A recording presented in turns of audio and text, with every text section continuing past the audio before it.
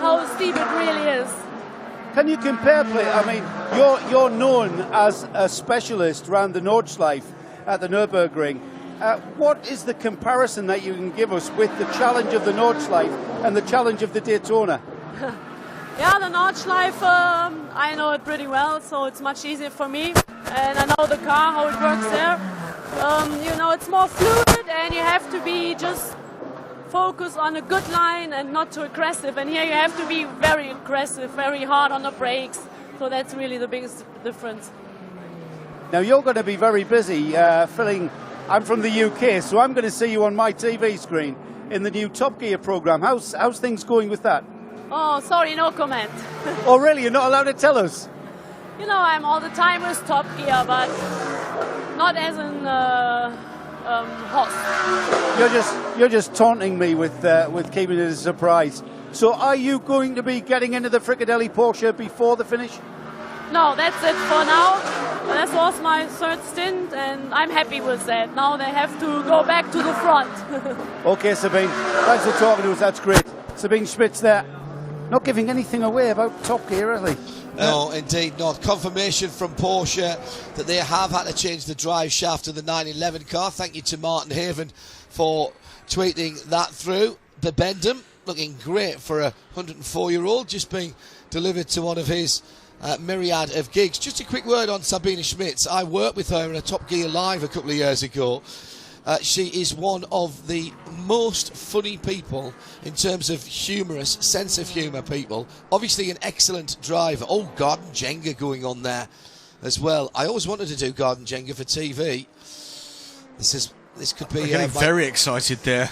Yeah, don't go to the... Too many donuts, I think, for breakfast, that young man. Sabina, one of the few people who can be funny in a foreign language. Yeah, I was going to say, a bit of advice if Joe Bradley's listening. He said that Sabine was looking for something cold and wet. I recommend the Nürburgring. Yes. I gather it's quite good.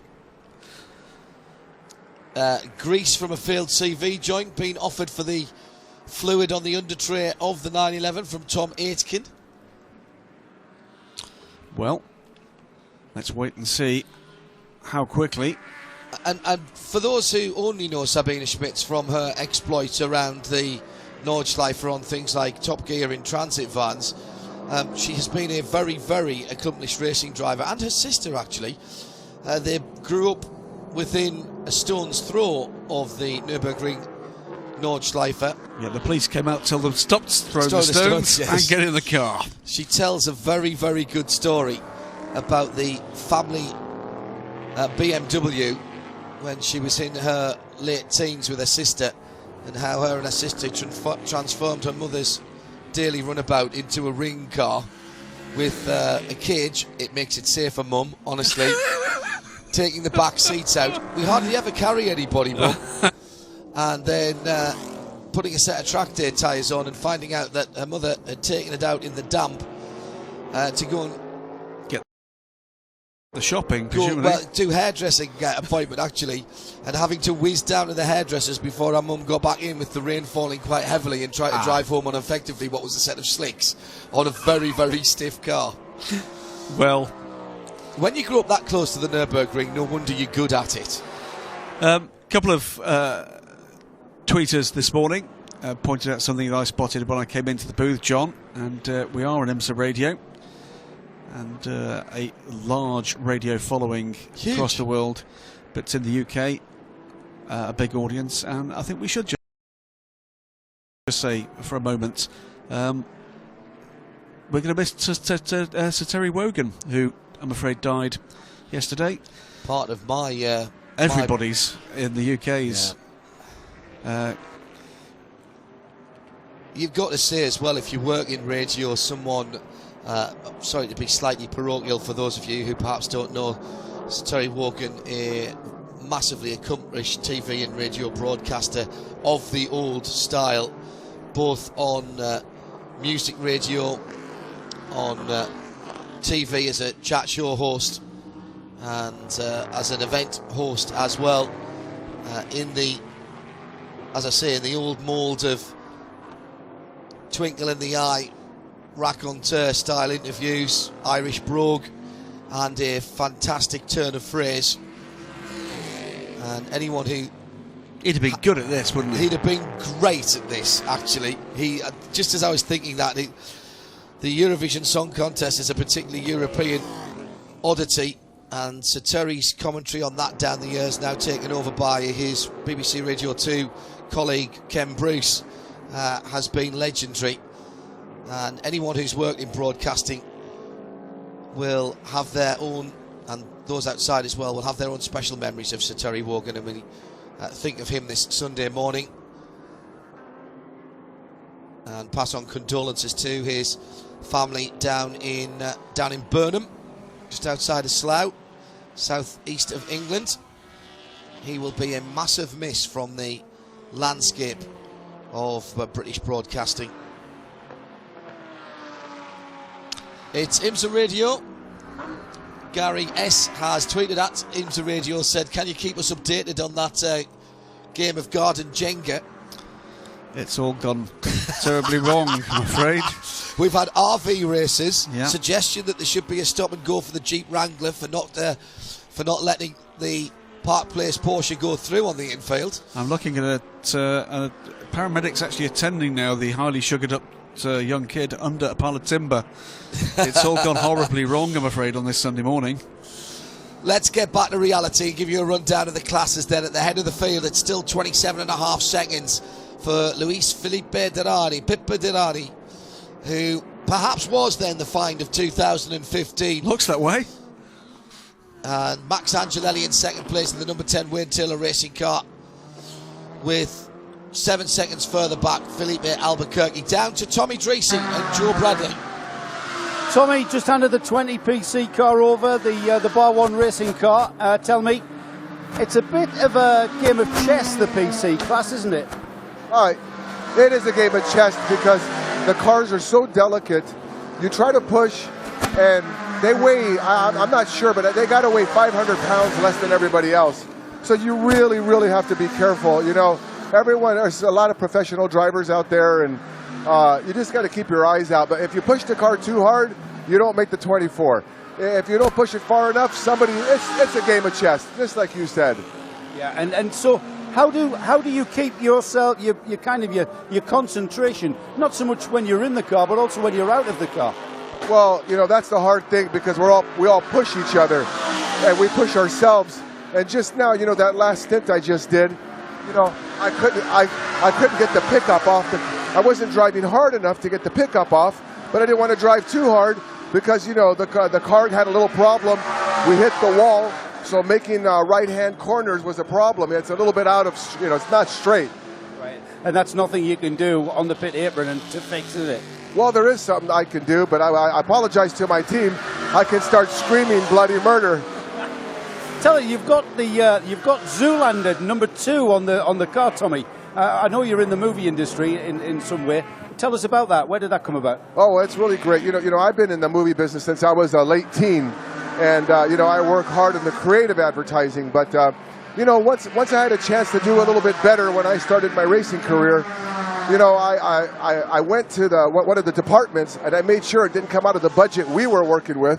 And, you know, they thought I was good enough, and they thought that we, you know, ALMS and some of the, one of the other series I won't mention right now, gave some good attention to it. So they thought they got good value for their dollar, and I work really hard. I do everything I can to really push to get them and to be a good driver. That's great stuff, Tommy. Always good to talk to you. Best of luck. Fingers crossed in the chess game. Thank you very much. Thanks to all the fans. I love my wife, Elin, Jagger, my little babies. I'm coming home soon. Thanks. Yeah, just one more race.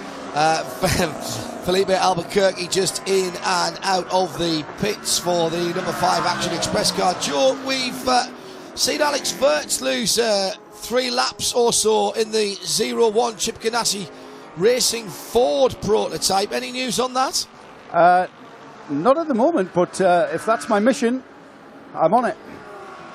Okay, mate, thank you. Note to self, don't play chess with Tommy Dreesen. He doesn't play the way I do. Physical contact, I don't know. That's Altarian Uber full contact chess. Well, I've heard of being body checked, but it's not quite the same thing, I suppose, really. Very good.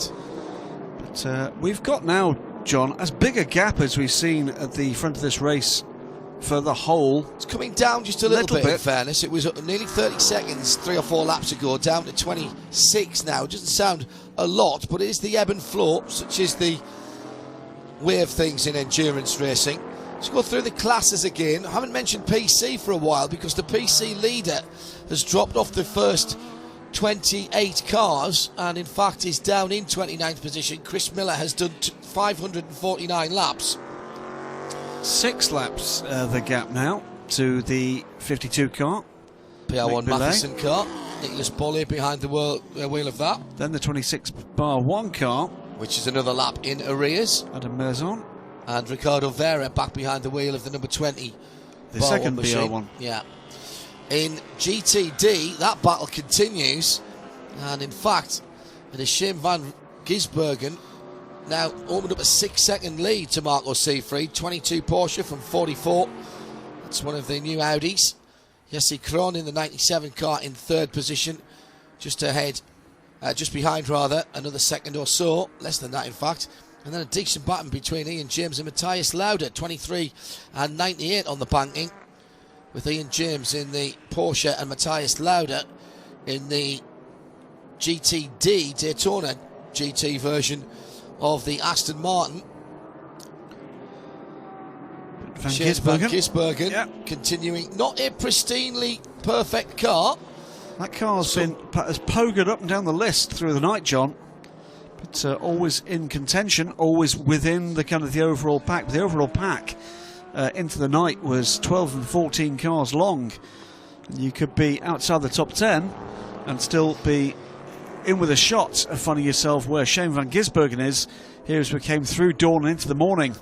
But it is SVG that is pedalling forward at the moment in the 22 car. And doing a great job of it, extending that lead, John. Let's go down to Joe Bradley for a Continental Tire pit lane report down at the 0-1 pit. They've lost a couple of 3 laps recently, Joe. Alex Vert's in the car. His teammate Lance Stroll is the guy I'm going to talk to. Lance, your car seems to have dropped 3 laps. Is there a problem? Yeah, there was just a little issue, mechanical issue with the engine. I didn't really check too much what it was, but yeah, it dropped us a few laps. We're like 3 laps down now, so I guess we just, you know, there's still a long way to go and anything can happen, so just gotta hope for yellow flags, get those laps back and stay focused and do our thing. And has the mechanical issue rectified itself? Sorry? Has the mechanical issue rectified itself? Yeah, we don't know. It could happen again. It could be fine to the end of the race, so we'll just have to wait and see. And how is Lance Stroll in his first 24-hour race? It's a bit of a strange one, getting up really early in the middle of the night and getting into a race car, I would imagine. Yeah, I mean, I got a few hours sleep here and there, but overall, I'm a bit tired, I'm not going to lie, but the adrenaline's keeping me awake. The whole team is trying very hard, and yeah, we're going to the end, no problem. How are you finding the camaraderie within the team? As a driver in a single-seater, you know, you have to be selfish, but it's completely different in endurance racing. Yeah, I mean, it's a whole other thing. You know, you have to hand off the car to the next driver in one piece, make sure everything's working properly. But I'm just really enjoying it. I'm really enjoying the whole experience. It's something new, it's something unique, but the adrenaline for the whole 24 hours is really incredible. And yeah, like I said, there's still a long way to go, so just gotta hope everything's gonna go well until the end of the race. Thanks, Lance. Thanks for talking. Cheers, man. Appreciate it. I'd like to offer my profuse apologies to the family on the infield, having accurately predicted. I'm afraid that young lad was crowned by that jumbo Jenga. Sorry, young man. Jenga can be dangerous. Commentator's curse applies to Jenga now, apparently. Jenga on TV, I think Championship Garden Jenga on TV would work, because I can just imagine the telestration that you could do with it. Now, I think the third row, the second on the left there, needs to take it out in one fell swoop. Let's get back to what's on the track. 107.9 FM around Daytona International Speedway live. This is IMSA Radio and TV together, elegantly placed together in sound and vision till the end of the race in 4 hours 44 minutes and 23 seconds time. This is also, sorry Graham, also around the world on the IMSA app, and if you haven't got that already, you are missing out. Remember, it will cost you absolutely nothing. 3 platforms: Apple, Android and Windows. We'll ask you for a little bit of information, but not ask you for any cash, streaming video, audio, and a whole lot more besides. And we thank our broadcast partners, including XM Sirius, satellite radio here in the US, and of course the RadioLeMans.com website and other websites syndicating us around the world. Hello to you, morning, noon or night, wherever you are. You are listening or watching as part of the biggest sports car audience anywhere in the world. The community, the collective is together, and this is proper racing, Graham. The 23 leading, 23 in James rather, 4th position in category at the moment, and battling with Matthias Lauda. There's a Ferrari in between there. That's the 62 car. That is the Risi Competizione GTLM car. Davide Rigon in 6th position in his class, and he's going to go elbows out down the inside into turn 6, and has to make a fairly aggressive move to do that. Absolutely. Because Ian James is not wanting to give up the racing line, and I kind of understand that. Yeah, ever at any corner. It's been not a pretty. when it's this close. No, well, there are places to be won here and places to be defended. Pipo Derani, meanwhile, powers on, defends for a 25-26 second lead now. Sorry, I've got the giggles because someone suggested that Andy Blackmore needs to do a spotter's guide for the Jenga. So you tickled me as well. It may take him some time. Okay, I better get down to the pits. That's what happens when you get tired. So Derani leads. If you haven't downloaded Andy Blackmore's spotter's guide for this race, then you're missing out.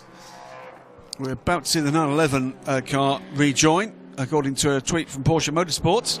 Victor Scheitain in the pits from 7th position in GTLM, but otherwise a fairly quiet pit lane. Although, as I say that, in comes the number 8 Starworks PC.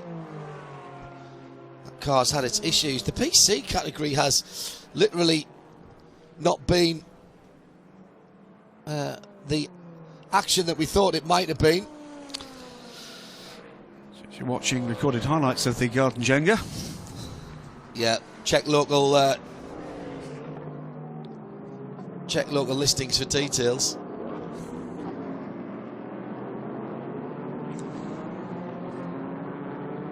Well, what a busy few weeks for endurance racing, and so far we have not been let down.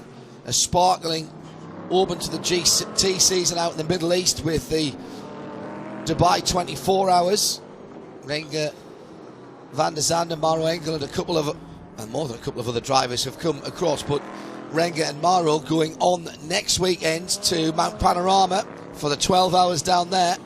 And in the middle, the jewel in the crown of 24-hour racing here in the United States of America, the Daytona International Speedway Rolex 24 at Daytona. Tommy Milner and Mike Rockenfeller doing a cracking job at the head of the GTLM field, sitting in 7th and 8th position overall, with fully now 5 seconds between them and Turk Werner.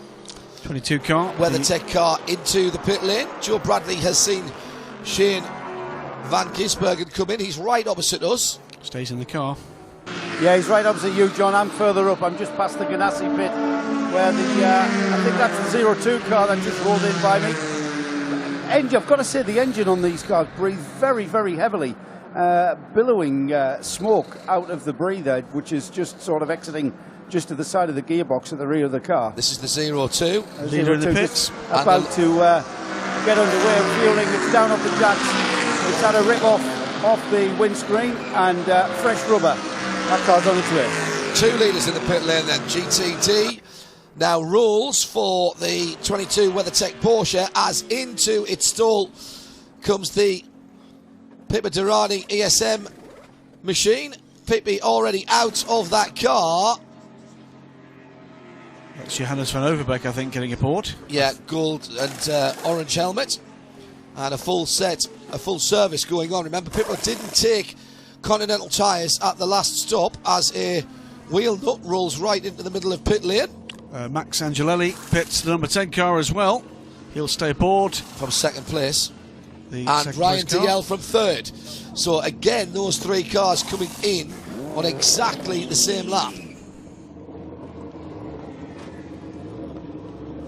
Nice piece of fielding of the errant wheel nut by one of the IMSA pit officials. Has closed the gap very considerably.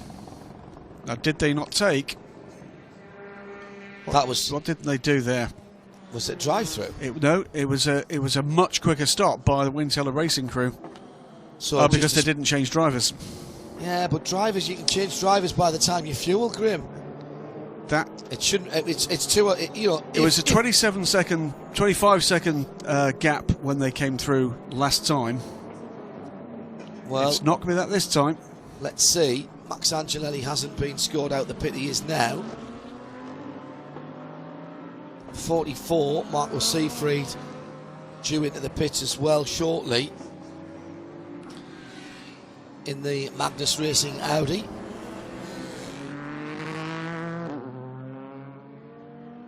Longer gap back to Ryan DL, meanwhile. We'll watch that gap as they come through.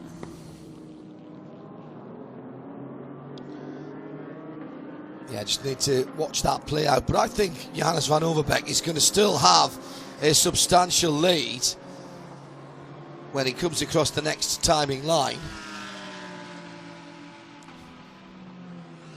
Currently showing at 56 seconds, but we'll wait to see that play out. The Turner Motorsports BMW number 97, Jesse Krohn, closing into under a second on the leader. Another new car for this series this year, the Audi and the BMW, both debuting competitively in the US with their GT3 offerings here at the first round of the IMSA WeatherTech Sports Car Championship, the Rolex 24 at Daytona. The Flying Lizards Chrome car, by the way, back out on track. Yeah, not been a great run for them, no, has it's it? not. And a spin for the 26PC car. That is the third position car, and is Adam Merson at the wheel. Needs to get that moving because he's only got a lap in hand over the next car. Now, where has he looped that, Graham? He's facing slightly the wrong direction. It's on the infield. Not where I thought it was. No, not for me too. I thought it was. Where is that? Turn two. Thank you very much. Thank you very much. I can see it now. Thank you very much. Just to the left of the timing tower. Oh, yes. And it's about to rejoin. I couldn't see it because of a window frame. Rejoins now and gets the car underway. Right in front of the 85 prototype challenge car. The leader is about to put another lap on. The 540 goes through as well. Nicky Katzberg at the wheel of the Black Swan Racing Porsche. Fifth in category. So the order as the leaders come by us at racing speed after that latest pit stop round, it is Johannes van Overbeek and the number 2 Tequila Patron ESM Ligier Honda, and 585 laps now under the wheels of the number 2 car. Max Angelelli, the number 10 Wayne Teller Racing Corvette DP, 10 seconds back now, half the lead in that pit stop. The number 5 car, Felipe Albuquerque, leapfrogs the number 90 after that latest round at pit stops. That's the number 5 Action Express Corvette DP, 19 seconds back from the 10 car in third position. Then it's Mark Goossens aboard the Visit Florida Racing Corvette DP, fourth position overall for the 90 car, and a further 18 seconds off the third place car as the Chevy Corvette threads the needle between 2 slower GT cars down the main straight into turn 1. Let's go down to the pit lane. Pipo Derani, what a great couple of stints for the ESM Patron team. Joe Bradley with this Continental Tire pit lane report. Another 10 out of 10 for you people. That was a great stint again. Tell us, you didn't take tyres for that last pit stop, did you? That was unused tyres, the second stint. Yeah, that was a used tyres. I mean, we tried to do our best. I had a new tire before that, the second stint, and we had to keep the same tires for the third stint. everything is going well so far. Hopefully we can keep this pace and have a nice fight in the end. You were able to break free from the other prototypes. Was that because they were battling or because you had the pace? Well, I think it's they were battling, but I had the pace and I had to make a move. I couldn't be behind them for a long time. I had to do my own race. It was a little bit risky. I had to put some wheels off the track and try to do my way through. But finally, happily, everything was good. I was about to ask you about that. You had to go actually onto the grass to get around a Ferrari, and you were on the grass into a braking area for the left-hander at turn 6. Tell us a little bit about that. Did you need fresh underwear? I went inside on the Action Express car, and right after turn 5, there was a GTD in front of us. The guy was right in the middle at the time, and he chose to come to the right side. I had to take avoiding action, go into the grass and back off to try to make the pass later, which happened going into the bus stop. But it's just this tough race. The guy came to my side and not to the other side, so I had to go to the grass. Fantastic for us. People, are you back in the car before the finish? Well, I hope so. We hope so too. Go and find out. Thanks, people. Pipo Derani. I tell you what, this kid's developing into a right little star, isn't he? Well, he's ace. First sat down and had a proper chat with people at the WEC Prologue in March last year at Paul Ricard, and I instantly took to him. He did rather cheekily suggest that I tried to get into the G-Drive, offering up a can opener, LMP2, offering up some liquid soap and a shoehorn. It would have been a convertible if I'd had to get out again. That would have been the issue, I think, Joe. Into the pit lane has come the 98 Aston Martin.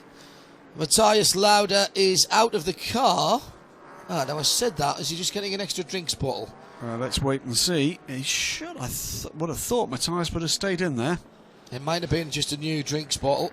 They used the Progressive Engineering pressurised system. Great run from this team. We thought they might be a feature of this GT battle, but they had to be.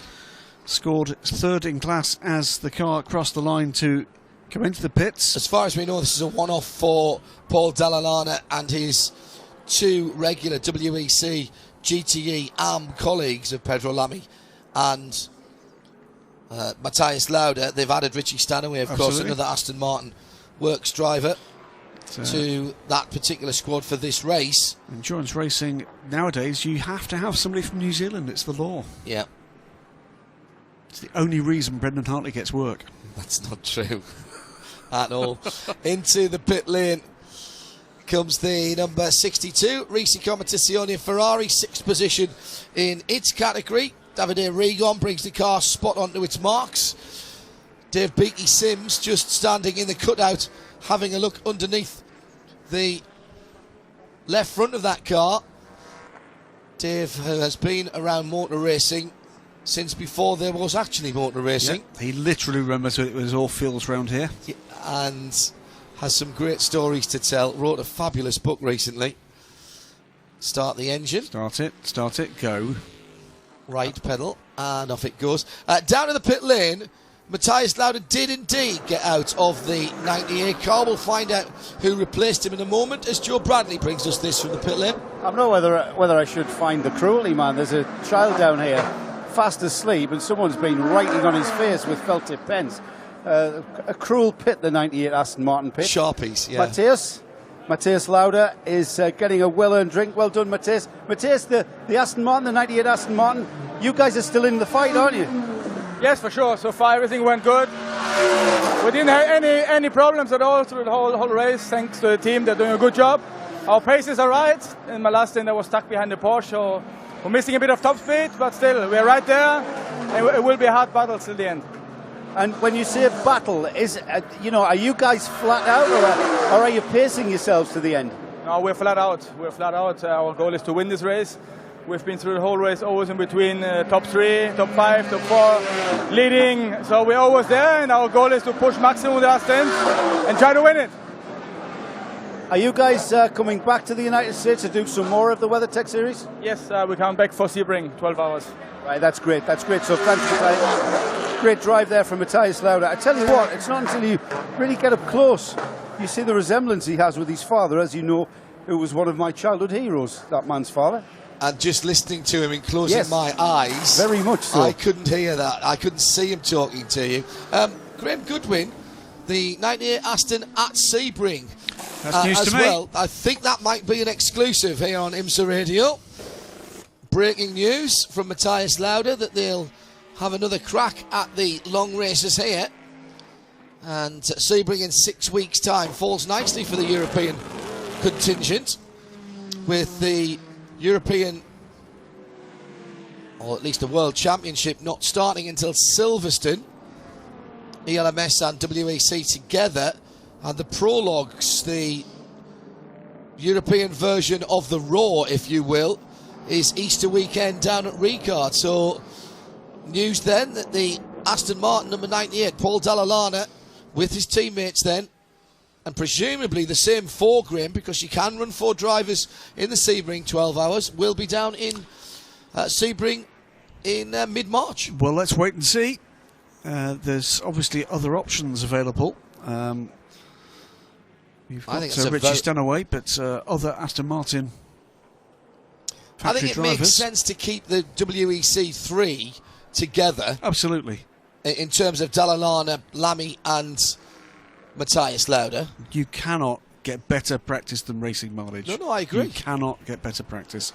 But there's the likes of Darren Turner to be considered. And also Johnny Adam, of course, who is here in the DP, the 31 car, back out and loving running. it. And absolutely loving it. Tony DeZino working out that Pippo Durrani would struggle to get back in to do very much without hitting his drive time issue. So Johannes van Overbeek and Scott Sharp have to do a bit of driving yet before Pippo Durrani can get back in. So we are inside the last 6 hours by some margin, 90 minutes inside the last 6 hours. Max Angelelli is closing down Johannes van Overbeek very quickly now, and with some very quick lap times. 140.7 last time around from Max. As against a 42.1 from Van Overbeek. Correct.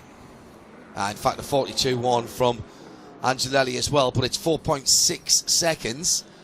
So we're going to have a battle for the lead. Felipe Albuquerque's not exactly hanging about. 41.7 last time around. 41.3 for Mark Cousins.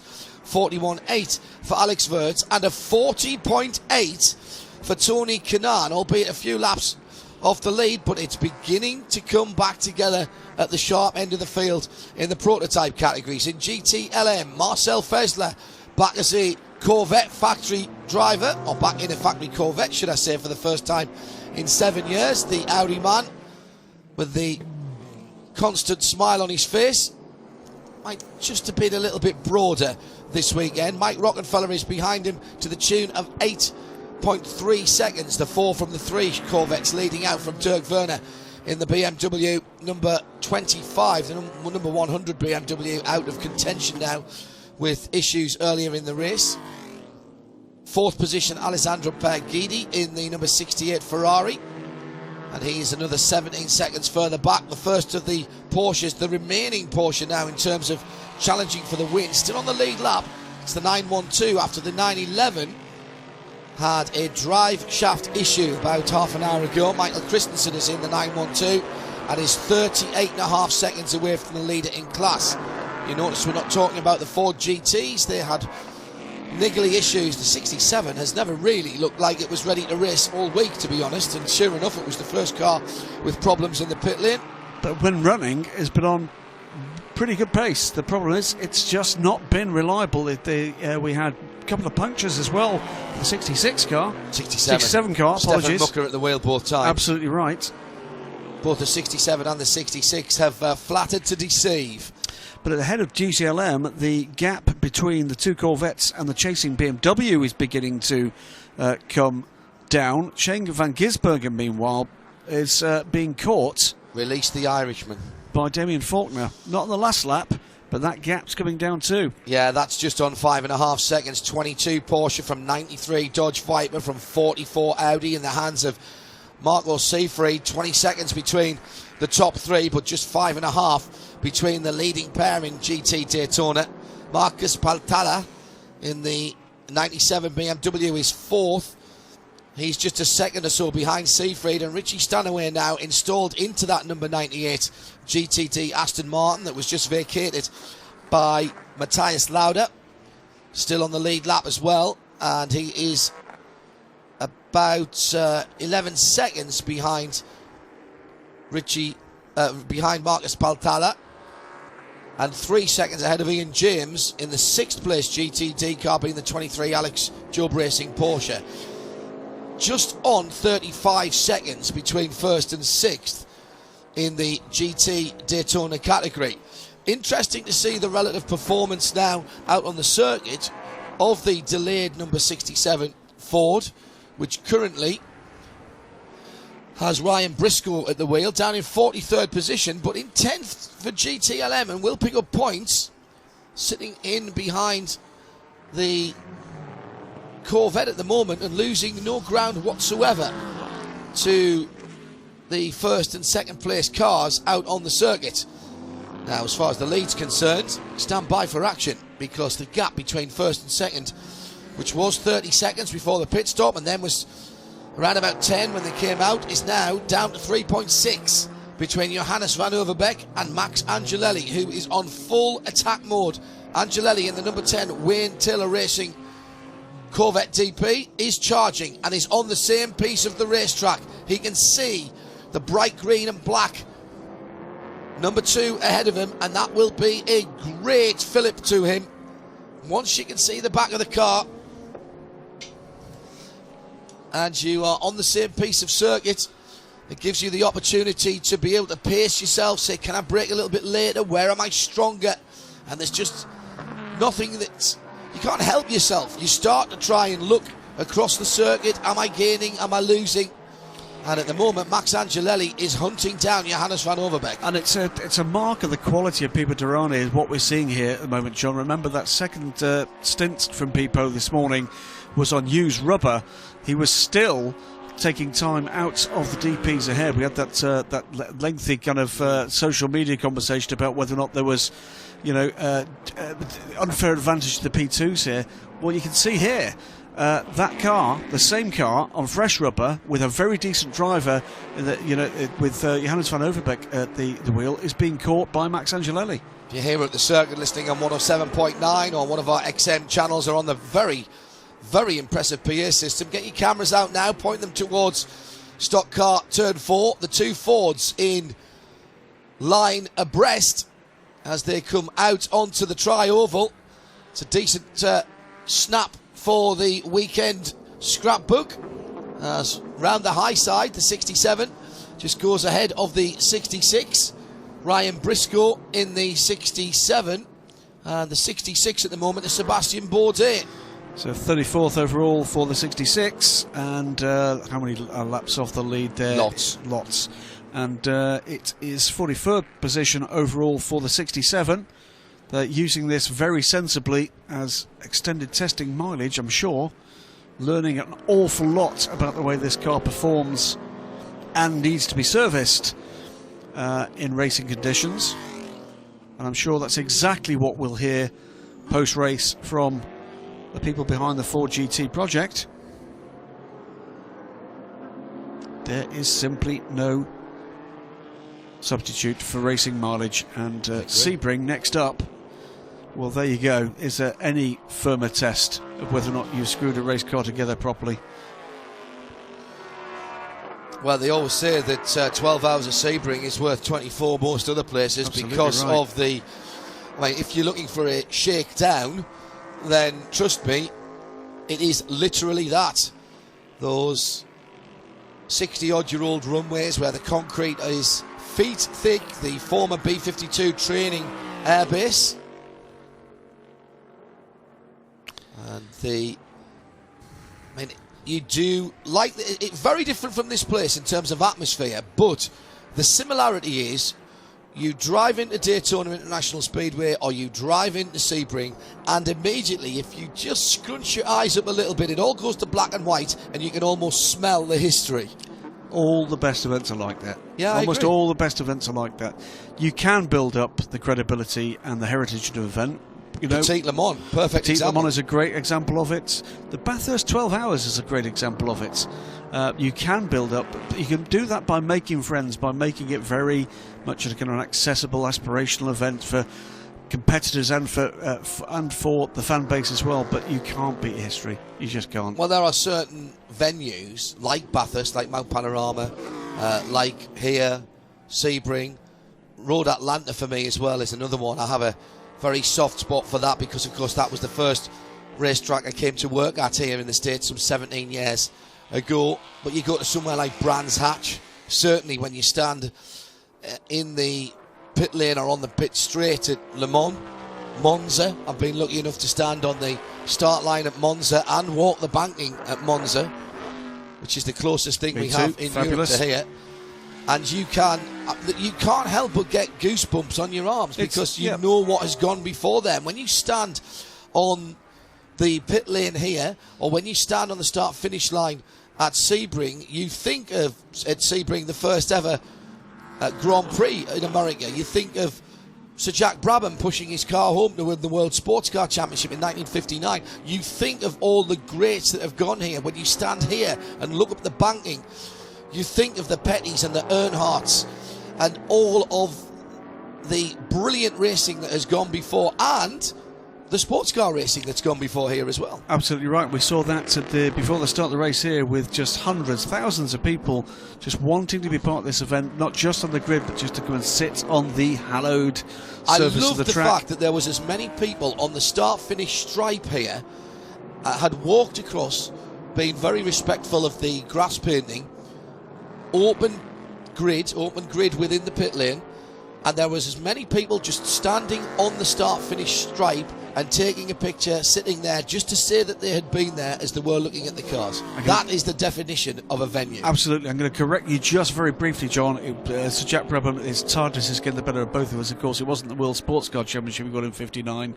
It was Formula 1. That was, sorry, yes, indeed. And the reason I wanted to correct you there is not because I wanted to correct you, because I wanted to say hello, David Brabham, because I'm sure he's listening back in the UK. Before you tweet us, perhaps. Yes, absolutely. Sorry. And hatching plans for what comes next with Project Brabham. We hope to see something more of that later this year. Did I see a rather significant appointment to Brabham? Sergio Rinland. Sergio Rinland, a man of many talents and of great vision. Designed, I believe, the first Formula 1 car that David Brabham drove. And designed a sadly stillborn Garage 56 project that was out of this world. Have you seen that? I have. It's a fabulous looking thing. Deformable and shape-shifting bodywork, an innovative power plant of the type that we have not yet seen at Le Mans. It's not going to be seen at Le Mans, sadly, but will be seen on the next series of Star Trek. Seems to be. It was literally a rocket ship as well. Max Angelelli has got the lead down to 2.6 seconds. You're listening to IMSA Radio and TV together in sound and vision, uninterrupted all the way to the end of the race, which is 4 hours and 15 minutes away. Max Angelelli then charging.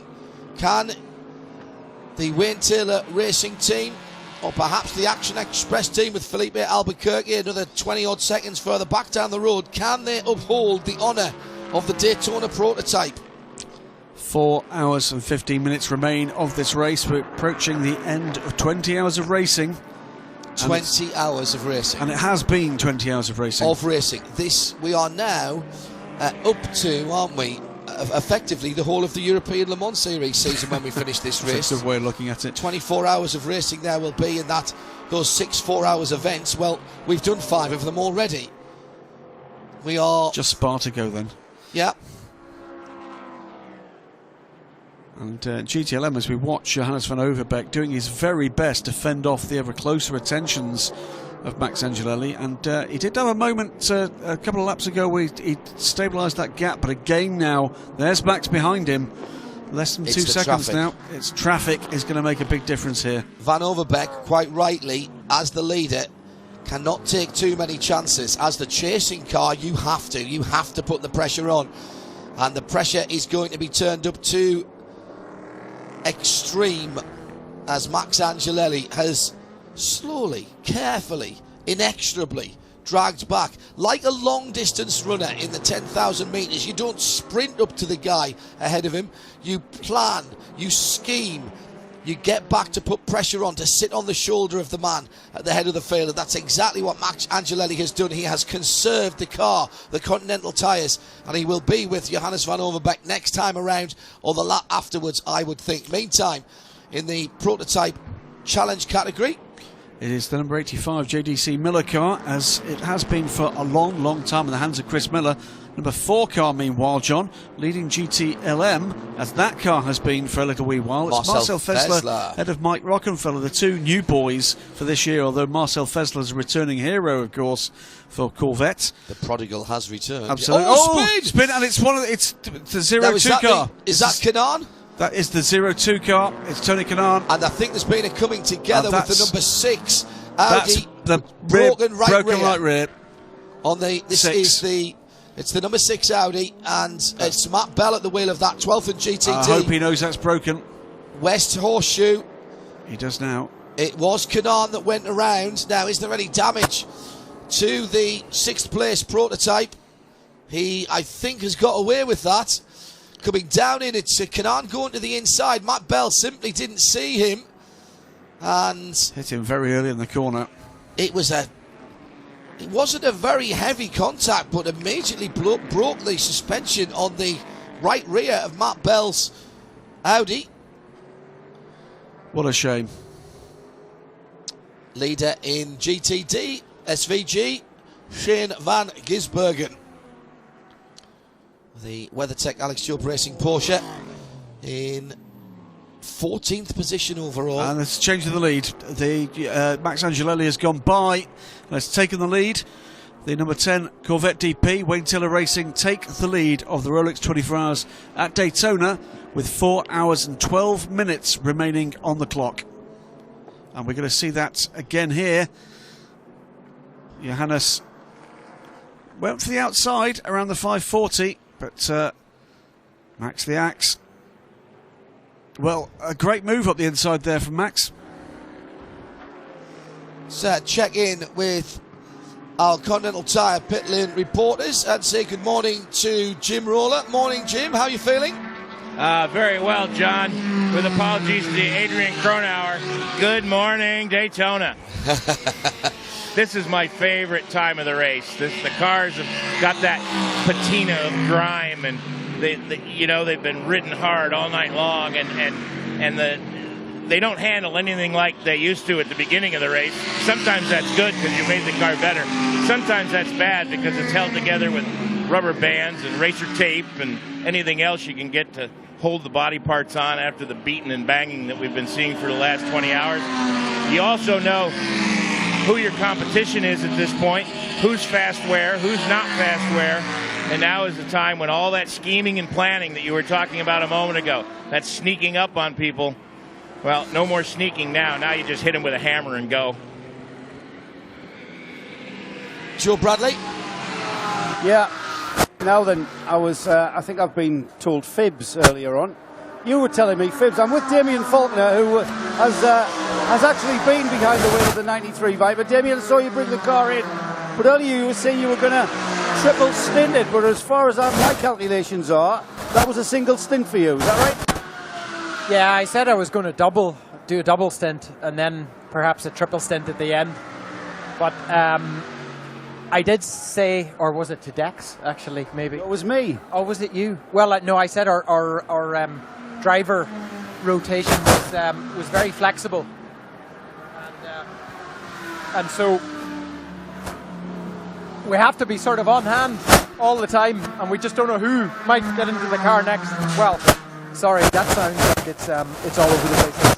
It's very strategically thought out, but it's just it's a flexible rota.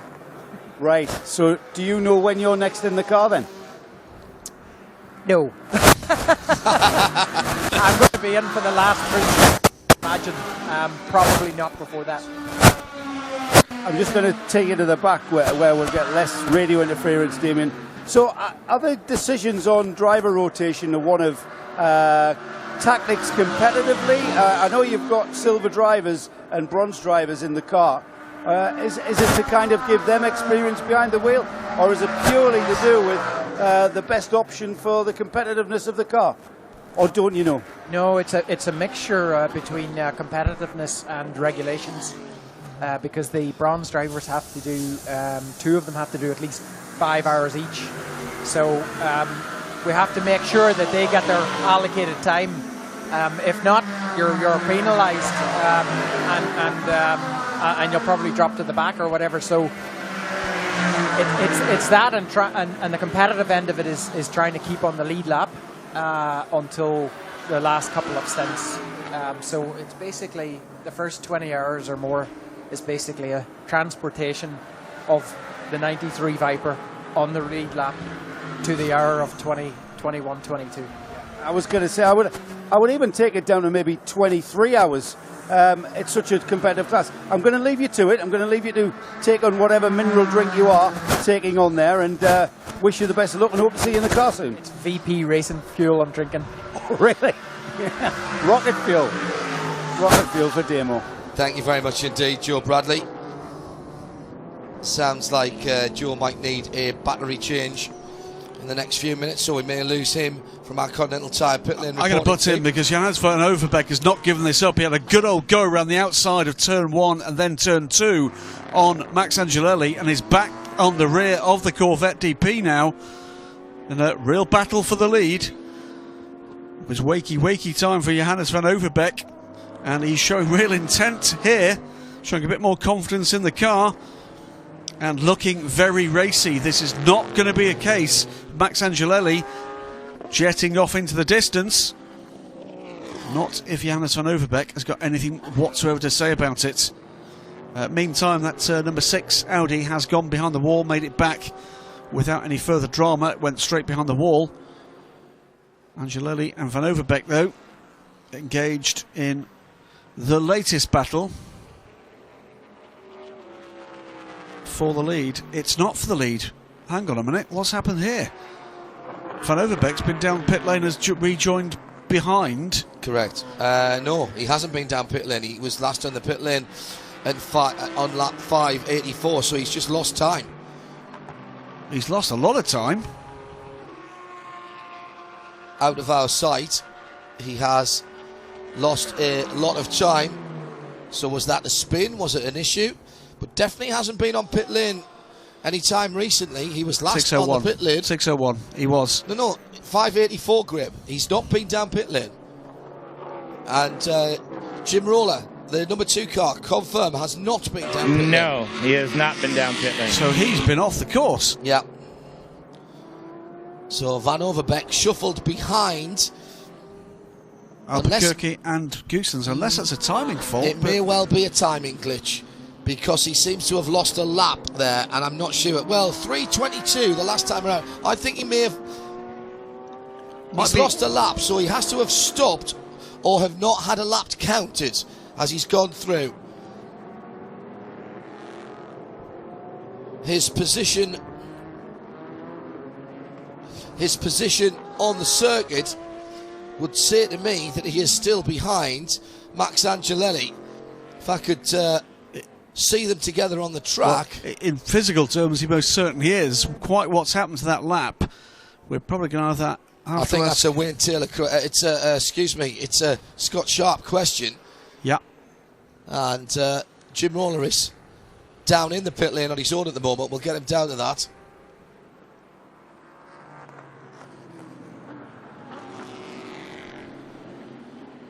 There is the leader out on the far side of the circuit from us, and just at his wheel tracks is Johannes van Overbeek. So has he dropped off the lead lap?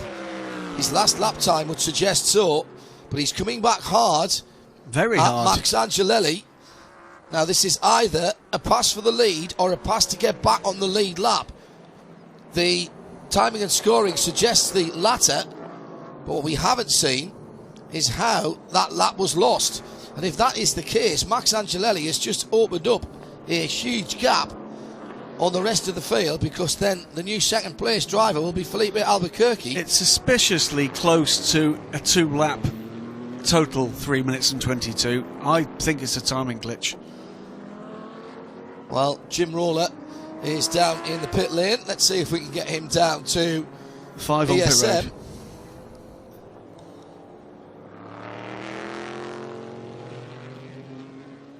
It looks like the transponder hasn't measured, so we're gonna put an asterisk next to this at the moment. What I can tell you is Angelelli leads. It's going to GTLM, where I'm also certain that Marcel Fesler is leading from Mike Rockenfeller by about 8.6 seconds. Into the pit lane, Felipe Albuquerque, so he will drop a position or two.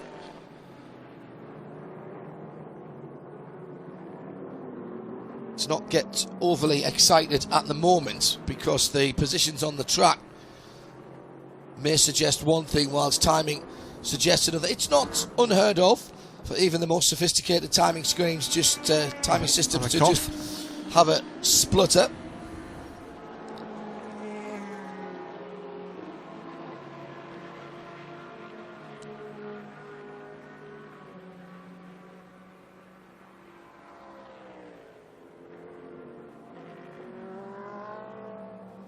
And Paul Truswell confirms timing glitch.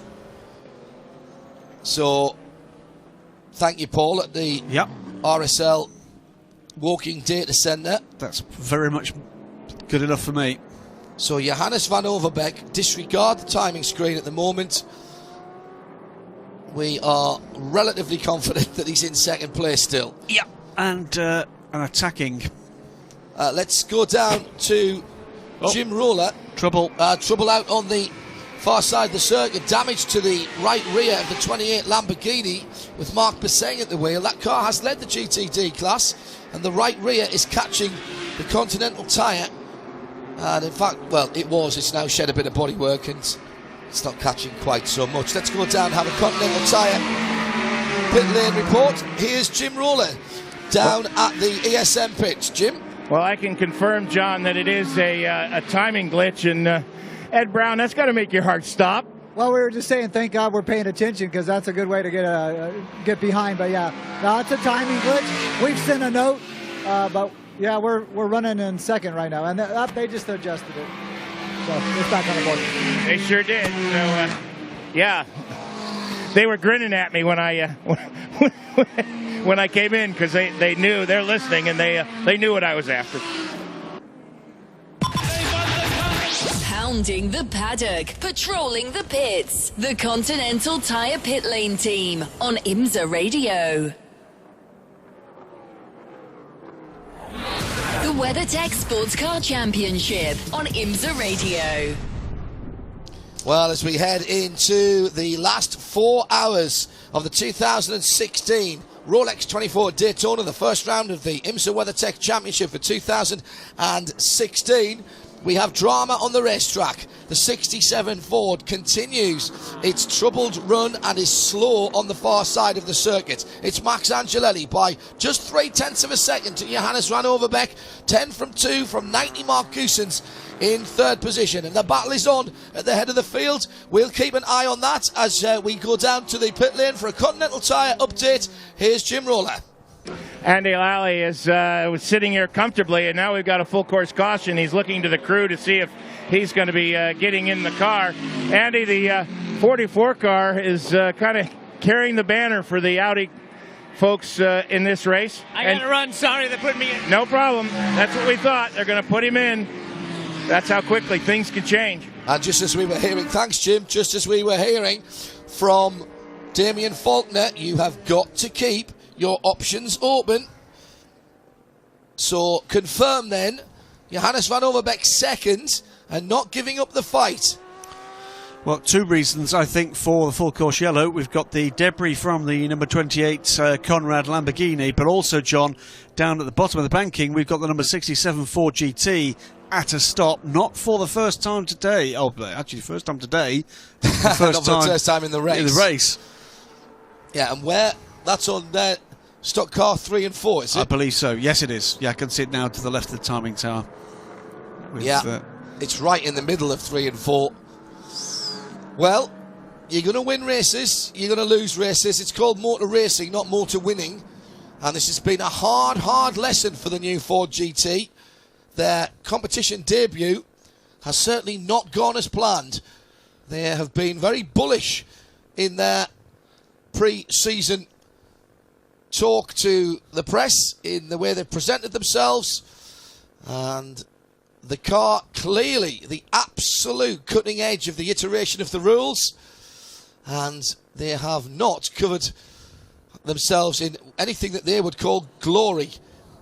They did not come to learn. They did not have the words learning season in their lexicon for 2016.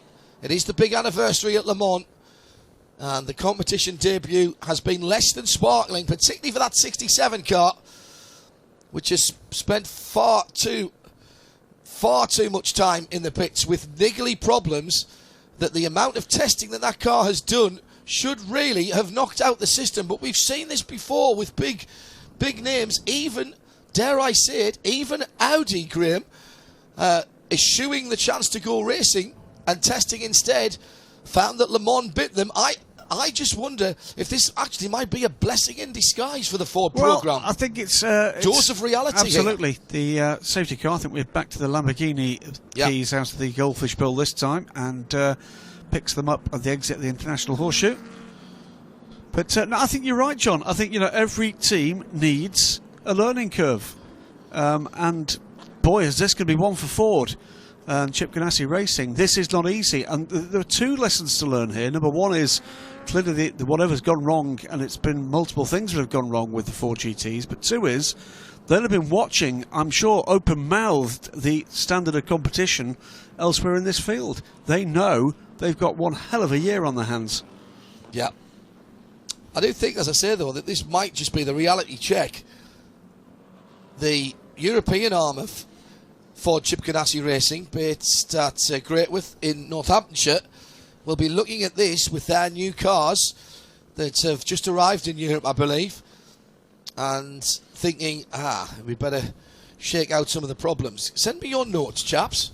Here's a bit of a parallel, John. One of my favourite memories of Max Angelelli, I think, was my very first trip to Petit Le Mans, and the fabulous press room they have there, where you get a wonderful low-down view of the final turn. And the first free practice session I was there for, minding my own business, checking through my papers, opening up the laptop, looked up, and what did I see but Max Angelelli launching the Cadillac LMP1 over the curbs there. Sparks, it looked like he was coming through the window. He's there. It's nice though, he signed an autograph as he went by. Absolutely. He's there leading the race at the moment in the Wayne Taylor Racing Corvette DP, and if rumours are correct, then Wayne Taylor Racing could just be the recipients of one of what could be multiple factory blessed efforts in the new 2017 regulations. We're here at the start of 2016 and extolling the virtues of what we're seeing, but 2017 could be a massive step forward, and that could be Cadillac again. Yeah, that would be brilliant. The 0-1 car, Alex Wirtz, dropped 3 laps earlier on. He sent Joe Bradley to try and find out what was happening. Overheating issues for that car, the 0-1.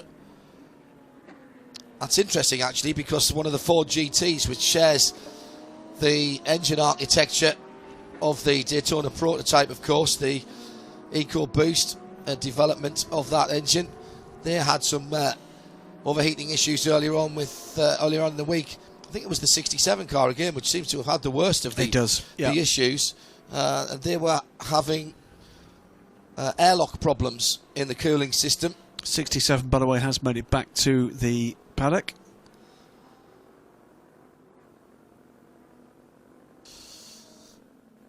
Jim Roller, an army marches on its stomach. And that's just as true of race teams as it is for the actual military. Down in the pit lane, everyone needs to be looked after, and you can't, of course, just wander off and go to Marion's when you want to, once the race is underway. No, you can't. And in fact, here at Magnus Racing, waiting for that pit stop that pulled poor Andy Lally away from us, I can see in the background we've got a chef back here making eggs to order. So maybe IMSA Radio will crawl on its stomach. Yeah, we might just be moving the broadcast over there. Stand by for action. The pits are open for the prototypes and they head in. Joe Bradley is at the Wayne Taylor Racing pit. Joe? Yes, I am. That car looks like it's done over 20 hours at a racetrack. It is absolutely battered at the front end. The grille at the front showing signs that it's had some debris. The fueling's done, and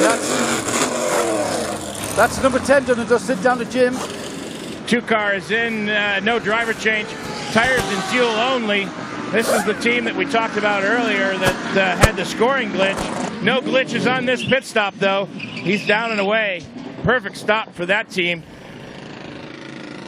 The 90 car comes by me, so they've completed their stop, as has the Ford 01. And that's the PC leader. The 85 PC leader is also out, done and dusted, no issues. And all fairly standard full service stops. As Felipe Albuquerque, though, did not stop. Yeah, so he will gain the lead then, won't he? He should, absolutely. Finally, they've played the tactics very cannily, the 5 Action Express team. Very cannily indeed. Now, the Continental Tire Pit Lane reporting team of Joe Bradley and Jim Rowley, if you thought that was hectic and you've been away for a while, stand by for the GT, LM and GTD field to pretty much come in en masse, because they have all been out there for getting on for, well, certainly 15 or 20 laps. Action, action, action, action.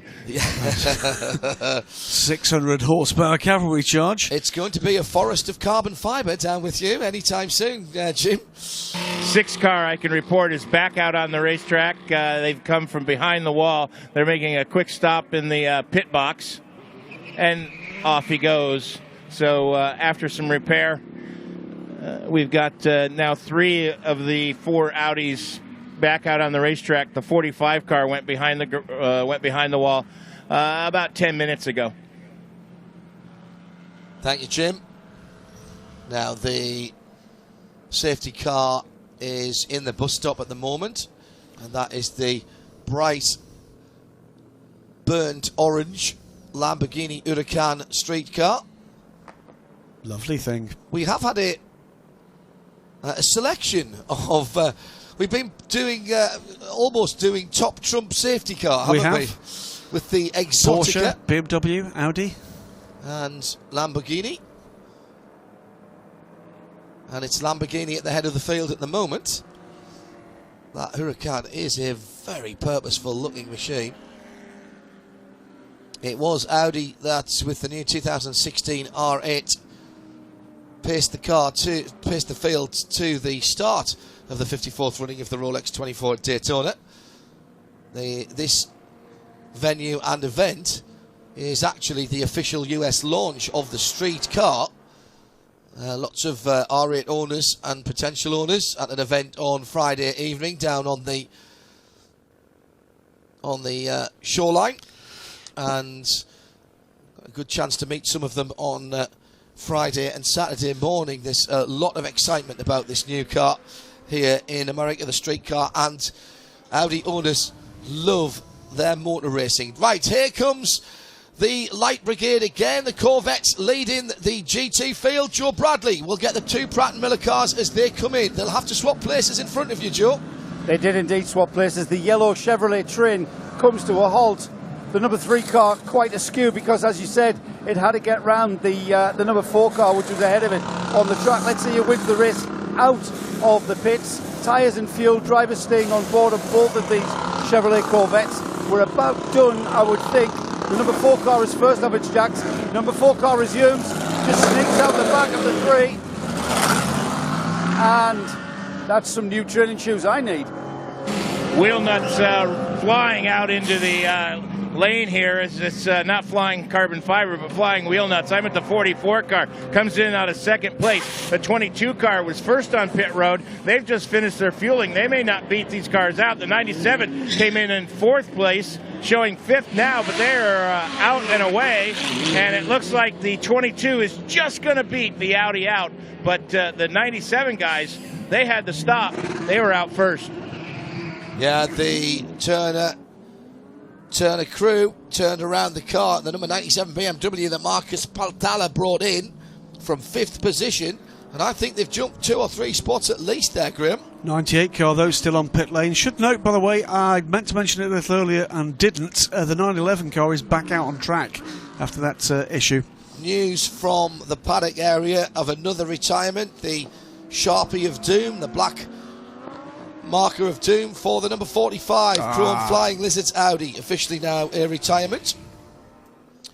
And the 01 car down laps at the moment, and right turn lover amongst a number of people who have just returned asking why. I did mention that a few moments ago. There were some overheating issues which required a pit stop that they dropped down. In the background you can hear the ticking over of a Ford EcoBoost engine as it disappears back into the fray. That is the red, white and blue of the 66 car, which heads back out along pit lane. Sebastian Bourdais brought that car in 33rd position when Sebastian brought the car, or when the car came down pit road. Position for that ninth in class, is it? It is 9th in class. Is what, sorry, Graham? It's 7th in class. Apologies, because of course we have had delays and retirements elsewhere. Jim Roller. Marco Siffredi just out of the number 44 Magnus Audi. You guys have been in the hunt, and now we're down to the brass tacks. What's it going to take to get this car to the front? We are missing some sort of top speed that makes it really hard. I couldn't fight the Alex Job car in my outing. I think it was Shane, he went by, and I was able to keep the BMW behind me. That was possible. And the Aston was also catching up now, but I do not know where he has the advantage. But once the Porsche has the pull or in the draft, I couldn't fight him anymore. But we are still in top 3, so I think we still can fight for. And I think it's going to be a frightening end. Jim Roller with Marco Siffredi down along the pit lane. Gearbox was the cause of the retirement for the Krone Audi. But we heard Tracy Crone say he was selecting first gear but no drive, didn't we? When he stuck by the side of the road leading down to the Western Horseshoe. It's going to be, when this goes green, John, it's going to be 4 cars on the lead lap. It's going to be 5 GTLMs on the lead lap. It's going to be half the world's production of GT3 cars on the GTD lead lap. The 23 Porsche goes to the end of the pit lane and is held while the train goes through. But all is not well down at the end of the pit lane, though, with that car, Jim Roller. Yeah, I'm not sure what it is. It almost looked like couplings that you might have for diagnostics or something like that. There's a white patch that you can see just on the right hand, just right of center on the car as we look at it from pit road. And yeah, he's still dragging it. So I think it's some tape, Jim. Well, no, there's cables there too. Okay. Yeah, I saw the cables bouncing. That's what caught my eye, was the car going by with cables bouncing behind it. It's a strap. It's a tow strap or something like that they've been using to hold up the rear under tray. And it's coming off. That will have to pit. You can't leave that on the track surface. There's 2 or 3 of them that are holding up the rear under tray, and in underneath the engine cover on the left-hand side, the ones have stayed there. Around the rear light area on the right-hand side, the metal hook has popped out and is now dragging on the ground. That will have to come in, and that is the leader in category. Leader in the GTD class, Mario Farnbacher. That would suggest to me, Graham, that they don't have a spare rear under tray, or the one they've got will not fasten back on. or they just don't want to spend the time it's going to take to change it, John, because it's such a close battle here. Losing a lap or two here, that's going to lose them the lead. It most certainly will. There's no doubt about that. The tape hasn't held. There's a metal hook on the end of that blue piece of, well, it's like a ratchet strap without the ratchets. Oh, it's a tie-down strap, and it is just bouncing around at the moment. I do not want to see that come off on the circuit. The corner workers will be keeping a wary eye on that.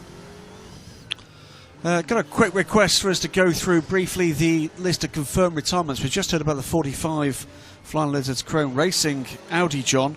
I'll just briefly take... in no particular order then? Yep, the 007 car, the Aston Martin, that I'm afraid left the order early this morning after a coming together, which I didn't see. I'm afraid I was crouched under a desk trying to get some sleep at that point, but it was accident damage that did for the 007 TRG AMR car. The GTLM 100 car, the BMW M6 GTLM car, that was a big accident for Lucas Luhr. We think probably a disc failure going into turn 1. Heavy impact with the outside wall, and luckily Lucas okay, but the car losing a wheel as a result of that.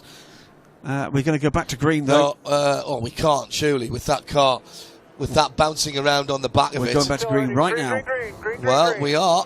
We'll go through the retirements in a moment. The leader goes through as Felipe Albuquerque. He's got 3 GT cars between himself and Max Angelelli, and that immediately is cut down to 1 by Max as he goes into the first corner. The GTLM field with Marcel Fessler and Mike Rockefeller have got a huge group of traffic around them, including prototypes trying to work their way through. There's a BMW in there as well. That's Bruno Spengler. He knows how to get his elbows out and race. Oh, losing the front end. The number 3, Mike Rockefeller, wasn't able to get turned into the International Horseshoe. The 23 in and out, and has now had that tie-down strap taken away, Jim Roller. Has a flopping splitter now. The rear diffuser is literally bouncing up and down as the car left the pits. The strap came off. There's some black tape also that's being drug along. That'll probably just wear itself off eventually, but that car's not happy. So we have a new leader in GTD. It's Marcus Paltella in the 97 from Lee Keen in the 22 Porsche, and Marco Seefried in the Porsche's ahead. The Audi number 44. That's how they went across the line as they go out onto the backstretch. It looks very much like Lee Keen has got by Marcus Paltella. Wowza. Right, the lead of the race meanwhile, Felipe Albuquerque trying to make good his escape, but that's not going to happen because Max Angelelli and Johannes van Overbeek are in hot pursuits. Those 3 in clear air will have the better part of a clear lap ahead of them. Mark Goossens tried at turn 1 to get onto terms, didn't quite make it. In the number 90 car. Absolutely. That's the 1, 2, 3, 4. They are the 4 cars on the lead lap. Separated by 3.5 seconds, the 4 of them as they cross the line. Ironically, Lance Stroll is the next car in, but some laps down in the 0-1. Change in GTLM as Daniel Serra puts the number 68 Scuderia Corsa Ferrari up into 3rd position ahead of the 912 and Bruno Spengler. And Bruno Spengler's pitted. That's going to be a penalty. Drive through, I'm guessing, for the BMW, the 25 car, with the red accents on the rear window. Yeah, hasn't stopped, Graham. I'm sure Jim or Joe will find out what that was for us. GTD as they cross the line. It was indeed Lee Keen that led the way in the 22 car. The 540 Porsche goes through to 2nd place. Then it's the 97 and Marcus Paltella. 44 Audi of Marco Seefried. Those 4 separated by just a couple of seconds, with Pedro Lamy chasing hard. A couple of seconds further back. Lance Wilsley now at the wheel of the 28 Lamborghini. Thank you. In 6th. But it's the Corvettes 1 and 2. Numbers 4 and 3 in that order. 7th and 8th overall. That's lots of numbers to throw at you, but Corvettes are leading and trying to fend off the close attentions of the 68 Ferrari 488. Under 4 hours to go, Graham, now. Under 4 hours 40 to go. 20 hours, 20 minutes and 20 seconds have elapsed. This is extraordinary racing. I know I've used that word before, but I am running out of adjectives for this race. Oh, and a Corvette onto the inside. Now we had both. This must be another penalty. So why are we seeing these penalties? What have these guys done wrong? Was it pit infractions? This is the number 4 car. Going by the box, so it is going to run straight through. We're going to watch here. It's because... What did they do? There was something rolling out in the pit lane, but that wasn't theirs. That was from much further down, but it must be a pit lane infraction. Did he run over equipment? Well, he was very close to the wall. Joe Bradley was right there and very nearly got his toes round. There was something from the box. Jim Roller. He didn't wait at pit out. He didn't wait to pit out, says Jim Roller, and he's been held for 60 seconds. Oh dear, Marcel Fessler. Ouch. Oh, he'll be fuming under that. So won't Doug Feehan. Doug Feehan, I remember the earlier days of IMSA with the Corvettes very much racing each other. 23 when they came together in the pit lane at Mid-Ohio. 23 has been back down pit lane, will come in for, I think that's a penalty as well. Yes, it is. That's for dragging stuff around the racetrack. Yeah, that just wasn't smart, guys. You can't use tie-down straps with metal hooks on, just thrown underneath to hold the bodywork together. Jim, what worries me about that for the 23 team is, have they A, not got a new rear undertray, or B, realised that it's just too much work to refit it and keep them in the race? I think it was the latter, John. With the phalanx of people and the amount of... this is the biggest Alex Job operation I've ever seen. And with all the people and the support they've got from Porsche at this event, I would be shocked. Could be possibly that they didn't have it, but I think it was just the path of least resistance, and it ended up biting them anyway. Patrick Lindsay has just tweeted, appreciate you guys laughing with me. He was at the wheel of the Porsche going through the infield, and his clearly word has got back to him that we were commentating on his awesome moves through the traffic. Love your work, Patrick. Yes. One of the moments of the race there. Absolutely. Long remembered that, the Garden Jenga. Average lap times. This is from Paul Truswell in our RSL data centre back in the UK. Felipe Albuquerque, 142.6. Max Angelelli, 142.8. Johannes van Overbeek, 142.9. Mark Goosens, 143.8. That is green flag average laps from Paul Truswell. Scraping data thanks to Al Kamel. Thank you, Paul. Be interesting to see Paul's analysis after this race. DSC's Kevin Ehrlich in the media centre. It was speeding in pit lane for the BMW. Thank you. Jim Roller has more news from the 23, the former leader of GTD, now down to 9th position. Mario Farnbacher behind the wheel. I didn't want to damn them without double checking, and in fact that's what happened. They do have the undertray. They just thought they could fix it, and it did actually work for a while. That came off after the car had been out. They had put the strap on the previous pit stop, and then on the most recent one is when everything came a crapper on them. How long a hold? He's still there. He's still there. Very long penalty. Very long penalty indeed. And he's dropped way back now. Might have been better to fix it, huh? Yes, could have been. Of course, that's 2020 hindsight. That's not fair. What happened to Bruno Spengler? He was fighting for second on the restart, now 30 seconds. He had to come in for a stop, for a drive-through, speeding on pit lane. Sebastian Tenkat tweeting at IMSA Radio for that. 26 car going behind the wall. PC today has not been a paragon of reliability, has it? No, they don't tend to have a very good day here. Often, I'm afraid. We've seen some great battles towards the end of this race in PC, but I'm afraid all too often it's not a track that suits those cars.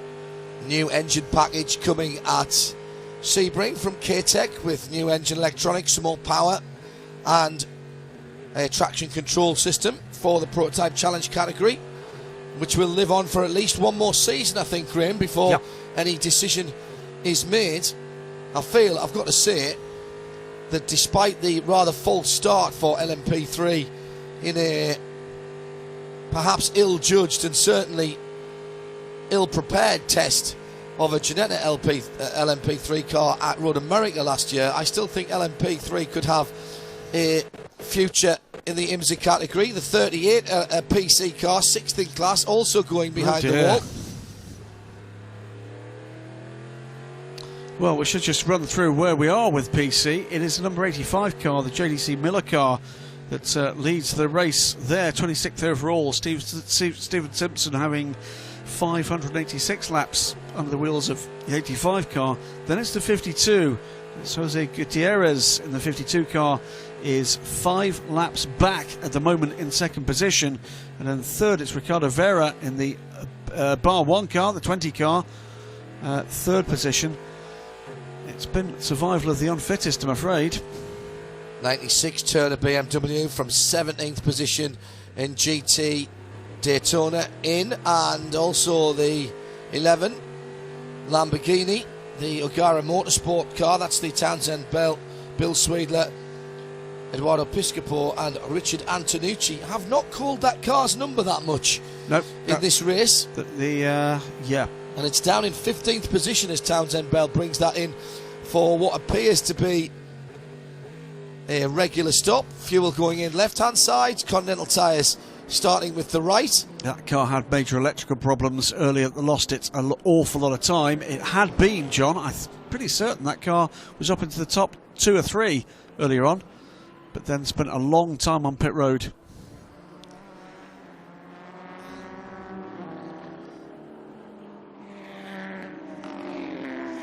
So for a moment we have a cessation of hostilities in category battles, with Felipe Albuquerque and Max Angelelli separated by 2 seconds. Another 1.5 seconds back to Johannes van Overbeek. 5, 10 and 2 your leaders at the front of the prototype and overall field.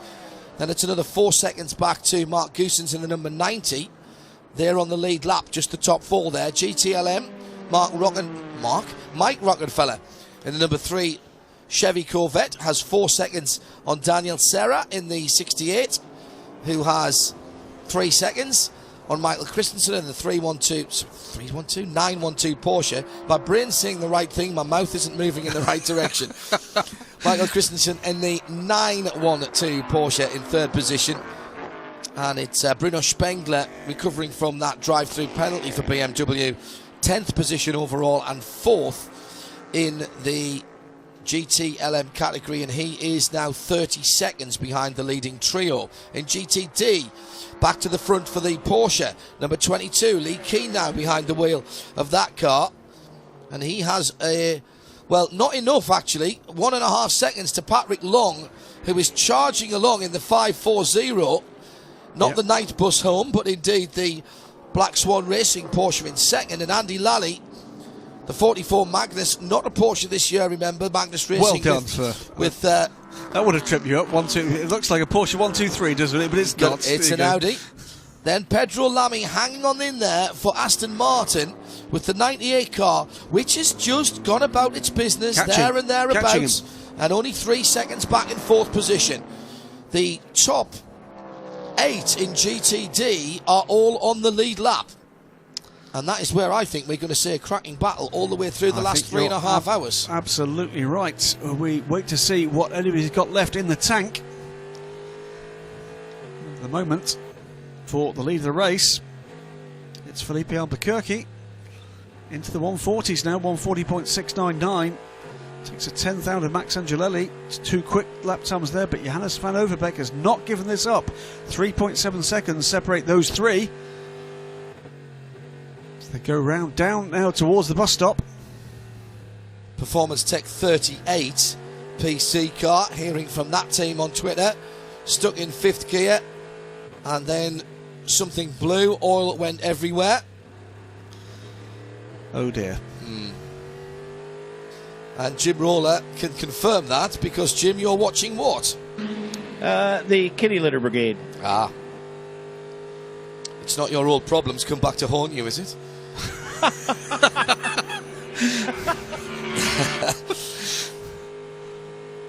While we've got a degree of some confidence. Oh, the 5 car's gone behind the wall. The 5 car has gone behind the wall from the lead. Felipe Albuquerque straight into the garage area. Not sure where Joe Bradley is at the moment. I've got the binos trained, and it's gone.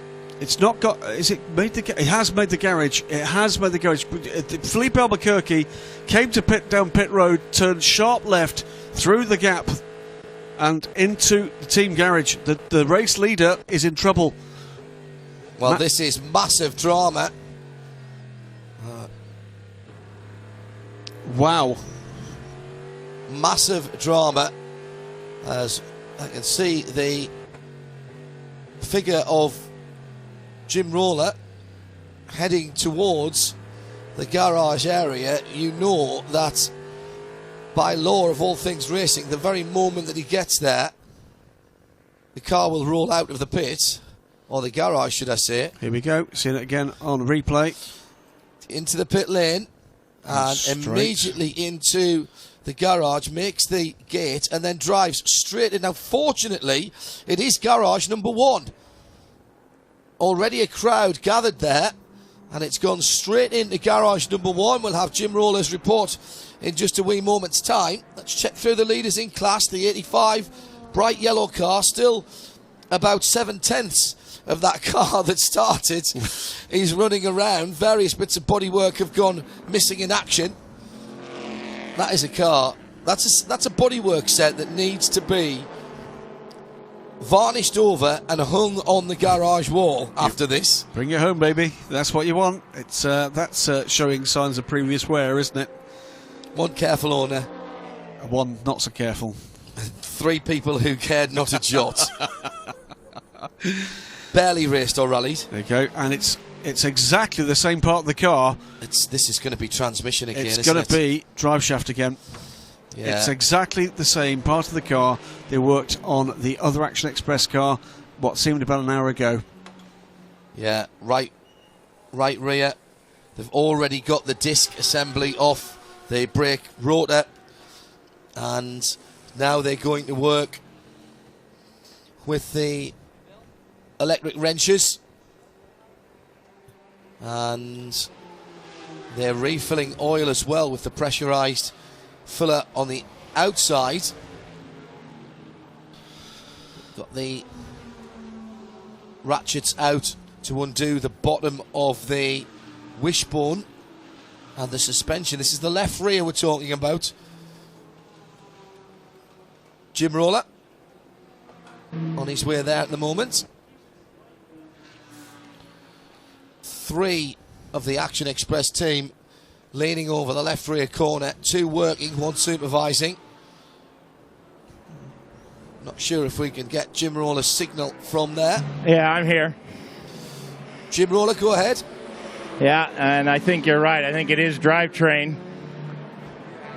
Rear axle. Rear axle. And this is their apparently 3rd one of the week. So there was heavy smoke before the car came into the pit lane. And you can smell it down here. Oh, yeah. dear. This is a rear axle. They've got the left-hand, you'd call it a drive shaft. Drive shaft, half shaft? Half shaft, yeah. Exactly. And so they've loosened the bad one, and they're ready to pull it out. That's the... I think I smell burning gloves at this point. And Jim, isn't it ironic that we've seen some of the quote-unquote street-based cars like the Porsches, and indeed we even saw in the Continental Tire Sports Car Challenge race one of the front-wheel drive Hondas get a drive shaft change on the pit lane, and yet the prototypes had to go back for quite extensive work to have that done. Yeah, much more elaborate part. Oh, this thing's cooked. Yeah, you can see where it's just it's been seized up. The connection that goes into the side of the transmission is and the worry, it's all black and smoking and the worry nasty. there, Jim, is that the bearings on the end of the gearbox or the gearbox internals will have taken some damage as well. That's exactly right, and that's why it's safer just to bring it in and change it. There, you should be getting some pictures. Got that picture now. That is awful. Smoke coming from the universal joint on the end of the left-hand rear drive shaft, and that's what Jim can smell at the moment. That's burning grease and lubricant that should be sealed in there, and a very, very mangled end that goes into the gearbox. Jim, that is very bad news indeed. This is job done for them, unfortunately. This is, this is something you could possibly come back from at the 10-hour mark. At the almost 21-hour mark, this is unfortunate especially for Scott Pruitt. He was kind of, to be honest with you, my sentimental favorite for this effort, because, frankly, I think he got cast aside, and this was an opportunity for him to perhaps win and break Hurley Haywood's record that he's tied with Hurley on. And as much of a dear friend as Hurley is, records are made to be broken, and this was a good opportunity for Scott to do that, and unfortunately it's not going to happen today. And Hurley here would be the first one to admit that records are made to be broken. And he'd be really happy for Scott because they're buddies. Yeah, agreed. So the Action Express Challenge then has faded, with first the 31 car when it was in the hands of Johnny Adam, and now Felipe Albuquerque in the 5 coming into the pits with driveline issues. Now the 31 car and Eric Curran are back out and lapping reasonably well, but I fear that may be the end of the day. The drive shaft from the left-hand side rear, I mean, the guys are going to work on it, and Jim Roller will keep an eye on that. Meantime, a bit of bumping and boring out on the racetrack. Yeah, I mean, basically, the 540 car rather rudely shoved out the way by Tony Verlander in the 62 Risi Competizione car. I think Tony rather messed up his braking point, but doesn't appear to be any lasting significant damage to either car. But the 540, which was running second, still is running second in GTD in the hands of Patrick Long, did take contact to the door from the Risi Competizione car. 6th place GTLM on 2nd place GTD. I'm guessing that the guys from Action Express will want to try and get that car back in to try and get as many points as they can. Yep. Oh yeah, that's why they're working so hard. This is all about points now. Full season entry for the WeatherTech Championship, and of course for the Tequila Patron Endurance Cup. So let's take stock then. Max Angelelli now leads by 2.1 seconds. The Wayne Taylor Racing car. How many times have they just been able to be in the right place at the right time? Clean run so far from the 10. Johannes van Overbeek in 2nd place for the number 2. This is the ESM machine. We're on board here, John, with the GTLM BMW, and that Lamborghini is just blowing it away. That's a GTD car that's gone through. The 25 BMW has been one of the slower GT LM cars in a straight line all race. It's a preference, I think, of BMW to make a draggy car. The Z4 was the same. It was insanely quick through medium and medium fast and fast corners because of all the aero on it, but slower on the straights because of the fact that they had more drag. Jim Roller, I hear the sound of an engine firing. You sure do. They're backing it out, putting the clips on the rear deck even as they back it out, and you can actually see out of one of the air inlets where the grease and the oil from that side of the axle from the diff is sprayed out onto the bodywork. Whoa! Big, oh dear. big tank slapper, and luckily there wasn't anybody around for that. But big sideways slew as he went out of the garage and then out onto the pit road. Thomas Fellow says, when you were describing the problem, do you mean CV joint, not UJ joint? Yes, I did. Yes, absolutely. Yes. Constant velocity joint, not universal joint. Sorry, tiredness sleeping into an adult brain. But Thomas, thank you for correcting me. Felipe Albuquerque stayed in that car over 11 minutes behind the wall, and now heads That's still out on pretty the pit good. lane. That's, you know, that's excellent. That was hot components. That was hot damaged components. Probably hot damaged components that didn't want to leave the nice warm spot that they were. Yeah, absolutely. Were coaxed with great engineering prowess and a 4-pound lump hammer. Absolutely. The power of anger.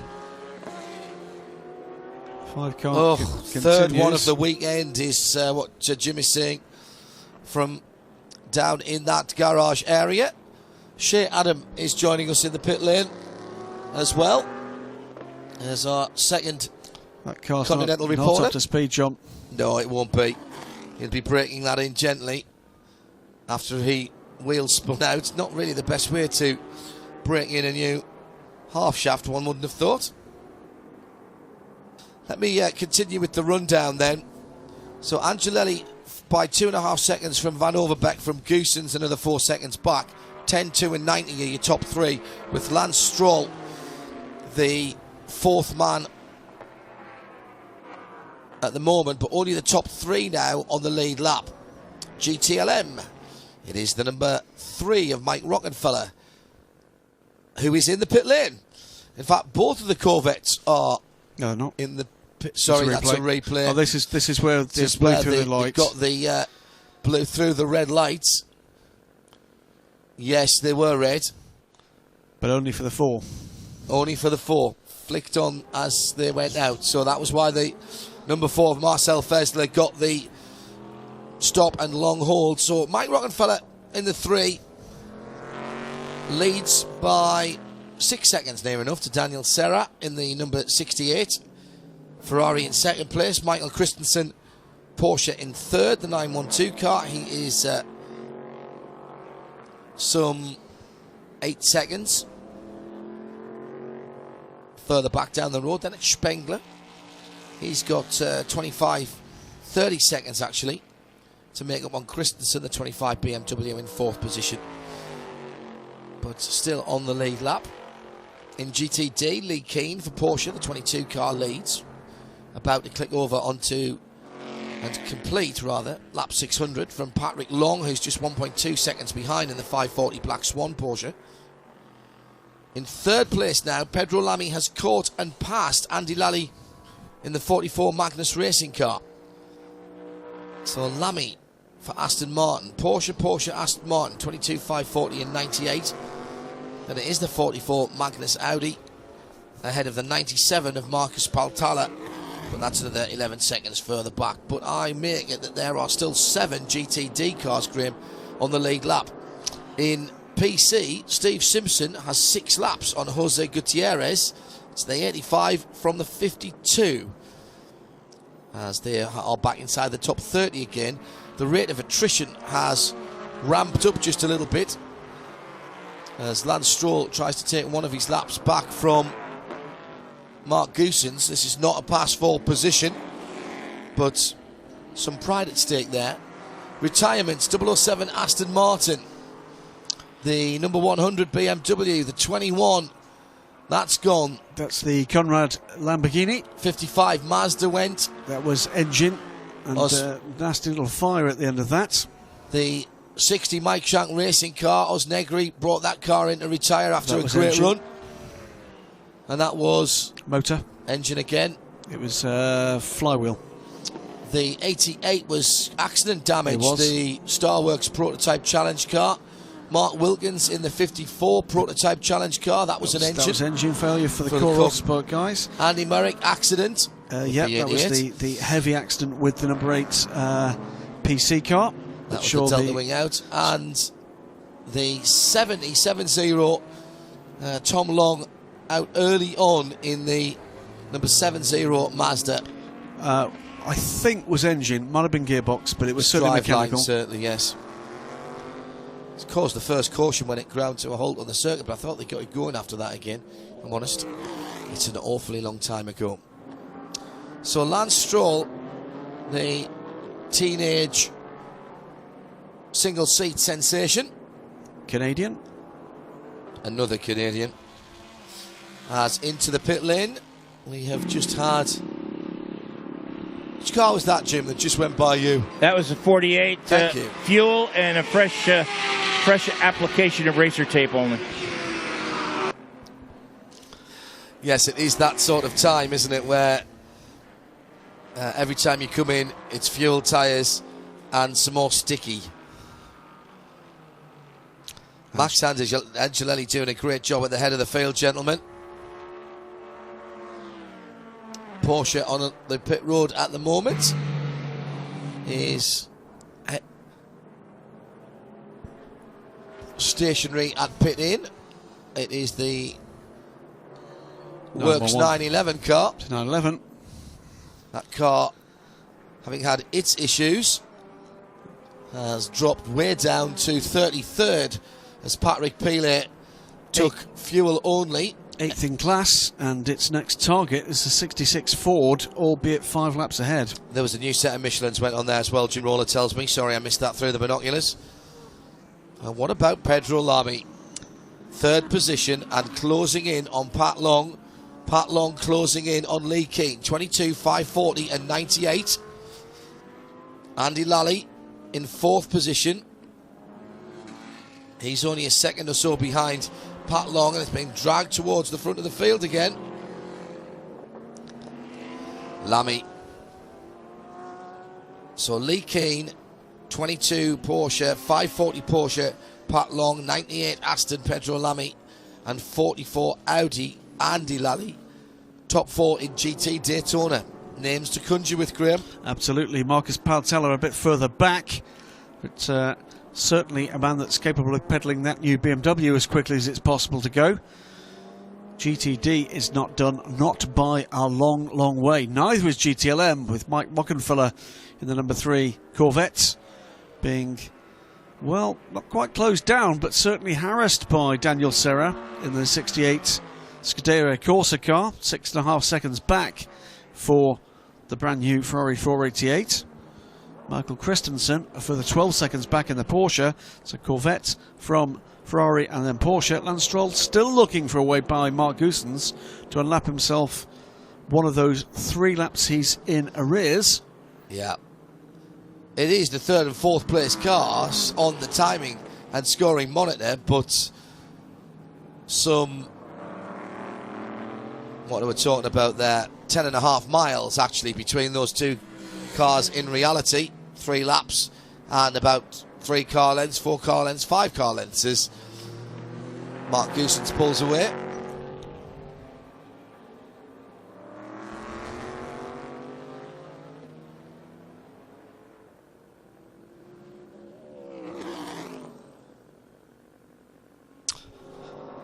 Now, what would you do in this situation were you Mark Goosens? Would you let him go? Yes.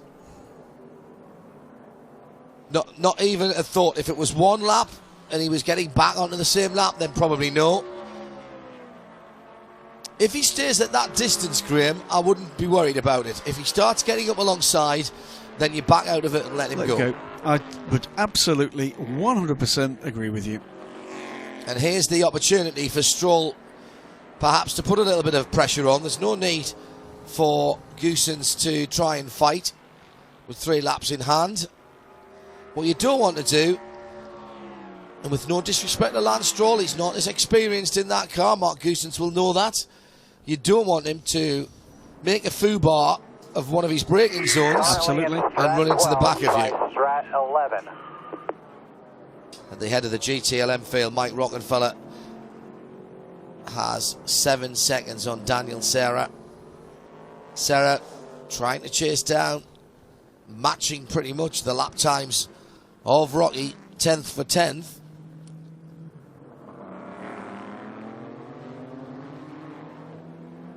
Well, looking for battles, Graham, down the field, and the closest one for me. Well, there's plenty there, John. Well, it's GTD. It's GTD is certainly there. It's Pat Long with Lee Keane. And Andy Lally. Absolutely. There's certainly battles there, and there's battles just bubbling under at the moment. We've had quite a long section of green, haven't we? So this is good running. You're listening to live coverage from the Daytona International Speedway of the 54th running of the Rolex 24 Daytona. Hello there. This is IMSA Radio and IMSA TV together, uninterrupted through to the end of the race, which is 3 hours and 10 minutes away. And around the world on the IMSA app, IMSA.com, RadioLeMans.com, in audio on XM Sirius. Good to have your company. If you're just arriving back at our coverage, the dramas continue for Action Express. Felipe Albuquerque spent 11 minutes behind the wall with their left rear failure of the drive shaft. That was replaced by the Action Express team at their garage area next to the sprint fan zone. And they have dropped from the lead to 5th position and lost 6 laps on Max Angelelli, who leads by 7 seconds in the number 10 Wayne Taylor Racing prototype from Johannes van Overbeek in the ASM Patron green and black car in second. Mark Goosens is another 6 seconds further back in third in the blue number 90,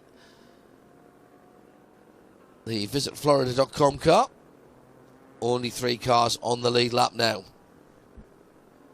Paul Truswell tells us that Max Angelelli coming towards the end of a triple stint. So someone else will be thrown into the fray. And my guess would be Scott Sharp for the number 2 car next. 7 seconds is the lead gap. And it has been for some little while around that mark. 5, 6, 7 seconds. Meantime, Mark Goosens is, well, equidistant, really. Back 12.5 seconds from the leader. 6 seconds or so back from Van Overbeek. And Mike Rockenfeller beginning to draw out more of an advantage now over Daniel Serra. That's up to 7 seconds with Michael Christensen. A further 17 seconds back in the 912 Porsche.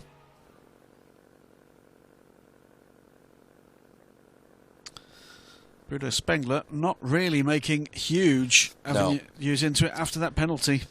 At IMSA Radio, if you'd like to interact with us here in the booth, Rockenfeller is just knocking the laps out for fun. 44.9 last time around, 44.9 the time before that. And he's at least a couple of tenths quicker than Serra in second place. But Christensen and Spengler are down in the 47s, Graham. Or up in the 47s, should I say. So they're not making inroads either.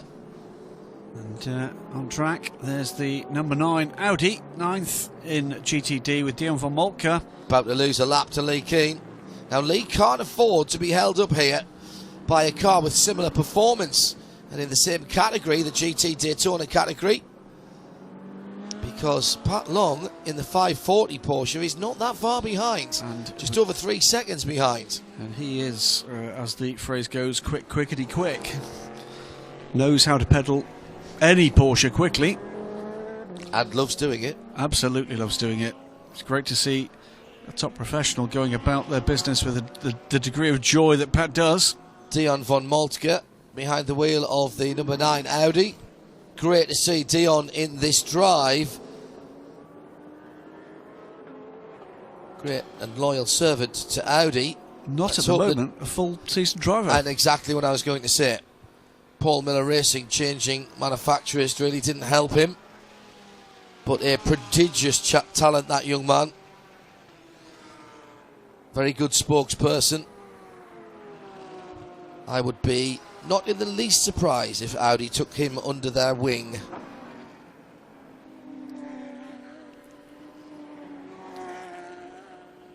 Jim Roller has a question from the pit lane. Jim, fire away. How many pit stops is the 10 car up to now? 28. 28. Let me read that. That's interesting, actually, Jim.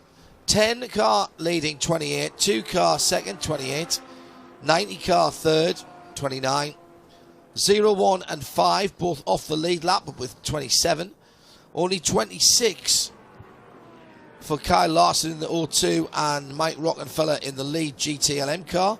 33 stops for the second place GTLM car. 27 for 912, 24 and 4. And we figure they've got, what, 2 more stops? Let's see. It'll be the prototypes, I think, 2 and a splash. Okay, so 3. Let's just say 3 for argument's sake. Yeah. And they're at 20, you said what? 20? 28. 28. Okay. 31 stops that'll be for the leading prototypes. Yeah, last year's winner had 34 stops. Oh. Well, we spoke a moment ago, John, about Pat Long closing on Lee Keane. Well, Pat Long's lost second place to a brilliant display from Lamy is Pedro Lamy. Well, a bit of an animal sometimes when he's behind the wheel. Bit of an animal, Pedro Lamy. Tokyo Drift onto the third place car in the pit lane. Jim Roller. It's time for the pit stop sequence to start for the prototypes. First one to make the call to the pits is the 90 car. They're changing the right side tires. Their fuel is going in. No driver change at this point. Probably be one more driver change. As we were just talking, these teams will have probably 2 and a splash. So we might see, if we're going to see a driver change, it'll probably be on the next pit stop for these cars. The drivers that are currently in the car don't want to get over the maximum drive time in any stint. So this is the slow, teams will watch this. This is quite slow. They've opened the door, and we've got the Peugeot sock puppet kind of thing going on with the mechanic who is kind of dove in the left-hand side door. Now they're telling him to drop the car off the jacks. I don't know whether this is electronics or water bottle, because the lights are flashing, and that tends to mean that they're messing with the electronics or something with the computer controls on the car. So this is not good. This is going to be very costly. all 4 tyres were changed there. Correct. Now, piece of equipment removed and presumably replaced. Now, 90 is away, and he pulls out right in front of the 10 car, who comes by me, comes to a stop. Crew comes over the wall, and this one will be a driver change, as it looks like Ricky Taylor's getting back in the car. Max Angelelli gets out. The right side tires are done already. Now they start on the left side tires, fueling. They've pulled off the tear-off. This is going to be a fantastic stop. It's just going to solidify their position over the 90 after that long stop for the 90. Fuel is still going in. This will be... they got every ounce of fuel in that bad boy, and big applause. Big thanks from Max. Big handshake from Wayne Taylor. Big smiles all around. This is... these guys are really, really happy. Let's see if I can get a quick word with Wayne. That was a heck of a performance, wasn't it? Yeah, it really was, you know, and God, they've all done such a good job, but it's so nice for Max, you know, having had me as a teammate for all those years, and now having my kids as a teammate and handing it to my son. I can't imagine anything better.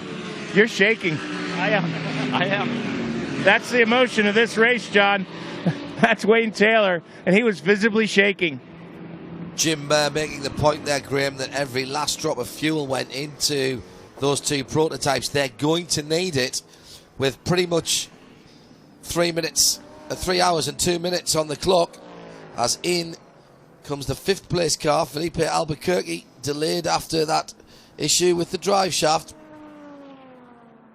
Absolutely right. Here's the 5 going through what is a rather more routine stop this time. Van Overbeek in the pit lane as well. This is the leader. Let's keep an eye on this one. This is crucial. Well, everything from now on is tremendously important, isn't it? As we're getting down to the money laps.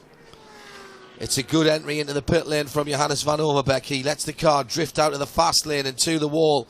Hits his marks perfectly. And as if fired from the deck of an aircraft carrier, the crew come over the wall. The number 5 Mustang sampling Corvette is already on its way out. He's staying aboard. There's no tyres being offered either. This has been the tactics from ESM. There's Scott Sharp Patron. by the wall.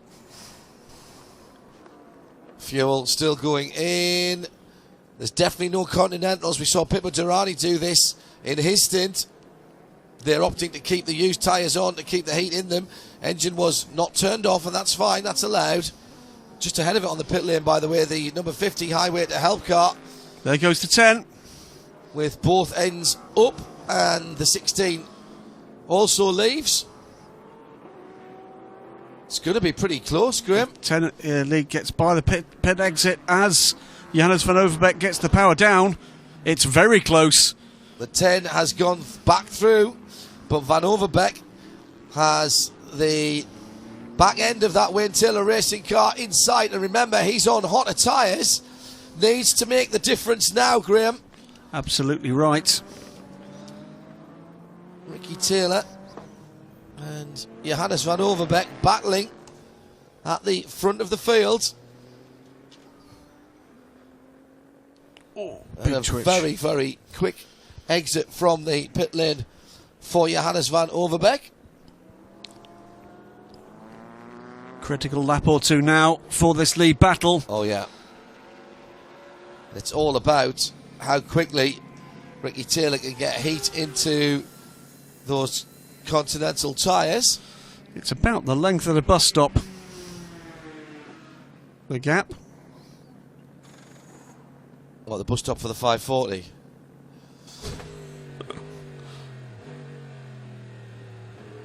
It's, routine stop for the number 68. And that is the wild card for me in this. Been a quiet race for that car, but it's been there and thereabouts, and it just potters back up, doesn't it? Yeah, this is the GTLM number 68 car, Daniel Serra at the wheel right now. So just about a second or so between Ricky Taylor and Johannes van Overbeek. And we've got just under 3 hours still to run. Into the pit lane comes the leader in GTD. That means Pedro Lamy takes over the lead. And the PC leader is in as well. Tom Kimbers, Stephen Simpson. That's the 85 car. He comes to a stop. Also, the 22 has come in. What a great performance by Lee Keane. I talked to him in the wee hours of the morning, and they were struggling with that car still a little bit, trying to come to grips with a brand new car here at Daytona. And they seem to have wrapped their arms around it quite nicely as dawn broke. And they're sitting pretty right now. They've just got to hold it together. As for the 85 car, we've seen all of the podium runners make their pit stops. The 2 car came in out of 3rd position. Johnny Molam took over that car, but it was an extended stop. Took him a long time to get the service done on that car. For the other 2 cars, the 85 and the 52, they were pretty flawless stops. On that lap, the 2 car had a bit of traffic out on the high banking. It might well have cost him just a few tenths. It was 1.985 seconds at the end of their lap 637. Coming round NASCAR 4 now to complete the next lap. Through goes the 10 car in the lead with Ricky Taylor. Through goes Johannes van Overbeek, and the gap this time 2.745 seconds. So traffic has cost the chasing Ligier about a second on that lap. Traffic this time, though, is going to be for the Corvette DP to deal with as they go through the International Horseshoe on the run down to the Western Horseshoe. It just does look at the moment as if Ricky Taylor's got better momentum here, John. Yeah, and Johannes van Overbeek unable to make inroads into that nearly 3 seconds lead in the opening couple of laps. And of course, every corner that Ricky Taylor doesn't get caught, he's got more heat and pressure in the tyres. A stop for the leading Corvette out of 7th position and the lead of GTLM, Jim. Looks to be routine, no driver change, just 4 tires and fuel. These Michelins, the teams have a choice of 2 Michelin tires. They've got the warm soft compound and the cold soft compound. The crossover point for that's about 30 Celsius. And so during the day today, these guys will be running the warmer weather tire. It's Jim Roller with our Continental Tire Pit Lane report. Well, gentlemen, just under 3 hours to go now. 21 hours and 5 in the book. And the drama has continued to play out. 2 cars in the pit lane. 2 car is pitting. This is Johannes van Overbeek, and this is off sequence. Is this a penalty or is it a problem? This is the motor race potentially right here for ESM. They were lasted on just 2 laps ago. Did they not get the fuel in? Did they have a problem? Looking down towards their pit. I can't see anybody ready to receive. No, he's gone by. It's a penalty. It's a drive-through. I think I might have the answer there. Joshua Barrett suggesting, did Van Overbeek slide over the white line on pit exit? Oh, on the exit when we saw the car twitch. That's a great call. That might well be it. And that is potentially disaster for the ESM team. Oh, that could be so costly. And he's got caught up behind traffic. Loses one of his laps in hand to Lance Stroll, who's just gone through. All of that hard work to get back on a competitive footing has just disappeared.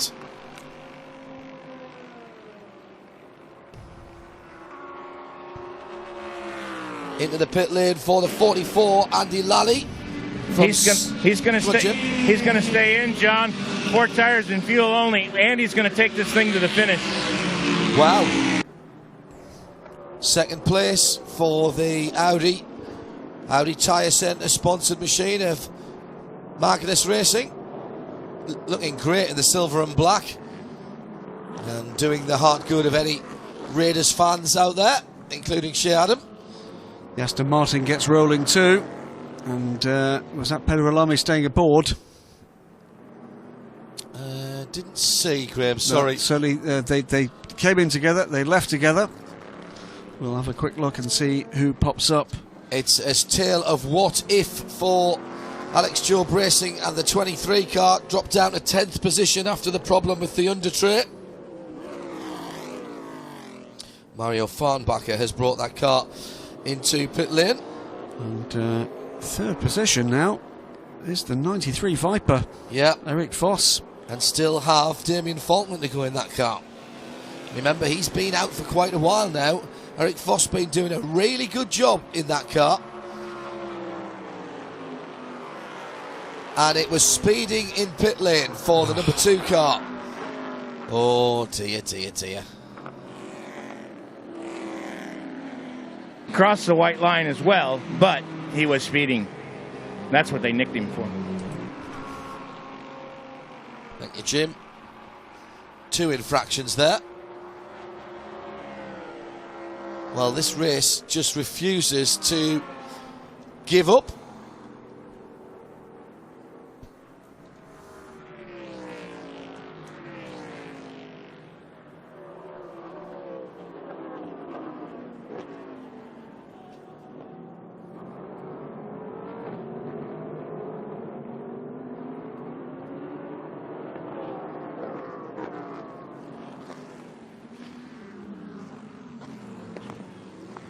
Jeremy Shaw has rejoined us, feeling refreshed? Question mark? No. Get ready for a 3-hour sprint race at the end of a 21-hour sprint race. This is remarkable motor racing. Absolutely fantastic, isn't it? I know everybody will talk about the wave buys and the pass arounds, but we've had long periods of green flag racing as well. We're in the middle of one at the moment, and what we have seen is a field that can race within classes, and a field that is well balanced to make life difficult for the drivers. It's not a cakewalk for anybody, and neither should it be. This is competition. And everybody knew the rules going in, as Jim Roller rightly says. Daniel Serra, a bit of a dark horse, this Ferrari. Second position in the class for the Scuderia Corsa car that he shares with Alessandro Perguidi, who did a fantastic multiple stint early on, the Italian, Memo Rojas and Alexandra Primat. And sitting in second place, solidly. Oh, the 0-2. Kyle Larson is off heavily. And he's gone into the tyre wall at the, it's got to be the West Horseshoe, hasn't it? Yes, it is. He's gone straight on, right next to the campers there. They're getting a great view. And he's just gone straight on into the 3-layer barrier, tyre barrier that's there, and that will bring out yet another caution. What did I do? I cursed it. We're in the middle of a long green flag session, says Hindhoff, and immediately the 6th place car throws itself at the wall. The safety workers are there by the driver's side, the left-hand side. Reverse gear selected by Kyle Larson. And he's just not able to extricate the car from the weight of the tyres on top of it, Jeremy. A lot of steam coming out from the front of that Daytona prototype. Yeah, that's buried pretty deeply in there. I don't think the grass is still pretty damp too. I don't think it's going to get enough traction to pull that car out on its own. I think it's going to need some assistance there. So another disaster for those guys. They've had this will be the 3rd lengthy delay for that 0-2 car during the course of this race. First 2 were both mechanical problems of some sort or another. First one was brakes. Can't remember what the second one was. Yeah, Savage is coming back. Both the Action Express cars has both problems for both of the Action Express cars. The latest one, Felipe Albuquerque, with a drive shaft issue.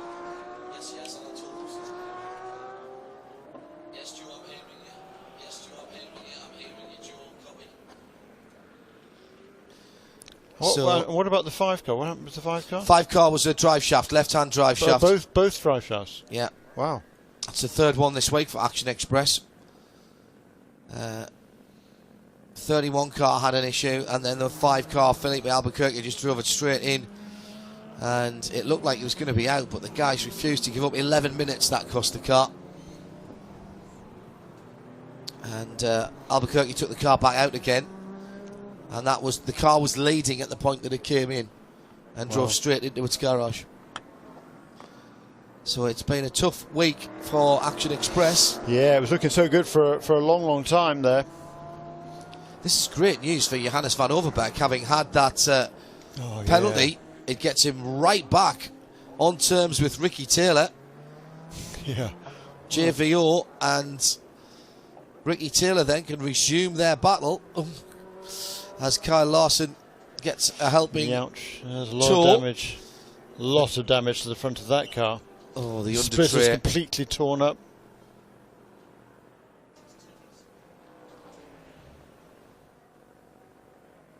Well, the car goes in fairly heavily. Oh, yeah.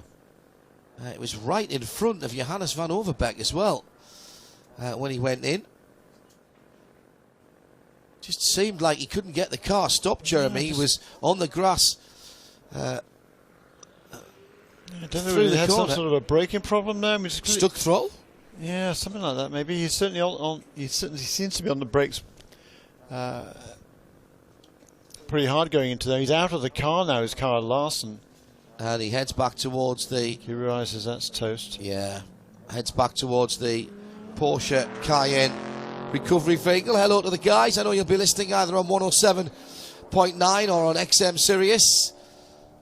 Thanks again to all of our marshals, recovery staff, flaggers. And I know that many of the corner workers will be listening in one ear to what's going on. Thank you for your kind words, those of you who have been able to get back to us, but our intervention crews and recovery crews, as well as all the flaggers, let's not forget they've had to be up for 24 hours as well, and we thank them for their dedication and service. Starting to see the stands repopulate as well in front of us, and also down towards turn 1, the stadium section. people finding their spot for the last 2 hours and 45 minutes. Full course caution is out.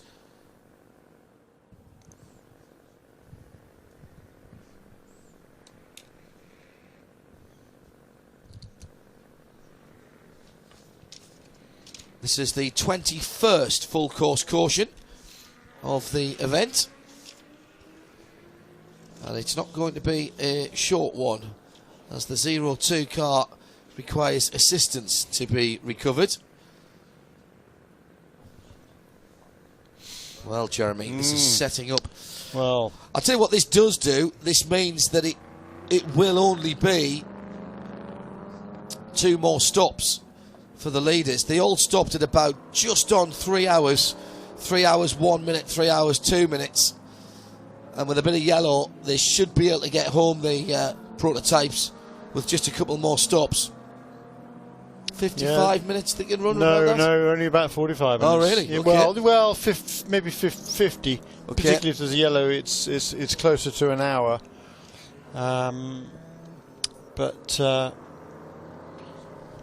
Yeah, Kyle Larson braking in the normal place, has the front end absolutely locked solid. Well, the sort of smoke's coming off the back, though, it seems to be there, doesn't it? I think it's just because the smoke's been ducted underneath and thrown out. It's a problem with his front brakes. Well, that was the problem. Tony Kanaan had that problem last night, didn't he? He said course he all did. of a sudden he had a brake failure on the car. I'm not sure. He didn't say it was the rear brakes. Jim Roller, just about to step out. Jim, before you go, just some thoughts about this early morning session that's been so dramatic at the head of the field in particular. Well, you said it a moment ago. Get ready for a 3-hour sprint race after a 21-hour sprint race, and this caution is going to set that up. It's going to bunch all 4 of the classes up. And the battles in prototype, GTLM, and GTD are going to be fantastic all the way down to the finish. Not saying the PC won't, but we got some crippled cars out there just trying to be the last man standing in that class at this point. This has been a spectacular morning. As I said, this is kind of my favorite time of the race.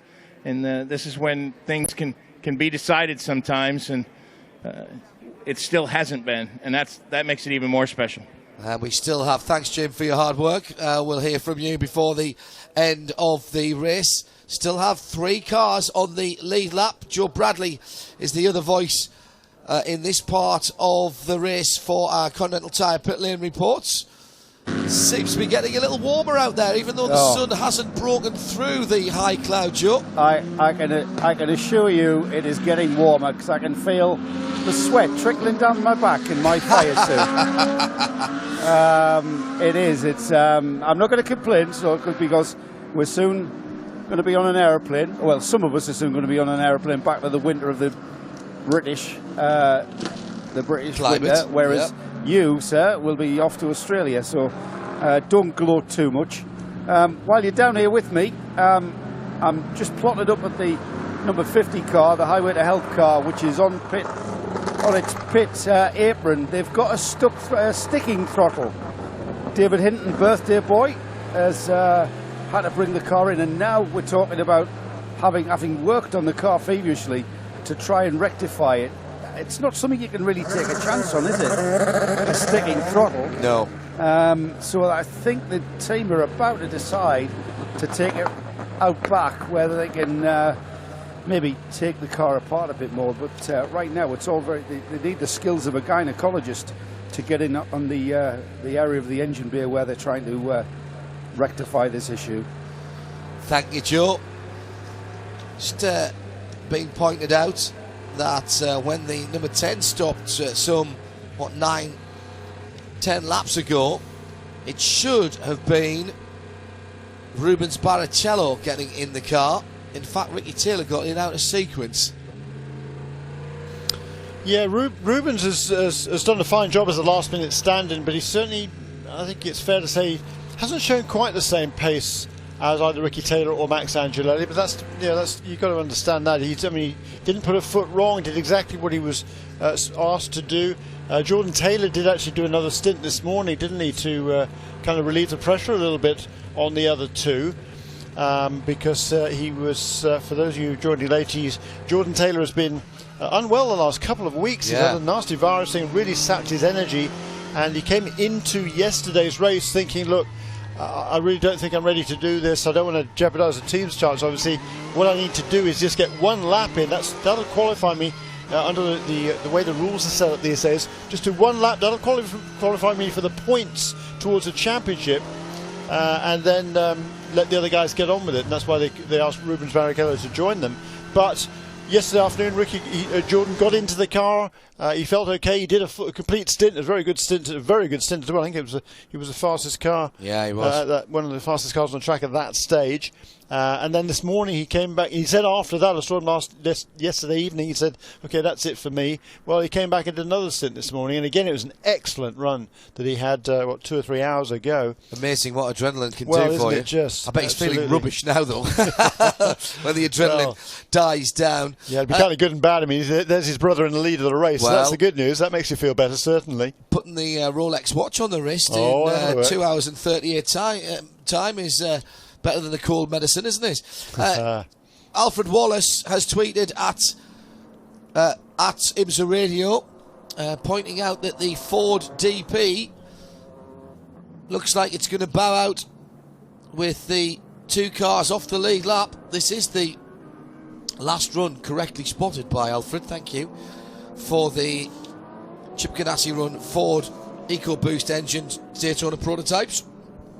Lance Stroll is in 4th position, but a couple of laps away from the lead lap as the GT cars are in, and out goes Mike Rockenfeller. Excuse me, check that.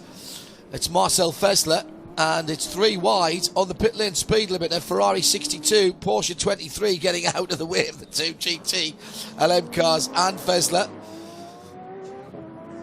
And that was a pass for position there as Giancarlo Fisichella went by Marcel Fessler on the pit lane speed limit at 62, and 4 came in the opposite way around. Fessler came in 5th, Fisichella in 5th. They have changed positions on the pit lane. The 23 Heart of Racing Porsche, Mario Farnbacher on board, 10th in GTT. That car was leading the class, had some damage to the rear under tray, which is still hanging down. They fixed it with a ratchet strap arrangement which came loose and cost that car some time, dropping it down and out of the leading positions. Ah, yes. Speed limit racing. 3 wide. And I do think that Farnbacher just thought, I'm not getting involved with these two. They might well be battling for position. They were. Indeed. So, Jeremy. That car was right in contention there a while ago. It's lost a couple of laps now, Mario Farnbacher. Kind of yeah, that was what I was just saying. They had a problem with the rear deck. The rear under tray. Rather than taking the time to fix it, they did have the part. They used a tie-down strap either side and taped it and hooked it into the bodywork that was around. It stayed okay on the left-hand side, but the right-hand side, the metal hook that was hooked underneath the bodywork popped out and started trailing on the ground, and of course they got called in for a mechanical, and they were in the lead when that happened. Just going back to a restart, dropped them back down. Drop them right back down the order.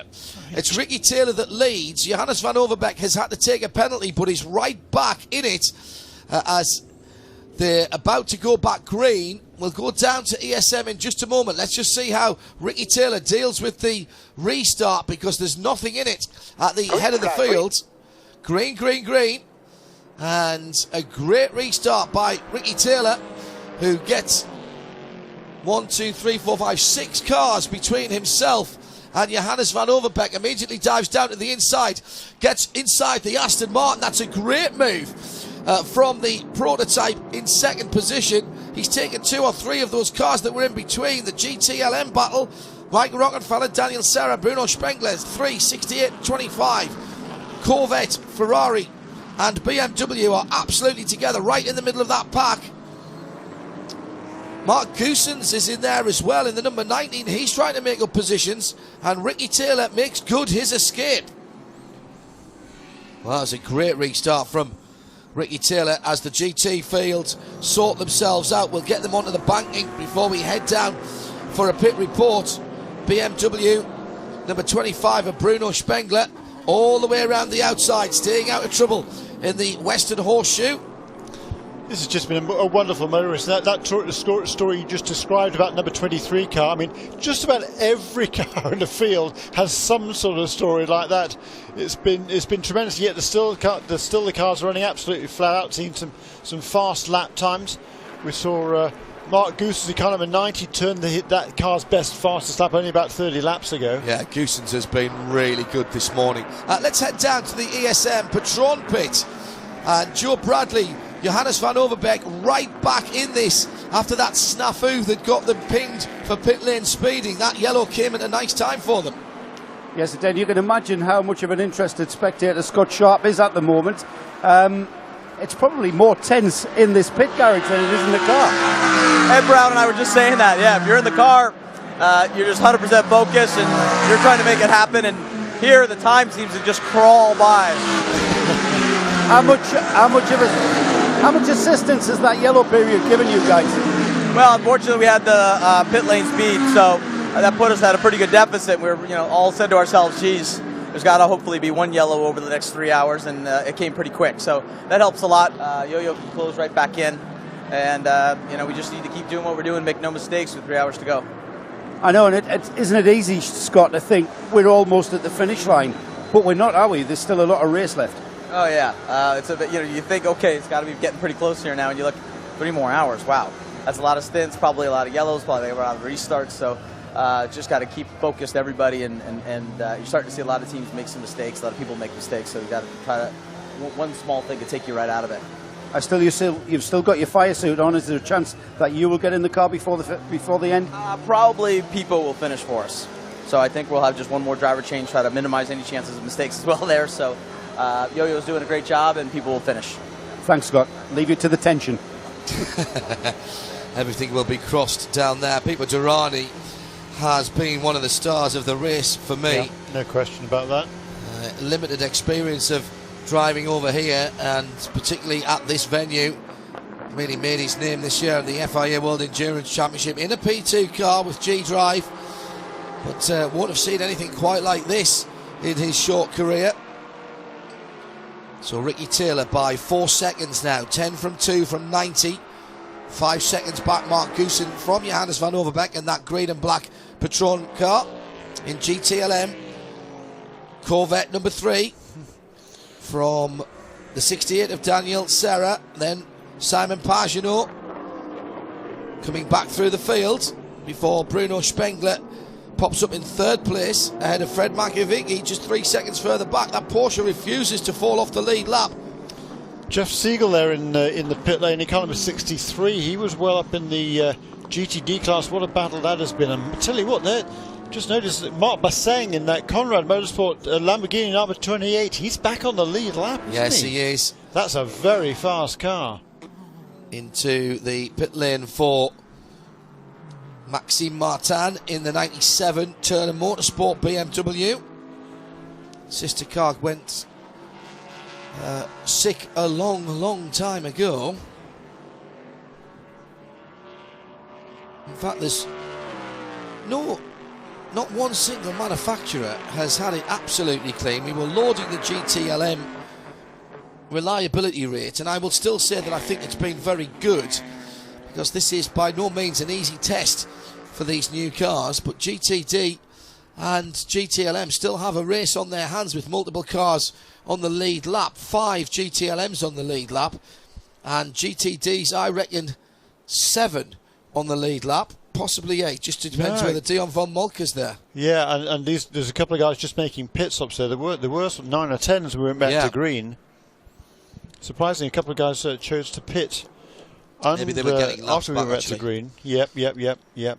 Good point. Patrick Long in the 540 Black Swan racing car now leads the GTD category ahead of Richie Stanaway.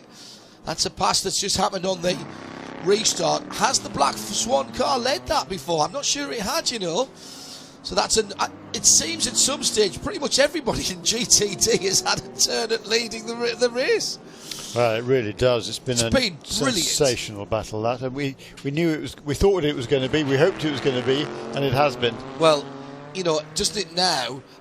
I'm loving it, but doesn't it now make you think, oh, why did we go to GT3 a few years earlier? Yeah, we were singing that song, weren't we, for the last 3 or 4 years? But well done to IMSA for bringing it in. Yes. They've got a fantastic variety of cars, and there's more still available, of course. Yeah, and there's so much enthusiasm. We're hearing, we hear that, several other manufacturers certainly seriously considering it. McLaren would like to be here if they can get all the ducks in a row. Bentley, make a business case for it. Yeah, exactly. That's the thing. It's it's making a business decision for it certainly. And Bentley they've been here this weekend again, and a lot of interest there. Yeah, Brian Gush I saw outside Marion's. I suppose it was yesterday, of course. Now in the sunshine, slightly overcast here, but no threat of weather intervening at the moment, Jeremy. No, and it's quite certainly pleasant from in here. At least yesterday, when the sun was baking in, it was really, really hot in here, and I think conditions outside are fairly comfortable right now. Correct me if I'm wrong, guys and girls in the pit lane, but it's without the sun baking down, it's not that intense heat onto the racetrack, so it makes the tyres a little more comfortable out there. 2.5 hours to run in this year's season opener for the IMSA WeatherTech Sports Car Championship, the Rolex 24 Daytona, and Ricky Taylor continues to just churn those laps out. 41.3 last time around. Johannes van Overbeek in traffic at 41.8. 43.1 for Goossens, dropping away to 13 seconds from the lead. In GTLM, Rockefeller in the number 3 Corvette from Daniel Serra from Spengler. 68 Ferrari, 25 BMW, 912 Porsche, Fred Makovecki. Marcel Fessler for Corvette in 5th position. All those cars on the lead lap. In GTD, Pat Long for the 540 Black Swan racing car, which looks like it just rolled off the trailer. That is a car that I can't remember ever seeing that car having any issues. It's not always been at the sharp end of the field. And Richie Stanaway for Aston Martin, showing a couple of little battle scars, the 98 car.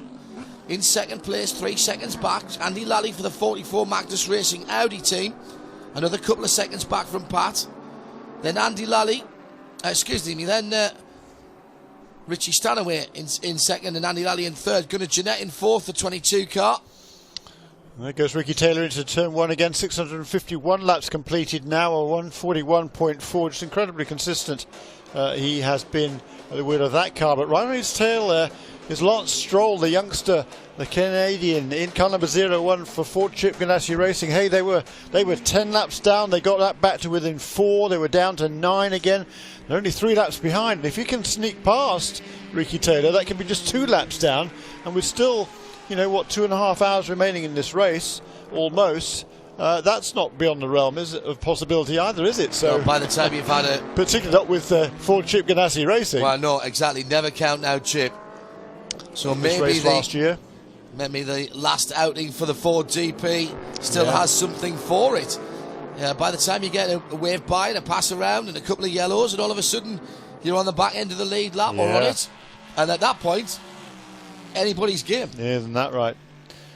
Very much so. We have had some decent stretches of green flag racing.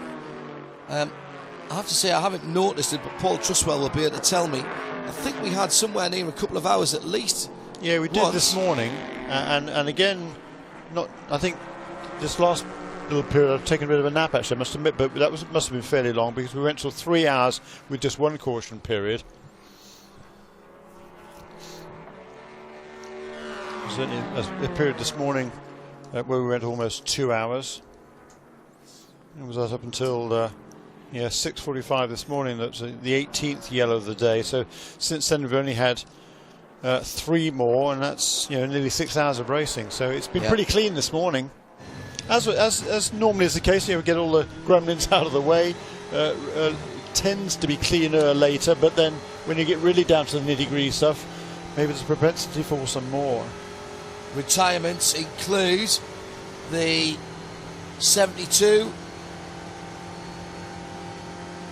That's the SMP Ferrari. De Scheitar brought that car in to retire. Christopher Haase, the 45 Lizard's Chrome Audi. Antonio Perez in the 007 Aston Martin.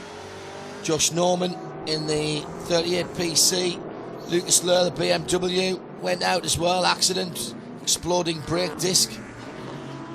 Emanuele Busnelli in the 21 GTT car. That's an incident over at the bus stop with the 007 Aston Martin. Yes. Tristan Nunez fought the good fight for Mazda on their 96th birthday yesterday, led the motor race, but started losing oil and then had a little fire just coming out of the infield, the first of the infield hairpins, the International Horseshoe. Oz Negri, again, the Michael Shank racing car, had the pace at the head of the field, but that car went out as well, as did the PC number 88 after accident damage. Mark Wilkins in the 54, the core PC, championship contender and a contender for this race, but an engine problem, unusual for a prototype challenge car. Andy Murrick ran into the 8 Starworks car, turn number 1, and the first car out was Tom Long in the number 70 Mazda after just 7 laps. 11 laps, yeah. Excuse me.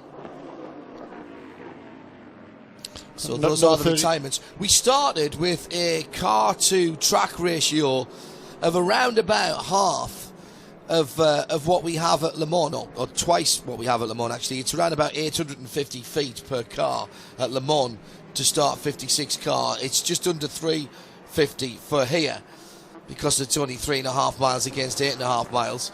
So in terms of traffic density, it is much tighter here. 6.4 seconds at the head of the field as Johannes van Overbeek nicks back half a second. Rockenfeller has Daniel Serra chasing him down now. This has been an interesting run for the 68, Jeremy. They've gone about their business relatively quietly in that Scuderia Corsa 488 Ferrari, and Daniel Serra has done a really, really good job. 1:44.8 last time around. That's only 0.3 away from that car's fastest lap of the race. He's been pressured or chased by Fred Makovicky, but he's not really closing him down. Fred's having a battle with Bruno Spengler. Spengler on the high banks now, can see the Porsche ahead of him.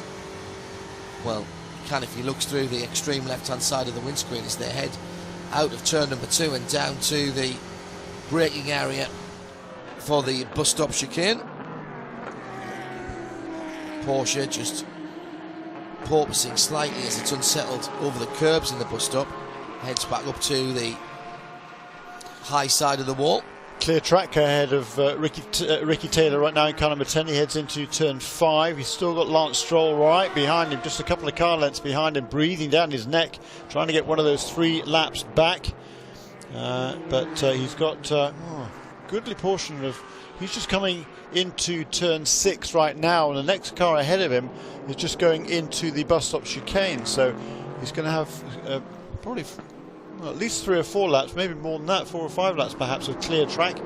That's what he needs to take a little bit of a breather at this stage in the game. And it's not going to give much opportunity, I don't think, for Lance Stroll to make that move. Fairly closely matched, these 2 cars. Looking at their respective fastest laps. Number 01 car's turned a 1:40.2, that's its best lap. And number 10 car at 1:40.4. In GTD, it's Pat Long in the 540 Porsche. The Black Swan car, Richie Stanaway in the Aston Martin in second, is just 4 seconds back, and then Another second back, Richie Stanaway, and still in the fight, Gunnar Jeanette in the 22, the WeatherTech Porsche. And our next Continental Pit Lane report is from Joe Bradley, who's down in the 22 pit. I have Gunnar Jeanette's teammate in the form of Cooper McNeil. Cooper, the race getting towards its conclusion, and you guys are still in the hunt.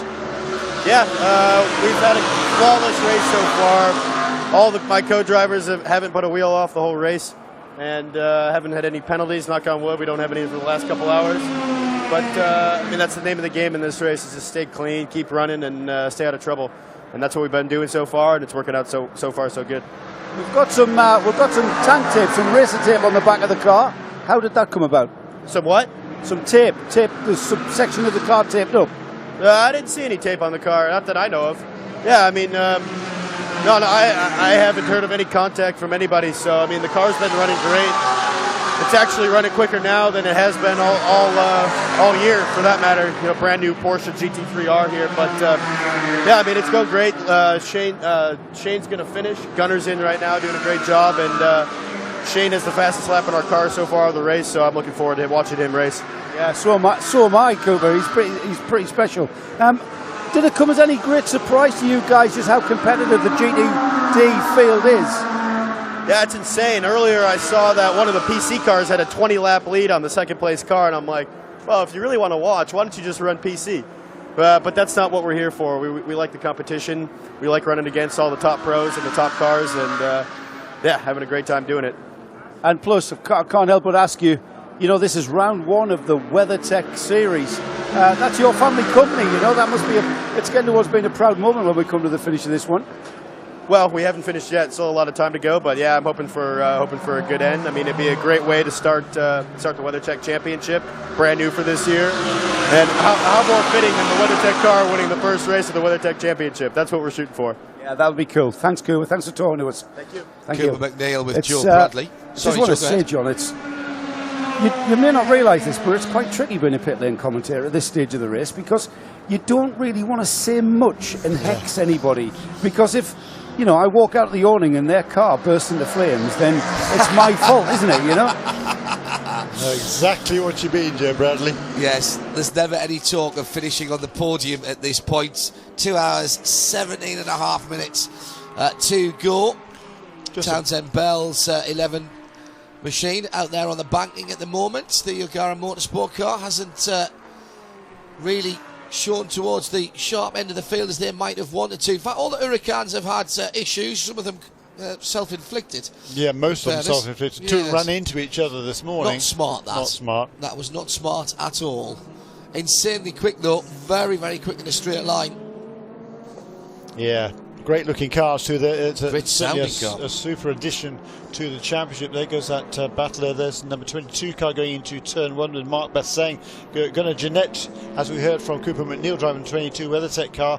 But Mark Basseng in that Conrad Motorsport Lamborghini is hot on his heels as well and closing in as they go under braking for turn three. It's a great. I might be shameless. I don't care. WeatherTech, can't say enough for what they've done for this championship, the new series title sponsor, and just to see the national ads that they put on national TV, breakfast TV, network. You know, that's brilliant, guys. Thank you very much indeed for that. And I don't know if that's responsible for anybody here being in the crowd this weekend, but it certainly can't have done any harm, that's for sure. We've had a great crowd all weekend, super enthusiasm. The crowd was building from the moment we got here on Wednesday, and it's just tremendous to see so much enthusiasm for this championship. We've all been super excited for the start of this season, and we've learned over the last 21 hours and 44 minutes why that excitement was justified, because it's been just a fantastic motor race.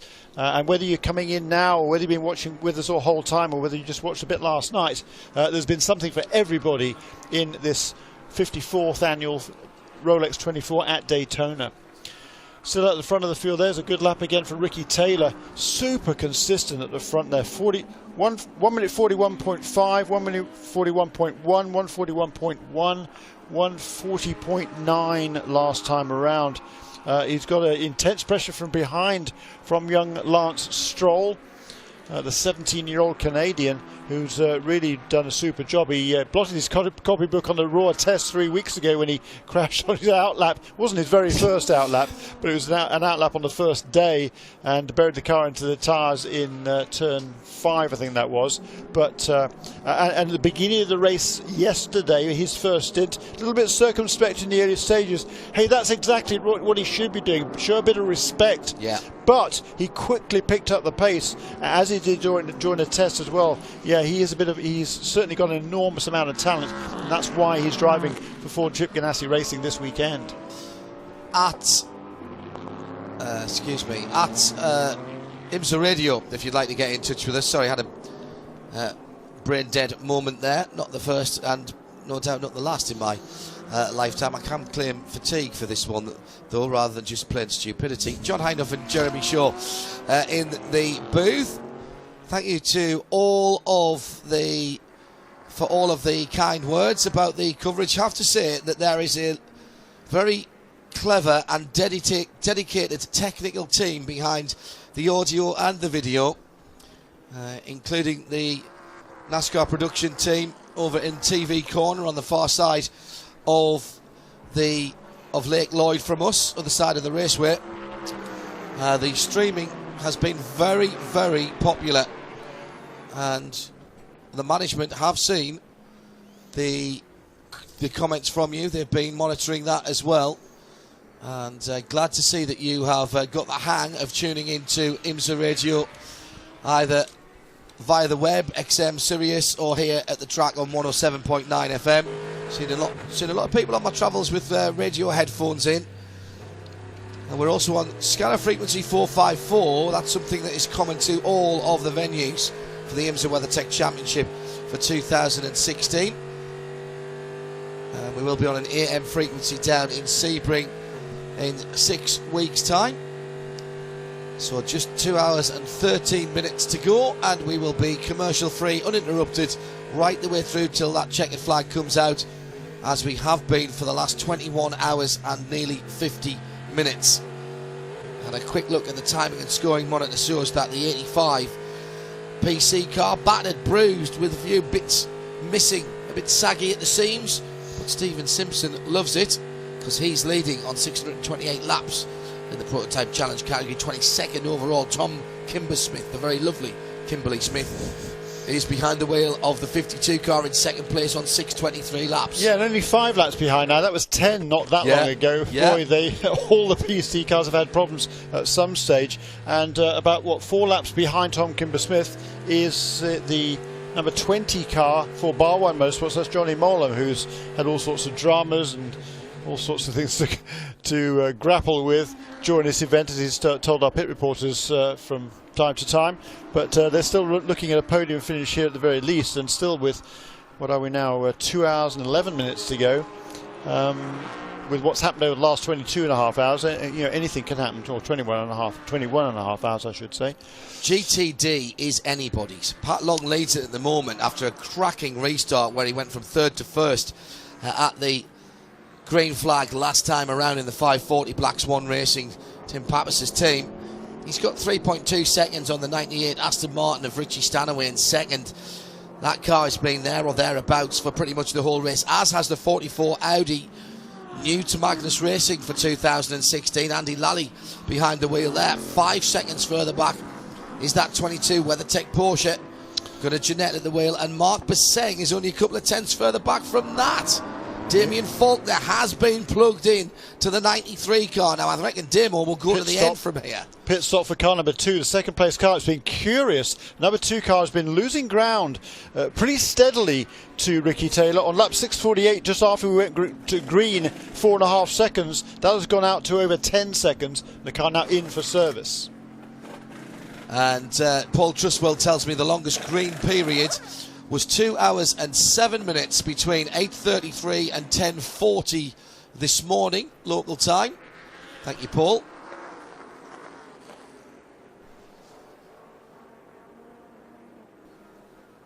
Dan Hounsell, hello Dan, very talented young man as an artist. Dan saying First time at a 24-hour race. I'm not okay with it going to an end. Can I have another 24, please? Now, Dan, stop talking like that.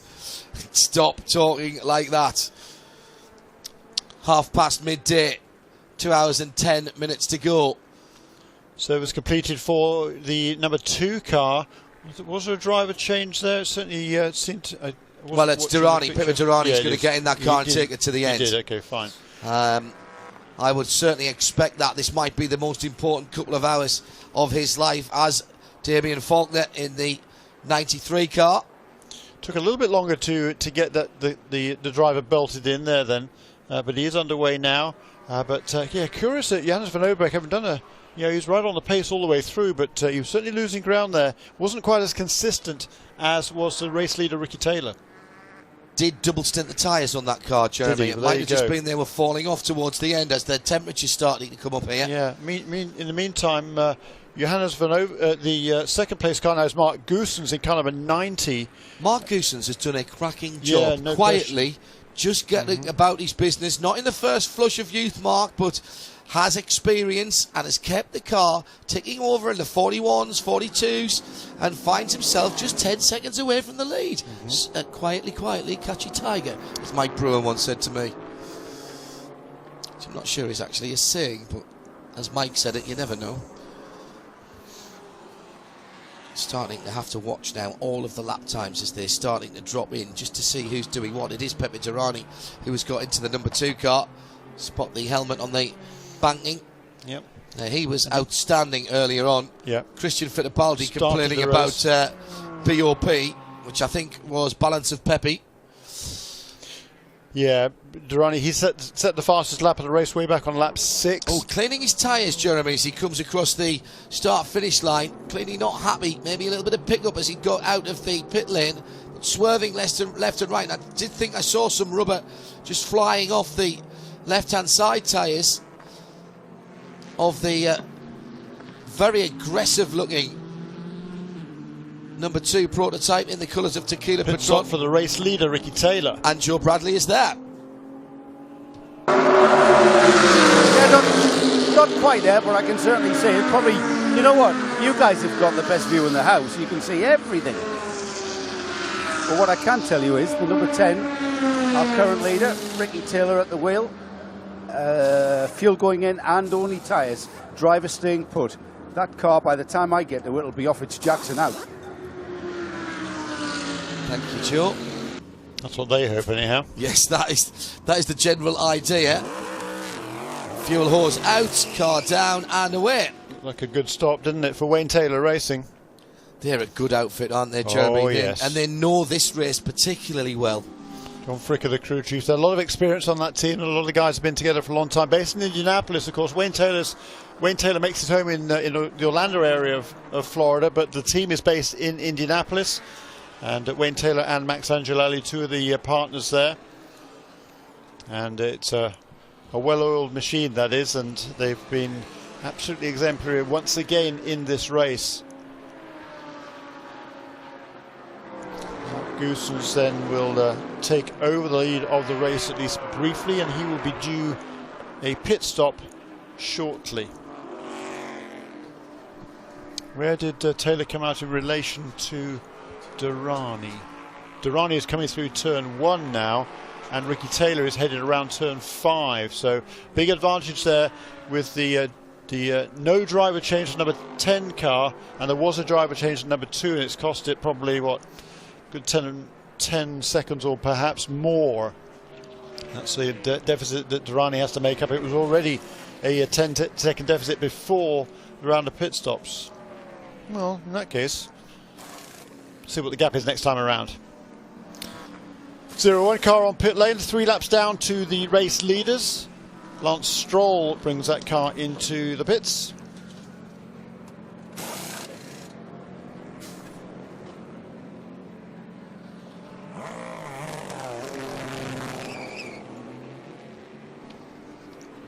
And rejoins. Car looks pretty clean too.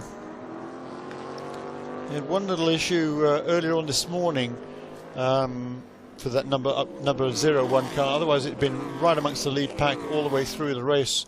Johnny Palmer is rejoining us. John Heintoff taking a bit of a breather. And Johnny, wow, we're now just over 2 hours and 5 minutes remaining in this motor race. So there's still plenty of action ahead of us here. As the number 2 car makes a pit stop. That's a long way down now after its latest issue with the off at... They've got it going again, haven't they? They've got it going again. That's fairly impressive. Yeah, they have. Because that was buried into the tyre wall down at turn 5. And look for all the world that car was done. Kyle Larson took the ride back in the wrecker truck and they towed it back on a flatbed, but they've got that car running again. So this is the 0-2 car. 0-2 car. What happened to the 0-1? Lost those 3 laps earlier. It's 9 o'clock-ish this morning, probably thereabouts. 0-1. Yeah, Chip Ganassi have had issues principally with the 0-2. That's been in the garages. Right. For probably 3 separate occasions, and the 0-1 has had a spell behind the wall as well. Can't remember what the issue was with the 0-1, but it's back on song now, heading through the banking, but about to be lapped by Ricky Taylor in the 10. Second place car, Pipo Derani in the 2 car, so that's the 2 rather than the 0-2, is, as we know, back out on track for Tequila Patron ESM. Pit stop for number 22, WeatherTech Porsche. Again, Jeanette hopping out of that car, and that'll be Shane van Gisbergen climbing in for the final 2 hours plus of this race. Not sure that wasn't a little bit early. Okay, we'll keep an eye on that. If you're a fan of GTLM, it's a class that's led by the Chevrolet Corvette of Mike Rockenfeller, the number 3 car. 68 Ferrari, Daniel Serra running in 2nd position, Fred Makovici 3rd in the 912 Porsche, and 4th place for Bruno Spengler. And the 25 car, then it's Marcel Fessler in the number 4 Chevy Corvette, and all those 5 cars remain on the same lap. Okay, number 90 car is on pit lane. We just made it stop, is it? Looking for the dark blue 90 car, which isn't in pit lane, so it must have already headed out, Jeremy. Must have already headed out, right, okay. And there is a Ferrari heading down the pit lane as well, which is the car that's coming from 2nd place in GTLM. Well, that will put it down to at least 5th position. The 68 car now working its way back out onto track. Prototype challenge is led by the 85 car, and almost it was ever thus with Stephen Simpson back at the wheel, the South African driver. 22nd overall, 634 laps completed for the 85, looking very dog-eared now, you have to say, showing the wear and tear of a 22-hour race. Nearing the end and in the box seat, although that gap has come down considerably from, I remember it being 18 laps for a while, the lead in PC, and it's come down to... yeah, it was a long way, wasn't it? It's come down to only 5 laps now between Stephen Simpson and Tom Kimber-Smith. Of course, the 85 spent quite a bit of time in the pits as well, being repaired after it crashed over at turn 6, wasn't it? GTLM leader Mike Rockenfeller onto pit lane. Also, the PC leader, you just talked about him, is car number 85, Stephen Simpson, who just did a magnificent opening stint in this race to hold a commanding lead, which then ebbed and flowed after that. But they're back in the lead of the class now. And our man Joe Bradley is down in the Continental Tire pit lane, who can see those stops. Yeah, I'm right there. They almost ran me down. That's how close to the action we are down here in the Continental Tires pit lane. The leader of the PC category is sporting some quite extensive damage to the rear bodywork just behind the left-hand rear wheel. Not sure how that was caused, but I'm quite sure it will be causing some kind of disturbance with the aerodynamics on the car. I'm sure that's not what the designer really wanted. This is the 85 car, the yellow PC, the GDC Miller Motorsports entry, and yeah, that was an off. Nothing like the smell of burning rubber in the morning, is it? Thanks, Joe Bradley. You're right, the atmosphere here is fabulous. The smells, the sounds, everything here, all really is sensory overload here. But that 85 car, there was some damage to it this morning, early hours, I think it was this morning. Kenton Cook had an incident, we think it was at turn 6. On an outlap. Yeah, cold tyres, and we think that was possibly a contributory factor, and Kenton Cook did very well to limp the car home, but it was skimming the surface, the 85 car truly grounding out with big damage front right, but it basically dislodged the whole of the nose. It also has carried the rear left damage and the missing legality panel, I think, prior to that incident, so it's had two separate pretty big shunts, and it is, as I say, bearing those scars from earlier on. But the crucial thing is, it's still leading the class, and they need to nurse it home from now with 2 hours to go, and there is a 5-lap advantage, as I say, for the 85 ahead of the second place car in PC. That's the 52 car. Going to get a bit more from Joe Bradley down in the Continental pit lane, because more cars coming in, Joe. Yeah, just the third place car in the PC category. That's the Johnny Morland driven car 20, the Bar 1 Motorsport, sporting the Zoolander 2 livery. That car's already out. Not sure if we saw a change of driver. I'm not sure we will. I think they're keeping Johnny Moore in towards the finish. Pounding the paddock, patrolling the pits. The Continental Tire Pit Lane team on IMSA Radio. The WeatherTech Sports Car Championship on IMSA Radio. Map 5 now, Ricky. Map 5, please. We need to And go. it's the Map 5. 34th, the 54th running of the Rolex 24 here at Daytona International Speedway. Johnny Palmer and Jeremy Shaw up in the main commentary box, joined by Joe Bradley downstairs. And Jeremy, what are you seeing? Just heard a quick note on the radio there. Map 5, Ricky, please. Map 5. I presume that means turn the wick up, because Luis Felipe Durrani, Pipo Durrani, is coming. Last couple of laps he's been in the 39s, has Durrani. Ricky Taylor 41.5. That's about the pace he's been running lately. That gap has come down now to just over 11 seconds. Here comes Durrani across the line right now, following a PC car. That is the number 52 car, the second place car in PC. He's following across the line. 39.6 again for Pipo Durrani, so that gap is coming down. It's now 9.1 seconds. 2.5 seconds Durrani pulled in Ricky Taylor on that lap, so that was the decision the team made. They put him on fresh tyres, they changed the driver. Pipo Durrani is on a mission. So let's show you how the race stands with 2 hours to go then. It is the 54th running of the IMSA WeatherTech opening round for the championship. New sponsors, of course, for this year in the form of WeatherTech, but this has always been the traditional opening round of the season. And Ricky Taylor leads the way. This is by, as you say, 9 seconds from Brazilian Pipo Durrani in the 2 car. The 90 machine of Ryan Hunter-Reay is third, 0-1 Lance Stroll, Canadian driver, fourth, and Philippe Albuquerque is in 5th position. Give you the rest of the class positions in a moment, but first of all, Jeremy. Yeah, the call again there over the radio. Map 5, Ricky, map 5, we need to go. Wow, you can hear the urgency from the pit wall. This is so exciting. And Ricky Taylor's last up was a 42.0. Pipo Durrani a 39.6. He is absolutely flying. The writing is on the wall here. Durrani is he's really pumped up and ready for this fight. 39. He's got to catch. He's got to catch first of all 10 seconds, and then he's got to get past him. But this is a real cat and mouse battle. And Ricky Taylor there, he's behind now. Lance Stroll at round of pit stops. Lance Stroll got one of his laps back, so he's only 2 laps down now to the leaders. And Ricky not quite as close to Lance Stroll as he was the previous lap time around. 1:39.6, as Jeremy says. The fastest lap of the whole race set by Pipo Durrani on lap 6, remember, a 1:39.192. He's getting pretty close to that. And remember, there's still a fair bit of traffic out there. Lots of cars remain in this race, and it's all about the hunt for the win in 2016. The first ever Rolex 24 to be held in front of the world's first motorsports stadium.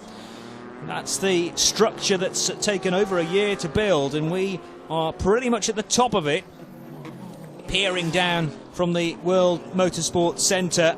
If you get a view of this building from the outside, maybe you're watching the feed as well as listening to IMSA Radio, then we're positioned right below the W and the O in World Centre of Motorsport on the outer building. Great view we have, this glass-fronted commentary booth. We also have our Continental Tire Pit Lane crew right on the ground to give us news of all the stops as they happen. 668 laps done then. So with an hour and 55 minutes to go, we're looking at a couple more stops for the leaders, or can they do it on one, do you think, Jeremy? No, I think it'll be a couple more stops to go. Yeah, an hour and 55 remaining. Depending, obviously, whether we can make all of that under green conditions. But if you get a caution, then that automatically means a pit stop. Yeah, 2 more pit stops. 2 more pit stops for the race leaders. But bear in mind, 9.5 seconds, less than that now, 9.3 seconds is Ricky the gap. Taylor last lap, 142.6. Durrani, 139.4. He's getting awfully close to the pace he was set at the beginning of this race. The gap now down to 6.2 seconds. 3 seconds almost on that lap for Pipo Durrani. On an absolute charge here. Ricky Taylor in the big, the heavier number 10 machine. It is better, generally speaking, off the bus stop, but through turn 4, the number 2 car can carry an awful lot of speed. Yeah, it gets through the bus stop really, really well, doesn't it? Carries that momentum through there, the lighter car. And arguably slightly better aerodynamics on the P2 car as well. Yep. So 6.69 laps done. There's a stop by the leader in GTD, Patrick Long, rejoining in car number 540. That hands the lead over to Andy Lally in car number 44. Mark Basseng up to second place and only 5 seconds behind in that Conrad Motorsports Lamborghini. Richie Stanaway for Aston Martin in third place. And we're watching number 23 car that had a problem a while ago, clearly about to shed some rear bodywork there. Yeah, that's the sort of under tray engine cover portion of the vehicle, which the 23 crew have tried to repair. It's flailing in the breeze, though, now, as you can see, and that's going to get called to pit road, surely, so that they can do a full repair, because if that comes loose from the rear of the car, a chance that it will fly into the face of any pursuing traffic. They've tried to botch the job there and belt it up on both sides. Well, the strap is still intact on the left-hand side, but it's well and truly gone on. In fact, the piece goes, so that might solve the problem. Yeah, depending on where it lands. It solved the problem for the 23 car, but of course it may well cause a debris issue up there on, well, it's the approach, isn't it, to the tri-oval. I'm just looking down to that portion of track between 4 and the tri-oval to see whether I can spot the bit of bodywork that's just been released. There it is. Great bit of work there from the guys in the truck to pick it up right up against the safer barrier. I'd say that could be left there, but not my call. 1 hour and 52 minutes to go. And some further pit stoppers with Simon Pagenaud in the number 31 car. Not in pit road. Now, that's because he's already out of there and has exchanged places with Dane Cameron. So the number 31 Whelan Action Express Racing Corvette DP back into the race. There is that debris that you saw fly off that car, Johnny Palmer. It's well off the racing liner, up in the clag, as David Hobbs would say, and I don't think that's going to cause any major problems. Yeah, I would agree with you. Tri-oval. Yeah, it's a bit of circle up there. It kind of fell out of the way, and yeah, I don't think that's going to be a major concern to anybody. Still not convinced, though, that the 23 car has been repaired sufficiently, even with bits flying off it. There's a significant portion of that board, the under tray, dragging on the ground, and the IMSA race control staff will be assessing that, wondering whether the mechanical warning flag needs to be waved in the direction of the number 23 car so that he heads towards the pits and to get that fixed more substantially. Meanwhile, Audi making its way to the pit box, as is the number 98 Aston, and once again our man down there is Joe Bradley, part of the Continental Tire pit lane crew. Yeah, I can tell you that the Magnus Racing Audi is going to have a fresh driver inserted, as well as 4 new tyres. It's just about to come off the jacks. The fueling always the last thing to be done. However, I have a feeling that they're not going to be they've completely strapped in the driver. They have indeed strapped in the driver. The refueler is still on the side of the car. This car came in second in class, just relinquished that place as it rolled onto the pit apron. I think he was leading, actually, Joe. Number 44 car.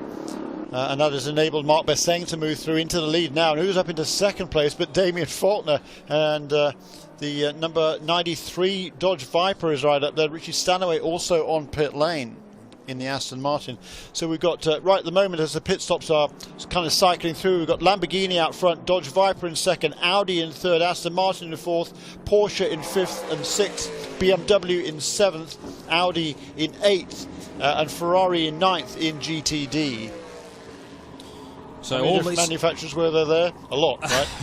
I lost count after Yeah, about so the did first I, I'm four. afraid. That's the first couple. Well, Lamborghini, Dodge, Audi, that's 3. Aston Martin, Porsche, 4, 5. BMW, 6. And a Ferrari, 7. Yeah. There you go. Brilliant. And that is the top 9 in GT Daytona, all shuffling around as we go through this next pit lane cycle. By the way, the 5 car's been in. Philippe Albuquerque bringing that car down pit road. There was a driver change there. Who's got the bright yellow helmet at the 5 crew? Relatively tall guy about to step into the 5, and that will be triggered in a moment. We'll tell you exactly who it is. But Portuguese driver Philippe Albuquerque out. João Barbosa possibly getting on board the 5 to take it Quite to likely. the flag. Is into turn 5 now is our race leader Ricky Taylor, exiting turn 5. In the middle of turn 5 though is Luis Felipe Durrani, just 3.8 seconds as they cross the line. It's less than that as they come up to turn 6 and go up onto the banking. Now the 44 car, as we said, has come in. Andy Lally gets out, Rene Rast gets on board, and Joe Bradley's with the guy who's just stepped out of the 44 Audi.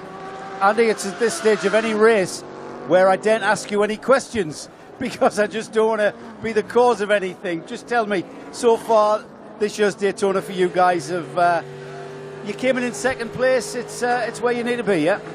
Yeah, you know, I just could not get the front tires up to temp on the restarts, and we just get crushed, and these guys torque us out of the corner. And these little drag races, as we get these stop and goes and accordions, and I dropped 2 spots, and then we made them back up, and we closed on the leader there, and I think we had a good in-lap too, so I haven't actually checked to see when this cycle is out, but obviously the Black Swan car is good. I haven't looked at the monitor yet, to be honest, since I took my helmet off to see where that Lambo is.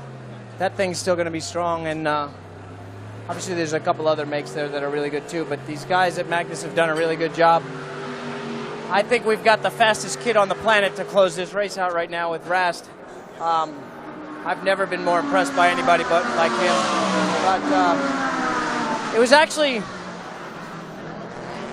there was points in that battle that we had out there with Stanaway and the WeatherTech car that you forget it's a 24 and you're kind of in an epic little sprint race with some really good names. So that was fun. I respect those guys, and it was really cool.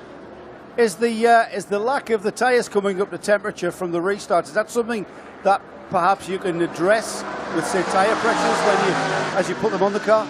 You know, I think, not for this here, but I think what it is the Audi's easy on tires.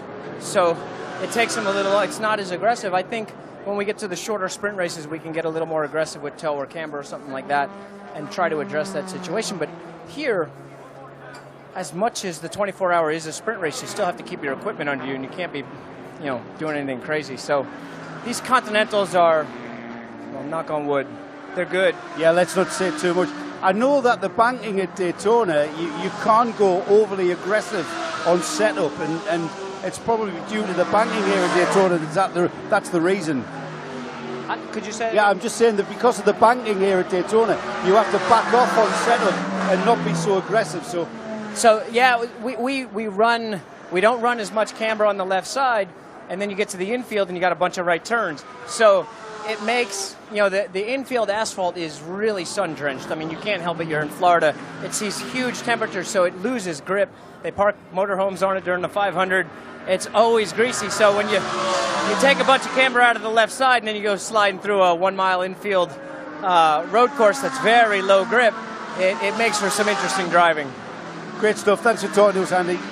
Fingers crossed. And while we were hearing there from Joe Bradley with Andy Lally, the class leader in GTD made a pit stop. That was the number 28 Lamborghini. Meanwhile, Rene Rast in the Magnus Racing Audi that just taken over from Andy Lally, he's just a couple of seconds ahead of the Porsche of Shane van Gisbergen, but it's all about the battle for the lead right now. Going on to the banking in NASCAR 1 and 2. Ricky Taylor has the lead, but only by about 5 car lengths from Pipo Derani in car number 2. They're sweeping down the back straight now. Dealing with the closing. The number 98 gets out of the way as the two leaders go into the bus stop. João Barbosa is certainly aboard the number 5. I think that car's come in for a further stop, though. Yes. A drive-through. So João Barbosa started his stint with a drive-through, I reckon, because I couldn't see the car on pit road. It was in and out very quickly. Coming off NASCAR 4. Here come the leaders then, and it's going to be side by side. Pipo Derani to the high side, to the low side, Ricky Taylor. Has he got a response to the Brazilian in the ESM car? No is the answer. Sweeping across the nose there of the Wayne Taylor. Dallara Corvette taking the race lead, and Pipo Derani late on the brakes. Here comes Taylor, though, on the fight back on the inside of turn number 1. Can't do it.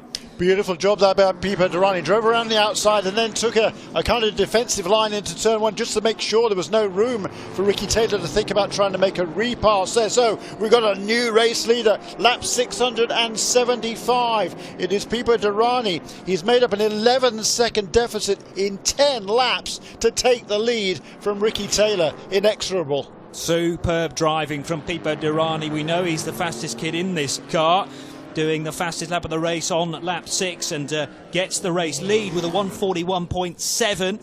So beating Taylor's time on that lap by 0.7 of a second, and really utilising the extra push that the Ligier gives him out of the bus stop section, and then of course the draft that he was able to get off the back of that large Corvette DP. And Ricky Taylor, try as he might to get the lead back again, couldn't do it out of 1 into the kink at turn 2. Ryan Hunter-Reay remains in 3rd position in the 90. 4th position Lance Stroll, and 5th place João Barbosa, now properly into the groove for his stint, surely taking the number 5 to the flag, as is Dane Cameron in the number 31. GTLM headed by the number 3 Chevy Corvette of Antonio Garcia.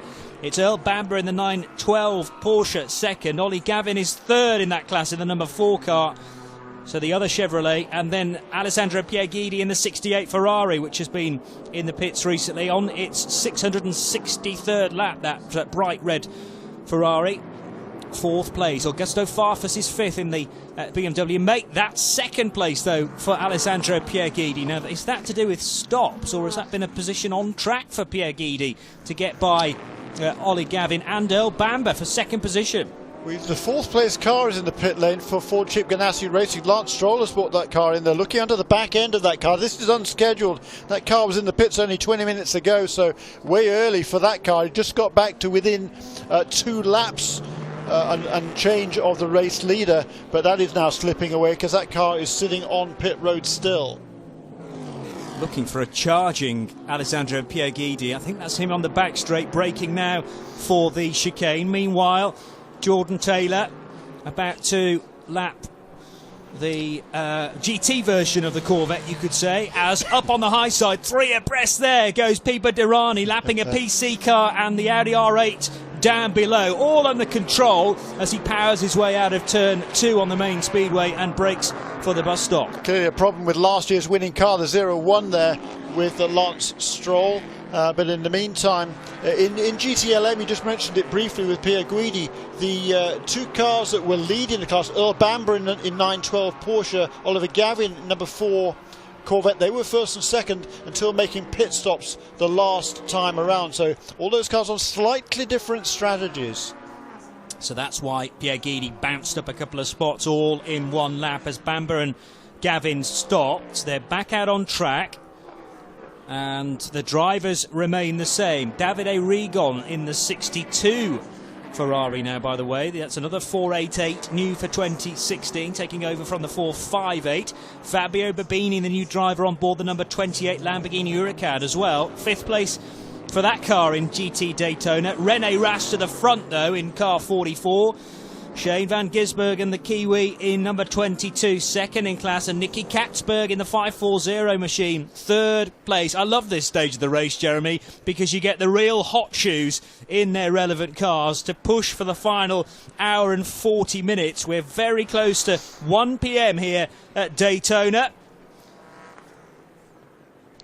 at the heart of the afternoon. It is pretty warm out there, although we haven't got blistering sunshine. It's not a typical Florida day, but nevertheless it'll be thirsty work for all the drivers out there.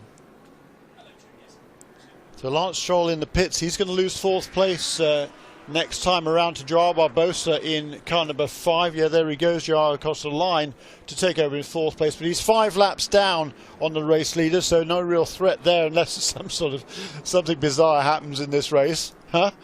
Has anything bizarre happened in this race? Not a great deal, no. No, it's got a pretty good record up until now, I think. Oh, dear. I've struggled to pay attention for most of it. The engine cover on the number 50 Highway to Help car being replaced. This is David Hinton who brought the number 50 car in, by the way, and it's in pit road now with the team assessing what the problem is, and the Turner Motorsport BMW M6 being pitted. So that is being seen to by the Turner crew, and the 96 about to be sent back into the race. And Joe, have you got an update on the 50 car? Or is it Jim down there? Yeah, Still Johnny, Joe. that car has been plagued with the sticking throttle this morning, and obviously that's extending into the afternoon. So it's probably that. I'll have a wander down there and see if we can get an inside story on that. Okay, during my last stint off from IMSA Radio, about 4 hours off, I took the opportunity to go and sit in the brand new grandstand, the world's first motorsports stadium here at Daytona, and did see a moment for the 50 car straight lining down at turn 1, just trying to get it stopped, and had to go do an anti-clockwise loop to then rejoin the track. So the 50 car clearly plagued with that problem for a little while now. Lance Stroll, frustratingly, still in the pits here. Yeah, time slipping away from that car. That's absolutely not in really 0-1 contender now. Here comes Joao Barbosa again to put another lap on that machine. In GTLM, then it's a good lead of. No, it isn't. Pipa Durrani's in. Pipa Durrani coming down pit road. This is the race leader. Or was that a replay? Must have been a replay. Oh, yeah, it's a replay. There's that's a okay. Oh, dear. See, you're getting me too excited now, Jeremy. No, it's okay. The number 2 car, the ESM Ligier, out front and continuing to lead by 3.4 seconds. The 10 car, Ricky Taylor, still there in 2nd position, and the 90 car is in 3rd position. Straight down to the Continental Tire pit lane member for this stint, Joe Bradley, who has a little bit more on the 50 car. Joe. I've just got to push Danny Stewart out the way so I can get to David Hinton. David, car back in again, engine cover off. It's still that sticky throttle or something else? No, throttle's great now. It's no brake lights. So it's been a bit of an issue throughout the race. We had no tail lights through the night. Now we have no brake lights, so they're trying to fix it. It's not Lucas related, I am told, so I think we should be good. So the regulations don't allow you to be out there without brake lights, understandably, I think. That's correct, yeah. It's dangerous to other competitors. They need to know when you're braking, especially for people like us who might brake a little bit earlier. Yeah, that's true. You guys are not giving up. You haven't given up all race. In fact, there was a lot of people I was talking to, I think Danny Stewart actually, who said that he didn't expect to be here past midnight, but you proved those doubters wrong. No, we won't give up. This is too much fun. I mean, the restarts are just absolutely intense. It's battling with all these guys, it's so much fun, it really is. Are we likely to see the car out at another round, or is this the round that you guys sort of concentrate on? No, we're going to do the 12 hours of Sebring, and then plan is to do Watkins Glen and the Petite, do the Patron North American Endurance Series. Oh, you just do the icing on the cake, you guys, yeah? Yeah, just the longer races. We know we're not in the running for any of the races, but in the sprint races we'll just be in the way. So we just want to do the endurance. Good stuff. Happy birthday for everyone at IMSA Radio. Thank you, mate. Birthday boy David Hinton in the 50 squad, and they're not taking it easy, are they? Hinton in the 50 squad, and they're not taking it easy, are they? Going for all 4 of the long distance races, but I think that's probably a good decision as well. Like he says, the 50 car around Long Beach, somewhere like that, it really would be in the way. But it's an older car, older drivers who they're just doing this for fun. Absolutely, and a good cause as well. The Highway to Help. Tom Kimber-Smith flying in the number 52 PC car. That's the quickest that car's managed all race, a 1:43.055. Just noticed to stop as well for the 63 Jeff Siegel driven Ferrari 488, and Tristan Vautier's got on board the number 9 Audi R8. That's the Stevenson car. Okay, they're just off the lead lap now, but it's been a great run by Stevenson Motorsports in running the two Audis. There's that battle comes past. Was that a battle there? Was that Damien Faulkner, or was that the other Viper? Not sure, honestly. Whilst you work that out, there was a driver change actually, with Jeff Siegel getting out of the 63 and handing over to Alessandro Balzan. So that car goes back into the running in 9th position, but as you say, a couple of laps, maybe just one lap off the lead of GT Daytona, and it's the 44 car you're looking out for that leads that class up to 14th overall with Super René Rast. He is, well, he's been wound up to 10, I think, before getting on board this car and charging hard. High praise from Andy Lally. After many years in the Porsche Super Cup, lots of experience with the rear-engine German cars, well, now going with a V10 mid-engine machine and adjusting to the Audi very tidily indeed. René Rast leading the GTD class by 3.2 seconds over Shane van Gisbergen in his Porsche. We got battle at the front of the field. Pipo Derani leads now by 5.5 seconds over Ricky Taylor. So nothing Ricky can apparently do about the P2 car, but he's not going to give up yet, that's for absolutely sure. 1 hour and 34 minutes to go. The car was last on pit lane back on lap 662, so done 20 laps. So another 5 or 6 laps, I would suggest we'll be ready for pit stops for our leaders. Bumping and boring through the bus stop, Augusto Farfus in the number 25 BMW M6, the white livery car. There are still 2 Turner Motorsport M6s in the race. They're GTD cars, but this is a GTLM machine, so no ABS, no traction control for Augusto Farfus. I was watching the video during my break of Farfus around the Nordschleife when he took his girlfriend or wife out and, as the passenger, scared the living daylights out of her. It was only a road car, but Augusto Farfus chuckling away in the driver's seat, hurling a very smart BMW around the Nordschleife, and he's having fun in his Beamer this weekend. The M6 in 5th position. And is he turning laps quicker than the Ollie Gavin car? Not quite so. Farfus trying to catch up on the number 4 Chevrolet Corvette. Jim Roller down in the Continental Tire pit lane. Have you seen that video? Yes, I have. And as I recall, she wasn't real pleased with her husband. Slow down, slow down for goodness sake, I think was the line. I think he may have even slept in the guest room for a couple of nights. I think you're probably right there, yes. Yeah, they had a little kiss at the end of that, but I think that was just for the camera. She will have stormed off for a good few hours afterwards. The promise was he would take her for a gentle tour of the Nordschleife. That was never the plan. Is there such a thing? Ask Sabina Schmitz. Absolutely not.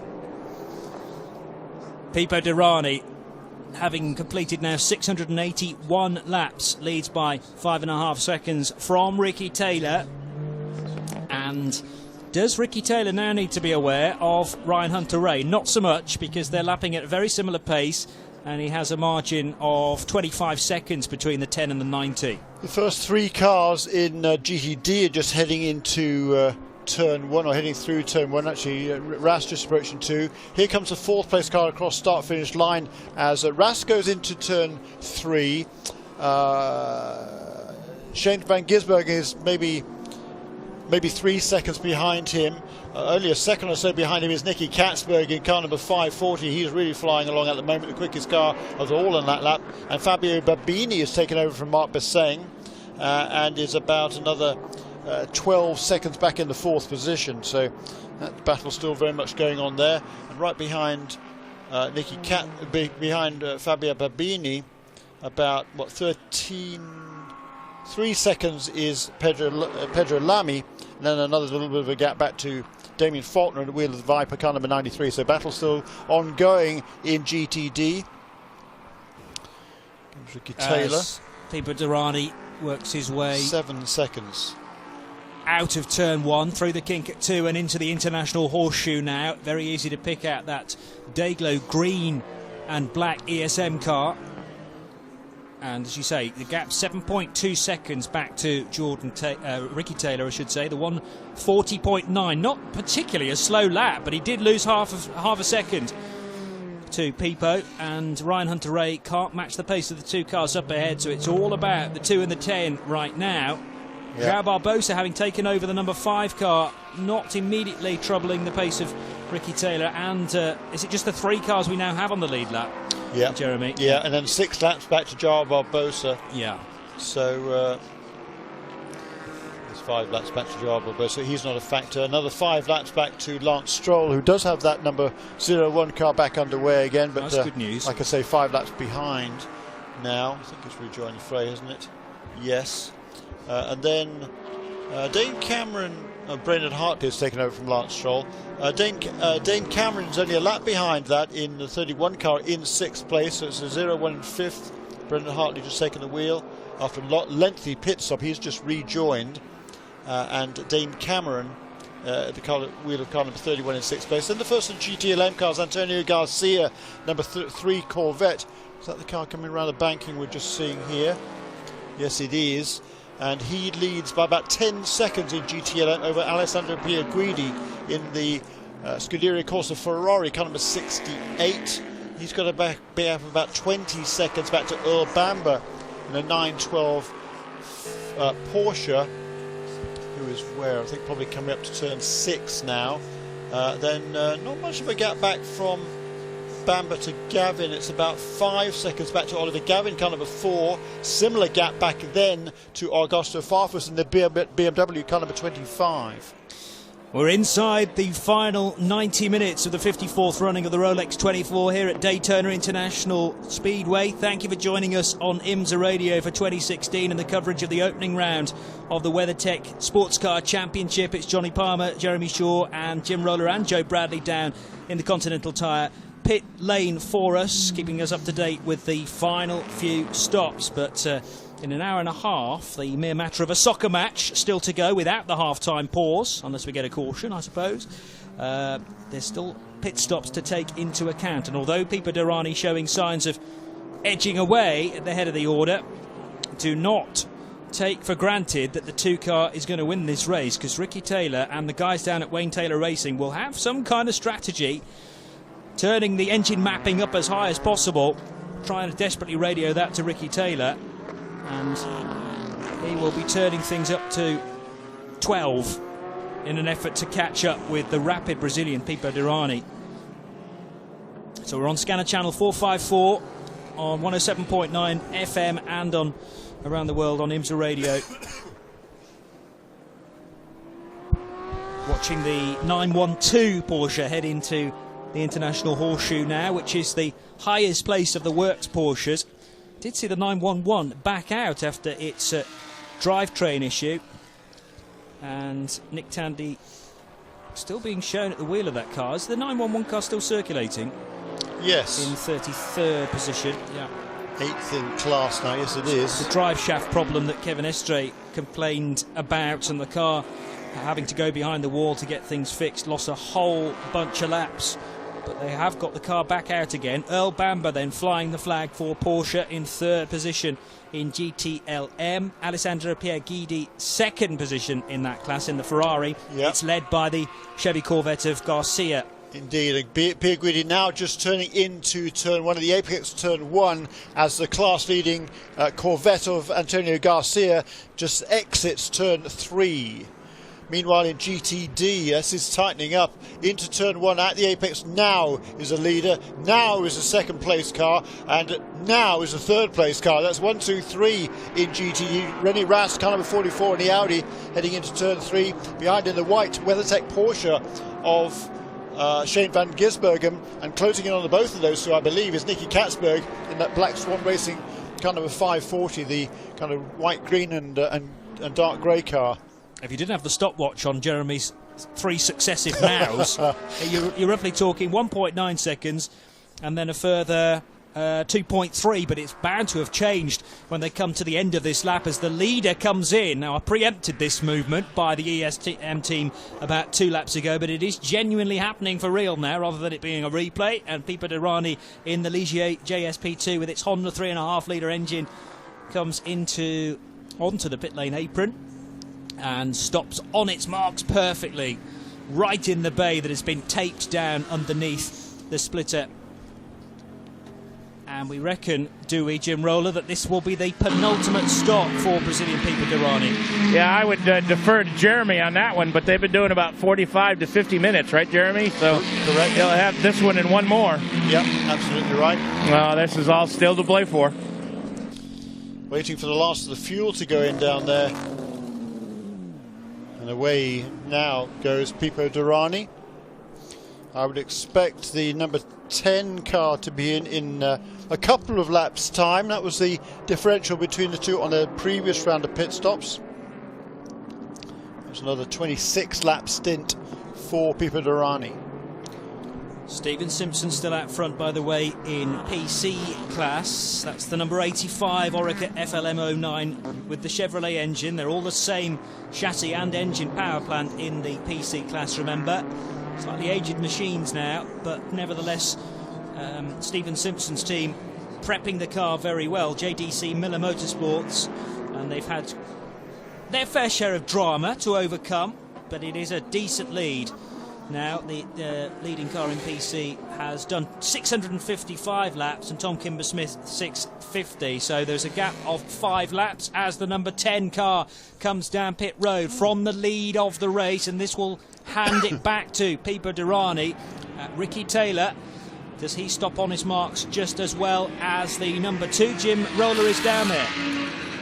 Well, it's going to be a driver change. Jordan Taylor's going to take this car to the finish. Ricky jumps out.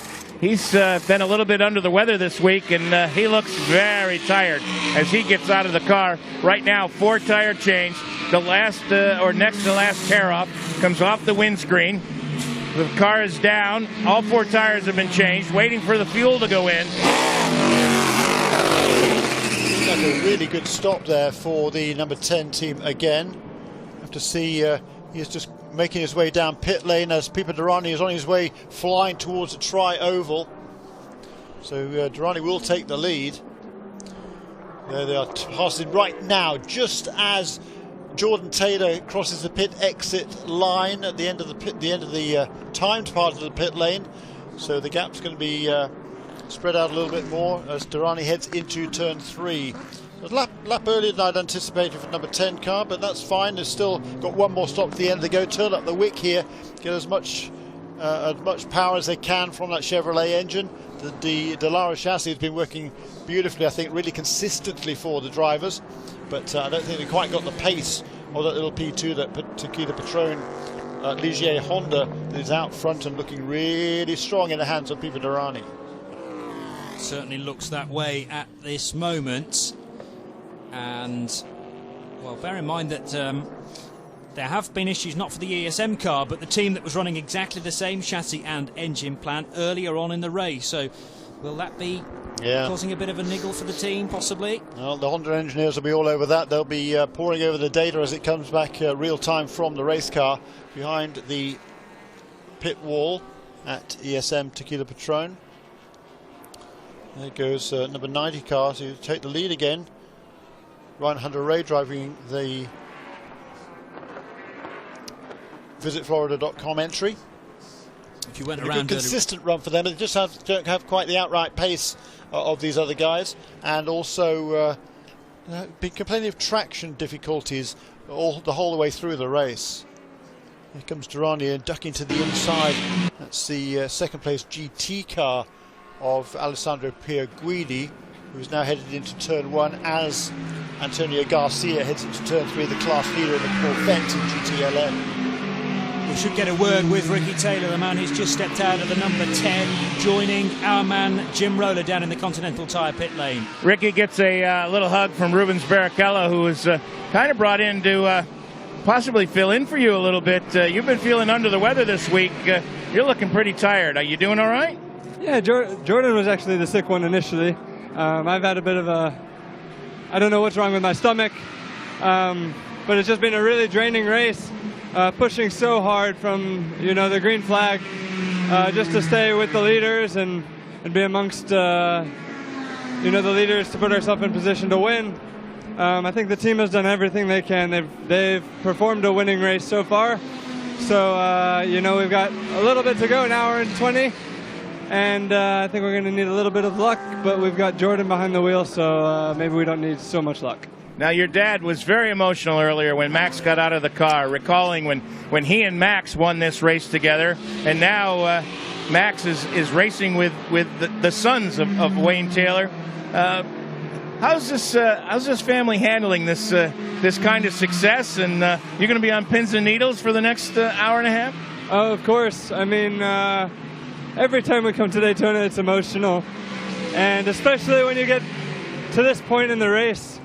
You're so physically and mentally and emotionally drained from the pressure and the stress and all the hours that the guys put in. It takes a lot out of everybody on the team, and so if there's a tear, I mean, it's out of hard work and just empty emotions.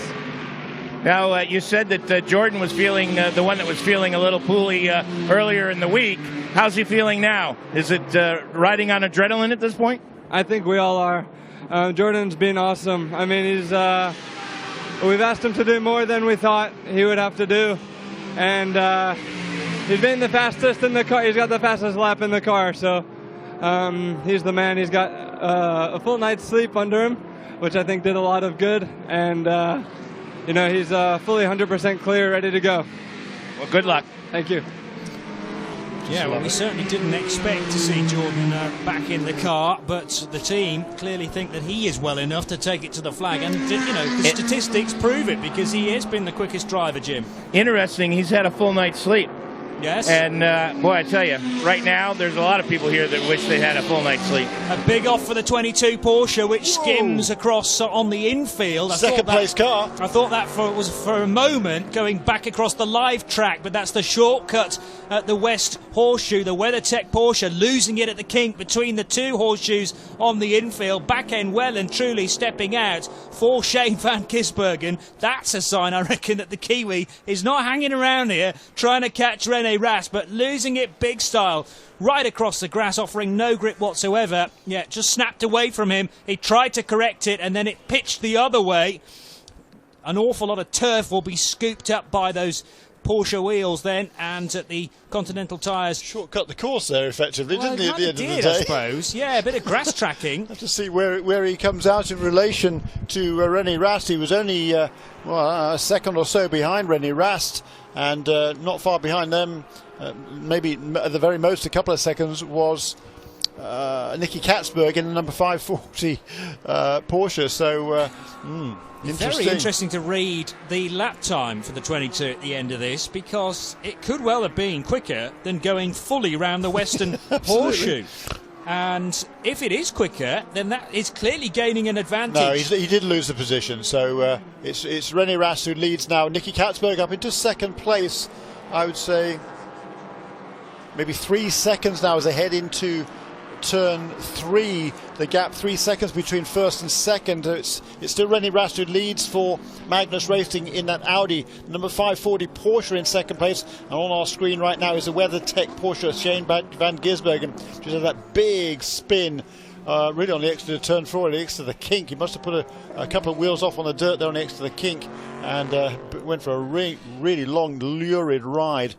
Here is our race leader. It is right now onto pit lane is Ryan Hunter-Reay for scheduled service. He will drop back to third place in the standings, and we've got an hour and 17 to go. So he's certainly going to need one more pit stop as well. It'll be a shorter pit stop than the other two contenders because he will need less fuel. But I don't think that's going to be enough to make up the deficit that he will have when he rejoins the racetrack in third place. For those interested on the Gizzy lap time, it was a 1:54.1, so he lost about 7 seconds on a regular lap time. Katzberg did a 1:47, René Rast did a 1:48, a 1:54 for Shane van Gisbergen. He's not fallen out of the podium positions, and clearly he's trying to get a hustle on there to get close to what was René Rast, while he's now got work to do to get ahead of Nicky Katzberg.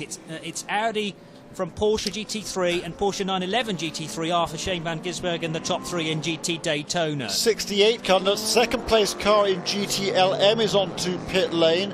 I would have thought that was a little bit early. It was last in on lap 6:52. 25 laps in, that's probably about right. Perhaps it's been all green since then. Away he goes there. There he goes. And Shane van Gisbergen brings that number 22 car onto pit lane after that spin. And our man Jim Roller is down there ready to receive, Gizzy.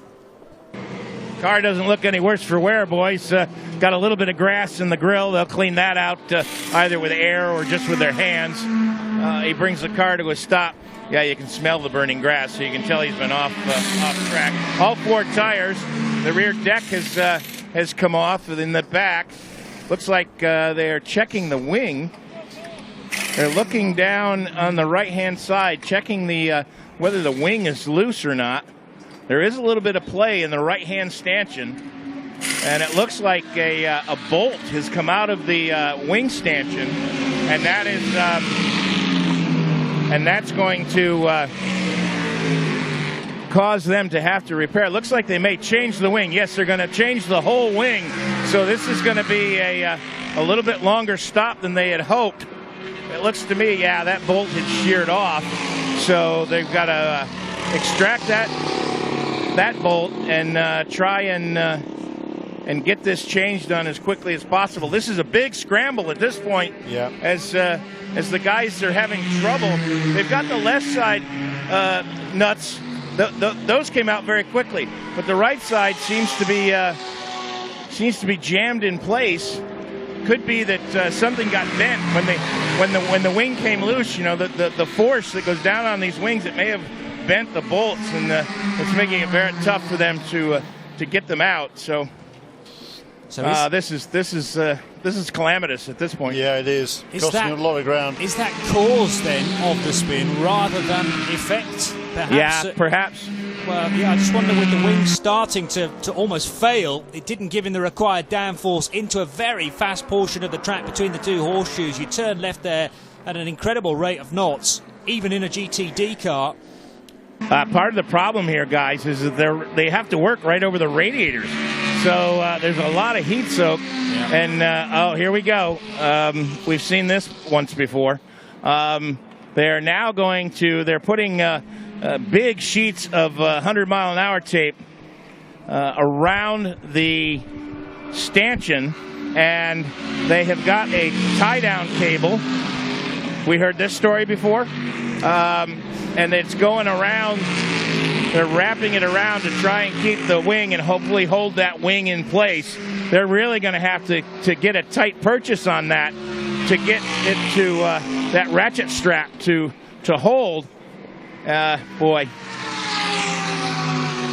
Well, this is the Alex Job racing car, the number 22, and on the Team Seattle Alex Job racing car, we have seen exactly the same work being done, and it was the 23 car. It was lower down, though. It was on the bottom splitter. Yeah, this is on the wing, so in fairness to them, they've got a lot more places that they can attach and wrap up, and that is certainly going to make this a little bit safer situation than what they had trying to hold the rear diffuser on. Just an indication of how strong that cord is as well, because they've got garden shears out there to try and slice it in 2, and it's taken 2 guys to get that cut off to make sure that there aren't any straggly ends that are going to get tied up with the engine cover that is now being put back on. Let's hand to the other end of the Continental Tire pit lane, though, and Joe Bradley with a bit of news.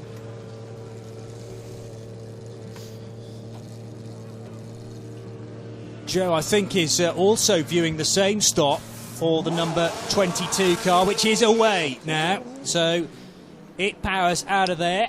Yep, but outside the top 5 now in GTD, it's still René Rast who leads by that same 3.1 seconds over Nicky Katzberg. Those two absolutely trading times. The third place car, Fabio Babini, he's only a dozen seconds back in the third place, and not far behind him, maybe about 5-6 seconds, is Pedro Lamy in the number 98 Aston Martin. Then it's Damien Faulkner, who's another 18 seconds back in the 5th place in number 93 Viper. Don't think Shane van Gisbergen got out of the number 22 Alex Job racing car, so it will rejoin in a moment or two as the number 3 Chevy Corvette comes down pit road. Antonio Garcia pitting from the GTLM lead, and he's right with Jim Roller once again. Antonio's going to stay in the car. They've already changed the right side tires. Now they're going to work on the left side tires, we talked earlier about how efficient these Corvette guys are, and just fuel and tires only. This is going to be a lightning stop. A little bit further up pit road, we've got the 85 car, which leads the PC category, making its routine stop. There's going to be a driver change there. All 4 tires have already been changed. The driver is almost belted in. The driver helper is leaning over and working on the lap belts and now plugging in the radio and any sort of cool suit apparatus that the driver may have. The steering wheel's going back on. The fueling is done, so he should be back at it shortly. Garcia back into the race. It's funny, the 3 and the 85, although totally different cars, do tend to stop on the same lap. I remember seeing those bright yellow machines in previously as the number 3 car with a bit of tape on the front of that car now for Antonio Garcia. Works its way into the horseshoe, and the 85 is up and running again as well. So Stephen Simpson out. We'll tell you who's on board that just as soon as we can, with Earl Bamber now, Jeremy, out front in GTLM. Indeed so, and he's going to be due a pit stop, not for a little while yet. So this is going to be really interesting in GTLM. The Corvette, I'm fairly sure is going to have to make another pit stop, as is the Porsche. The Porsche will need pretty full service. I think, though, it can probably get by on just one more pit stop. Like I say, Gavin's also going to have to come in for a splash. So this is far from over in GTLM. Oliver Gavin is in second place now, the number 4 Corvette. He last pitted on the same lap as Earl Bamber. There are 7 seconds between those two. The 20 PC car comes down pit road with Johnny Molam at the wheel. That is the prototype challenge car with the Chevrolet engine, 3rd in class. Is that Shane van Gisbergen off again, same place? Oh, really? Yeah, this wow, time it's even full more of grass. Okay, so that's slipping away then from number 22 team. They are down now to 10th place in the class. Boy, how quickly that changes. And look at the rear wing. Yeah, look it's at the all rear over wing, the place. bending back on the stanchions there, offering no downforce whatsoever. And it's pitched the car sideways again through that left-hand kink. Now down to 10th position. This is the car that moments ago was in second place, remember, between Rene Rast and Nicky Katzberg. Meanwhile, on the 20 pit stop, I know it's been and gone, Shea Adam. Welcome back, by the way, to IMSA Radio. Did it go faultlessly for the 20 crew? Yeah, the pit stop seemed to go very well. Johnny Mullum stayed behind the wheel, but the bodywork damage to that car, the right rear side pod completely missing, to the point where the mechanics, when they pulled off the tire, didn't quite know where the reference point was to put it back on. It took an extra bit of a bobble, but J-Mo heading back out, I would imagine that he will be finishing the race. That's an absolute replay. Deja vu. Deja vu. I mean, exactly the same. I mean, almost to the same wheel track marks when he bounces across the motorcycle track there at turn 5. That's amazing. You get a 9.5 for the repetition in that. Yeah, no kidding. Superb. I honestly thought I was watching a replay. This time, an awful lot more grass in the front grille, but the pressing problem for Alex Job Racing is sorting out this rear wing. It's made the problem worse, if anything. Yes. They're going to fuel it. They're going to brush all the grass out of the way, and then, well, turn their attention to that rear wing. Okay, boys, that did not work. What can we do next? So apex of turn 1 now is our GTLM leader. There's a 912 Ferrari with Earl Bamber aboard. Apex of turn 1 now is Oliver Gavin, car number 4 Corvette. That is the gap then between first and second. Where is the second of the Corvettes? Not yet in sight. Both of those two, I reckon, are definitely going to make another pit stop. Here now, across start-finish line, comes the... Well, actually, Augusta Farfus and the BMW has already gone past. Yeah, he's exiting turn 1 now. And then it's a number 3 Corvette that just made a pit stop and will need a splash and go before the end, unless there is a caution period. I talked about that deja vu feeling for Shane van Gisbergen out on the infield. Another man getting deja vu, Jim Roller, is you with a 22, because he's back again. Yes, and it's a lot worse this time. His off was a lot worse. There's almost a bale of hay here they pulled out of the front of this car, and now they've gone back to work on their rear wing because it obviously did not hold with the tie-down strap. So now they've got to change the rear wing. They brought out some different wrenches to try and get more torque on the bolts that were so difficult to get out. You can hear the clanging and the banging of the wrenches. This is a mechanic's knuckles' worst nightmare. And they all are wearing those protective gloves that protect them from heat and everything else. But I tell you, I wouldn't want to be sticking my hands in there. And now they've got all the bolts. Now they've got it completely loosened, and they'll be able to replace the wing. I'll let you know when the work is done. Straight to Shea down at the other end of the Continental Tire pit lane then, with news on the man to benefit from this problem for the 22. It's Nicky Katzberg in the 540 just been into pit lane. And he gets to stay behind the wheel, but he did get 4 new Contis to go out and play with. But bit of an interesting motion that they need. The air jack release isn't actually working on the car, so the guy who actually changes the left rear tire then needs to wiggle the car to try and get it to come off of the air jacks. Hope that was their last pit stop, because, guys, anytime that could stop working. John Hindhaugh joins us. Now, we're getting word on Twitter of some potential problems for Pipo Derani leading the motor race. 699 laps about to go in the book, but according to Pierre on Twitter, Pipo Derani starting to report gearbox alarms, as in concerns about the gearbox being able to change through the gears, presumably. Well, that could be any number of things, Johnny. It could alarms. It'll be on the steering wheel. It'll be on the steering wheel. It'll be something that's gone out of parameter. These steering wheels are very, very complex these days, and they'll tend to show you either the revs or whatever you select, but overriding that, if there's something that goes out of parameter, it'll flash up. And it might be just something that says gearbox alarm, or it might be something more specific than that. There's normally a button somewhere that you can clear it. Same sort of thing that would flash up on the driver information display of a street car.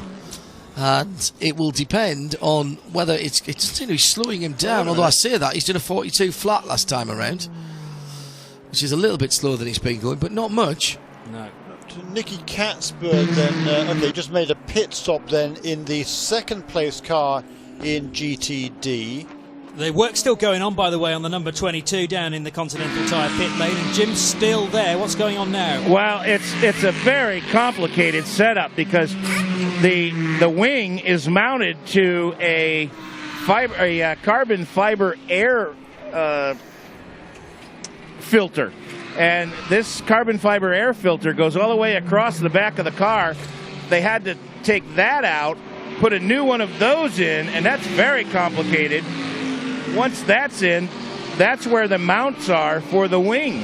So the mounts for the wing aren't attached to the car proper. They are attached to this air filter. So once they get the air filter changed, then they can put the wing back on. In the meantime, the crew next to them, the number 23 car, is getting ready for their pit stop. It's going to be really busy down here. They're pushing the 22 forward a little bit to give the 23 a little bit more room. This has got to be very frustrating. And then some. I mean, understatement of the race, I think. Two spins on the infield, which would require a couple of laundry bills for Shane van Gisbergen. At least for the second one, he will have had warning that the Porsche might pitch sideways and run virtually right across the initial tyre marks on that cut through down at the West Horseshoe. Precision driving that, Johnny. Oh, fantastic! I mean, it's just like being on a skid pan. And to be honest, the grass is still so soggy here after 2 solid days of rain. It's very similar to a damp skid pan, but now the team have the whole of the rear wing off, as Jim says. Yeah, and they're slipping farther and farther down the order, now down to 13th place for car number 22, so I'm afraid their hopes for Alex Job Racing. What a shame for Alex and Holly. Best wishes to Holly Job. And 7 seconds. 7 seconds at the head of the field. Jordan Taylor to Pipo Derani. Just a quick. Been pretty constant, 6-7 seconds the last half a dozen laps or so, John. Just a quick thought as we're beginning to head into the last hour of the race. We will need your nominations, please, for the Robin Goodman Award, the I Respect Spirit of the Race Award. There are, well, Joe Bradley has coined this phrase before, soap opera behind every garage door. Isn't that the case for this particular race? We will announce that in the Michelin post-race tech show, which will be on IMSA Radio after the checkered flag And we are looking for your questions for that. Enter on Twitter, please. Questions and nominations on Twitter. Your nominations for Spirit of the Race, for the individual, team or group of people who you think have most displayed the spirit of endurance racing in the 54th Rolex 24 Hours at Daytona. At Radio Le Mans, use the hashtag SOTR on the hashtag. At Radio, at IMSA Radio. At IMSA Radio, hashtag SOTR. And your questions, please, points of order, or just things that you've noticed during the race that you maybe would like explained. We have plenty of time. Yeah, how long have we got? Yeah, forever. My plane's not until tomorrow afternoon, that's fine. And that will be, again, at IMSA Radio, and the hashtag for that is Rolex PRT. Hashtag Rolex PRT, please, for that, using the at IMSA Radio Twitter account. Just be thinking of those for the last hour, which starts right now. I mean, it's brought to you on IMSA Radio, exclusively live in sound and vision, commercial free, on no interruption. IHG Rewards Club, final 60 minutes of this first round of the WeatherTech Sports Car Championship for 2016. Jeremy Shaw. Exactly an hour to go, and René Rast brings the GTD leading Audi for Magnus Racing onto pit lane. Looks like regular service. They are going to put on fresh set of Continental tyres, and it seem to be stickers from our vantage point. Let's allow our pit lane reporter, Continental Tyre pit lane reporter, to tell us what's going on. She's right on the spot at Shea Adam. They did give him stickers, which is like giving René Rast the best birthday present ever, except it's not his birthday. René, who is so desperate to redeem himself from last year where they were running away with the race and then narrowly lost it. He's won this race before, but it hasn't been in an Audi, and as an Audi factory driver, he would love nothing more than to do that for Magnus today, and he only has an hour left to go. Pedro Lamy coming in as well. Yes, third place car, Pedro Lamy, the Aston Martin, also into pit lane. Again, fresh tyres. He's at the very last pit stall by pit exit. Last of the fuel going in. Still. We might have got to the point of 23 hours in the race, but we still have cars going quicker than they've managed for the whole of those 23 hours, by the way. Brendan Hartley has recently done a 140.250. Do you know why? Go on. Because he can. Because he's a world champion. It's just remarkable, isn't it? And a testament to the cars, Jeremy. Yeah. Antonio Garcia also sticking in that car's fastest lap, trying to hove in on his teammate Ollie Gavin. He knows he's got to make another pit stop, I believe, Antonio Garcia, so push as hard as he can. He's got a 21-second deficit to make up over Oliver Gavin. Ollie is about 7 seconds behind Earl Bamber. That gap has been pretty steady since the last round of pit stops. Earl Bamber, we've got 57 minutes to go. Those two made their last pit stop on lap 6:62 done. 26 laps is going to be pretty close here as to whether the GTLM leaders, the number 9, 12, and number 4, can make it without that final splash. Fabio Babini in now from the lead of GT Daytona in the Lamborghini Huracan. Shea won't be too far away from that. You're right about that, Johnny. I'm actually in between that car and the 97, which is pitting. They both decided to come in about the same time. The 97 actually has handwriting on the trunk because people have written their name on it, but the 97's pit stop already done. Unfortunately, one of the S&P cars is parked immediately in front of it, so the team is having to push it backwards to try and get some space. The S&P guys are working on their pit stop. Fuel still going into the 28 as well as the 97. New tires for everyone. This is go big or go home hour. Here, the 97 still with fuel, although it's raised up off the ground. Now it gets lowered back down. The Lamborghini still waiting. The S&P car goes back out on tracks, but there is no diversion for the 28. The 97 beats him back out, though. Boy, that was close. Let's head to the other end of the Continental Tire pit lane to Jim Roller. You're seeing the 62 stopping. Yes, the Ferrari, a car that had such high hopes about mid-race. In fact, Tony Vielander thought that they had done everything they needed to do with this brand new car to really be competitive, and then they ran afoul in the night, as many of these teams do. Routine stop, fuel, tires is back underway. Okay, thank you, Shay. Thank you, Jim, for the updates. And Babini has rejoined the race. Maxime Martin, I notice, in and out as well for the 97. Jeremy Shaw. I think that'll probably put Damien Faulkner into the lead, but he is due a pit stop as well in car number 93. That is the Viper in GTD. So it's Fabio Babini, as you just said, has just made his final stop of the day in the Conrad Motorsport Lamborghini. And Faulkner stayed out in the 93, so yes, he owes us a stop, but not on that lap. He was next time, I would think. Yeah, he was last in on lap number 645. He's 673. He's on at the moment. Yeah, so I mean, he's within the window, Jeremy, so he can come in any time. The GTD cars can do an hour, and we're down to 55 minutes. Yep, no, that should be no problem. But he came in last time. He came in a lap after the number 28 car, so he's going to do one more lap of fuel, out of this fuel tank. There goes Pipo Derani across the line. That's 704 laps now, but for our race leader, 141.2, turning pretty consistent laps there. Just what he needs to do to hold about a gap of about 7 seconds over Jordan Taylor in car number 10. And the magic number on laps, Johnny, for the distance record? Oh, to beat the distance record, 776. Right. So, yeah. Not going to get that. We ain't going to get there. It would be interesting to What find about out. on this configuration? On this configuration, was which was in 1992 when the Nissan won, and that was 762 laps at a distance of 2,712 miles. So 763 you'd need to beat it. We ain't going to do that either. No way. But what about last year in 2015? It was a 740 lap affair last year. Might not even be that. No. Damien Faulkner staying out again.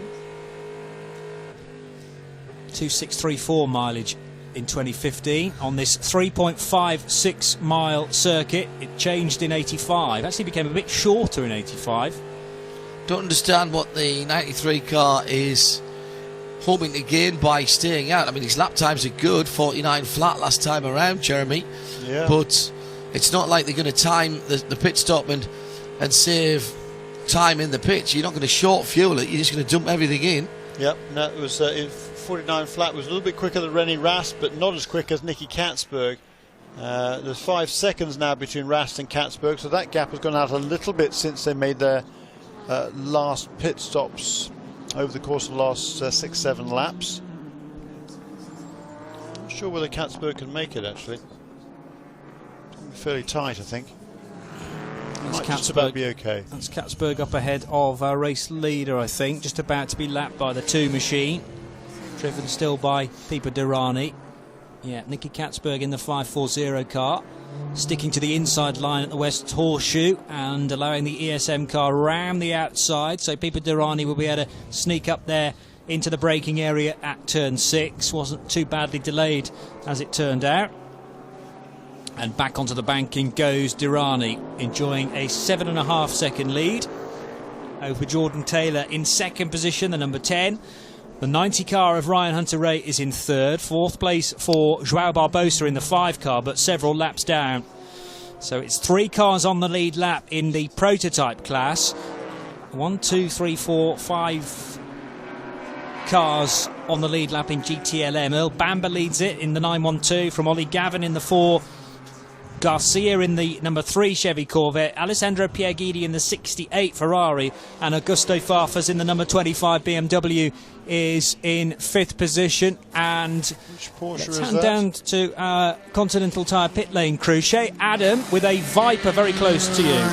the Viper with the bright number 1 on the side, and that's because Damian Faulkner had managed to get it there through pit stop cycles, yes, but Damo is expecting to be triple stinting for this last bit of the race, so he is very much liking his first trip driving a Viper or anything with such a big engine in front of it. He's normally a Porsche guy, but I think down on Jim's end, there is actually a Porsche. There is. It was the sorry, Jim. Go ahead, Jim. That's the 912 you heard leaving. That should be his final stop. It was fuel and tires only. Now, if the 912 can continue to hang on to this and get its way back up to the top when the rotation of pit stops is complete, that'll be the 77th class or overall victory for Porsche in this great event, and it'll be the 41st class or overall victory for a 911 derivative. Great stats there, Jim. You've been doing your homework ahead of this one. And the 912 car rejoins the race now. So this is all looking nicely on schedule for the class leaders or class podium finishers. It's all about the Corvette or the Porsche, with Earl Bamber trying to chase down Ollie Gavin and Antonio Garcia at the moment. The Porsche through the left-hand kink on the infield now. By the way, Damian Faulkner having pitted from the GTD lead in the Dodge Viper. We're waiting for him to feed back into the sequence, but that will see Rene Rast back out front in the number 44. Nicky Katzberg's up to second. Richie Stanaway to third in the number 98 Aston Martin from Fabio Babini. And the number 4 car comes down pit road. This is the class leader, Jim Roller. Ollie Gavin brings the car to a stop. The hard luck driver from Yardley Hastings, a man who's always showed great speed in these 24-hour races, but has never had great luck. He's been able to grab some victories, but probably not as many as he deserves, considering his great skill and ability behind the wheel of these great Corvette machines. This will be just fuel and tires only, and Ollie Gavin will have the honor of trying to bring that Corvette home in first place. He's got his teammate and Earl Bamber to beat. Nicky Katzberg putting in the best timer for the 540 car now in the final hour. So the 540 car driven by Nicky Katzberg doing a 147.416. Back down to our Continental Tire pit lane and to Shea Adam. Boy, the 22 was just stopped in its pit box, and a great big plume of white smoke came out from the hood. That was not something that they were expecting to see. The mechanics immediately put their hands up, signaling not that they didn't want to touch it, but that the driver should then go. I believe it is still Shane Van Gisbergen behind the wheel, and he went back out on track. That could have been some quick overheating, but the car wasn't stopped very long. Side by side in GTLM, the Porsche just takes the lead from the Corvette there of Oliver Gavin. Gavin came out of the pit lane just ahead of the Porsche, but the Porsche snuck ahead of him there going into the East Horseshoe, turn 3. But there's just a couple of car lengths between those two. Gavin is trying to get that car up to speed on those, I believe they were fresh tyres. He's got, this is going to be a flat-out battle to the finish now between these two contenders. And a good lap there by number 912 Earl Bamber, as one would expect. The Le Mans winner last year has put a bit of daylight between himself and Oliver Gavin, but Oliver Gavin is really trying to get the hammer down and catch up again to that Porsche. It was briefly effectively in the lead of the class.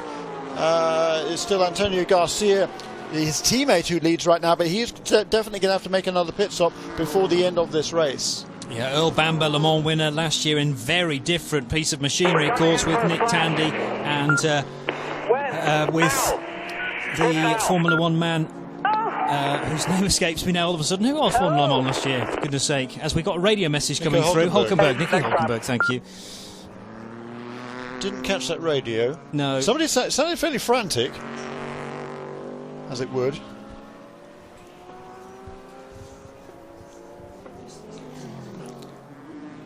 So the 44 car heading into the 6th turn. Still trying to wait for that radio message, but didn't get it. Was it from the Corvette team, do you think, Jeremy? Don't know, honestly. Okay, well, keep listening out for any further radio messages. This is an enticing battle between Garcia, Alessandro Pierguidi and Earl Bamber, and then Ollie Gavin in 4th position, but Earl Bamber muscling his way through. And 6:95 is the lap that we're currently working for Garcia, Pierre Guidi and Earl Bamber. Graham Goodwin joins us now, editor of dailysportscar.com. How's your pulse rate, Graham? It's getting there, isn't it? It's once again, it's another turn of the screw in more than one class as well. Great 24 hours of racing this is shaping up to be, and a final hour brought to you by the Attitude Rewards Club. Okay? It's going to be worthy of, well, a gold-plated sponsor, isn't it? Wonderful. Was that? But I smell something. I think that was Jordan Taylor saying I don't feel too good. Was that right? Okay. I'm not sure. I mean, he's certainly doing a fabulous job. He's just lost out a couple of tenths of a second. That's all the gap now between those first two cars. 8.3 seconds with 709 laps in the books. Are we going to get a second consecutive race here, Jeremy, with drama for the Wayne Taylor Racing Team? Well, yeah, we've had drama for every other single car in this race. Brendan Hartley, by the way, on pit road, or at least he was in the 0-1, still being shown as pit lane, but maybe on his way out now in the 0-1 car. Yeah, I think it may be that there. So having made a stop from 5th position, not really in the equation for the top 3 finishers, because top 3 remain on their 710th lap. Pipa Durrani from Jordan Taylor, possibly not feeling too good for this final stint. Ryan Hunter-Reay in 3rd position. João Barbosa several laps down. Nicky Katzberg in the car number 540 has just made another pit stop. That's unscheduled. He was only in, 10, 12 laps ago. Is this a time pit stop for the end, Jeremy? Yeah, maybe little early. Maybe need a little splash. Straight down to our Continental Tire pit laner to Shea Adam with news on the 540 car. It was the first of our splashing goes, and get ready, boys, because we're going to have a lot of them. There is just about every team on the pit wall in terms of GTD getting ready to give their car just a little bit more fuel. Jeremy, you asked earlier if the 540 could make it. They didn't think they could, and it was about 8 seconds worth of fuel, so they would have been well short. Now they came in, their stop was 5 laps prior to the other contenders, which is number 44, number 98, and the number 28. Damien Faulkner in car number 93, the Viper, he should be fine. He came in 3 laps later than that, so that shouldn't be a difficulty. Jim Roller's right on the spot with Wayne Taylor Racing. What do you know about Jordan Taylor? Well, you heard the radio transmission that he's not feeling very well. The car's got a vibration. There's a lot of consternation on the crew guys. Wayne himself is just absolutely beside himself as they're trying to make a decision, and I think they're trying to decide not only what to do about the car, but what to do about Jordan, because if he's not feeling well, and in fact, here comes our answer.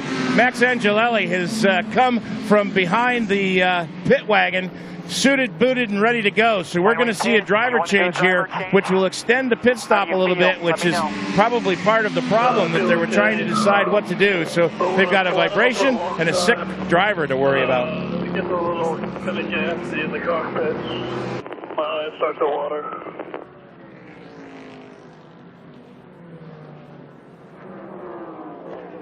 That was the end of another message then from Jordan Taylor back to the guys on the Pratt perch, and it sounds like the driver change will be made. I'm getting shades of last year here, and the car having to make a very last ditch pit stop. That was because of a driver limit. Well, this is for health concerns, not serious health concerns, but nevertheless difficulties with Jordan Taylor suffering with this viral infection. We think it's a really bad sore throat at the very least, and concentration and starting to wane a little bit. We knew that the fatigue aspect of this race was going to be the main problem for Jordan. It's a brave call to put him in for the final stint, and it's not quite come off for the 10.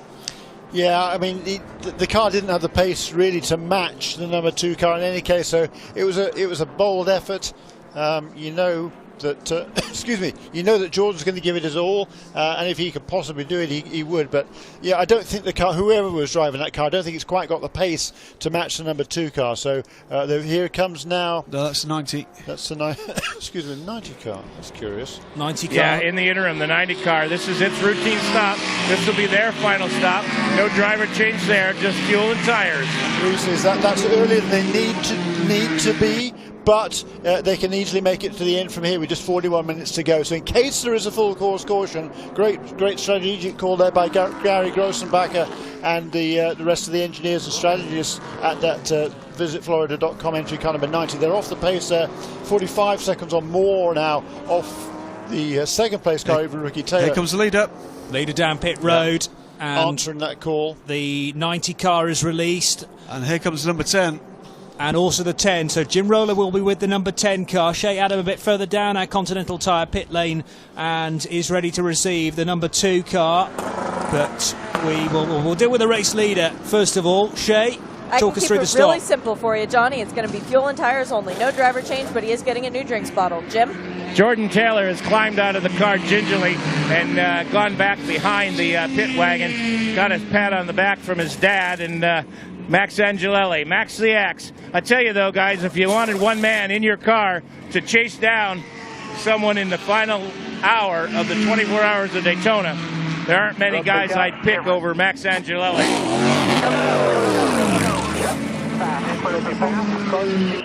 The 10 car released quicker than the 2 there with Angelelli on board. It's still a decent margin that the number 2 car has, as off goes the number 98 Aston Martin. That is the car in second position in GT Daytona with Richie Stanaway at the wheel, and he does not return to the banking. He's still moving at a fair rate of knots, but below the double yellow line, Graham Goodwin. Now rejoins the banking, but we didn't see what caused that incident, just the end of it. It's Pipa Durrani out and away, and we know it takes a little while for this car to wear its boots well. This is going to be an absolutely critical few moments. 5:40 there. Nicky Katzberg, car looking more or less immaculate. So Nicky Katzberg in 4th position in GTD with the number 5 car. Chad Barboza still running 4th, but after that earlier delay, out of immediate contention for the win. Thanks to Max Braden on Twitter, tweeting at IMSA Radio and at Radio Le Mans to tell us that at over 700 laps, the hashtag Rolex 24 leaders have already driven the distance of Daytona to Los Angeles, coast to coast after 700 laps, and we've got further to go. Down to our Continental Tire pit lane, and Jim Roller, who has found Jordan Taylor. Jim. Jordan, you brought the car in. Is it you're not feeling up to it? Was there a vibration with the car? What was going on? No, there's something going on in the back of the car, letting some gases in. So it's kind of burning my eyes, and I think they've got it fixed, or got an idea of what it is. So hopefully they can fix it for Max, and we'll be good to go. All right, well, best of luck to you. You feeling okay, though? You've had a rough week. Yeah, it's always nice to be in the race car, so it's been a fun day. All right, good luck. What a star that boy is. He is indeed. We need more like him in the sport, don't we? And you don't like to see a race driver after having pushed that hard, getting out the car in discomfort. I wouldn't want to be driving a race car around that's got some sort of strange fumes either. No. Especially if you're not feeling good to begin with. 9, 1, 2 and 4 still duking it out. For at the moment, second position in Yeah, GTLM. they are. Look at this. He's challenging on the outside there. Alabama having to keep the door shut. So Oliver Gavin is closing that gap because he came out of the pit lane directly ahead of the Porsche, but the Porsche on hot tyres was able to make the move into the turn 3, and he fell back probably a couple of seconds or so, but Oliver Gavin has made up that deficit, and this is the battle now. Ahead of them both is a number 3 car. Pretty sure that's going to have to make another pit stop before the end of the race. So I think this is our battle for the lead. It's got about a 50-second lead, has the Corvette. And indeed, in comes the other Corvette. So absolutely spot on there, Jeremy. Going to come in now. And it takes about 30 seconds to drive down the pit lane here. And he had a 50-second lead, so yeah, we'll see where he comes out again. It's going to be close. After taking on the fuel. We'll get Jim Roller to talk us through that in a moment or two. You're listening to IMSA Radio in the final hour of the race, brought to you by IHG Rewards Club, and Jim Roller is at the point where the number 3 has stopped. Jim. No driver change. Right side tires have been changed. Left sides are going on. It'll be just enough fuel to make it to the finish. They're ready to release them. And he's on his way. It's a mono battle now, guys. Everybody's fueled up. Who can leg it to the end? Well, the number 3 car is going to hit the pit exit line as the second and third place cars cross the start-finish line now. They're going to get past him. They're going to get past him. Earl Bamber and Ollie Gavin then heading through into first and second positions in GTLM. Antonio Garcia having no choice but to feed into third position. There he is coming out of the pit lane exit. There's no speed limit there, but it is a tight and twisty road. It's much narrower than the main track. And of course, Bamber and Gavin were able to get on the power far quicker than Garcia, who had to bide his time. Now he can get a wriggle on to see whether he can close in on those 2 cars ahead. Porsche versus Corvette. Corvette won this race last year. They also won at Sebring. He took his nose inside him. A little bit of a nudge. Hit the rear of the 912 car at the rear right-hand corner. That was enough to unsettle the car. Gavin goes through. Ollie Gavin not messing about here with 35 minutes to go. It's IMSA Radio, the final hour of the race, brought to you by IHG Rewards Club. It's Graham Goodwin, myself, Johnny Palmer and Jeremy Shaw with Shea Adam and Jim Roller down in our Continental Tire pit lane. And this is the scrap that was promised to us coming here to Daytona this year. It was always going to be one to remember in GTLM. Not disappointed yet because the 700 laps are up for the GTLM crew. And yeah, that was a touch, certainly. Did Gavin misjudge his braking points, or was that a professional foul? No, but the gap is wide open there. Earl Bamber left a huge gap down the inside. Hey, what's Oliver Gavin going to do? Say, okay, that's fine. You leave that gap. I'm not going to go for that one. Of course he's not. He's going to go for the gap. That's what he did. And he's taken the lead, but the Porsche's coming back at him now on the straightaway. It wasn't the width of a C7R gap, though, I'll say. It was just less than that. Here's Jim Roller. Jeremy, you'll recall Laguna Seca a few years ago. It was Porsche and Corvette right to the last corner, and both of them ended up big steaming piles of carbon fiber.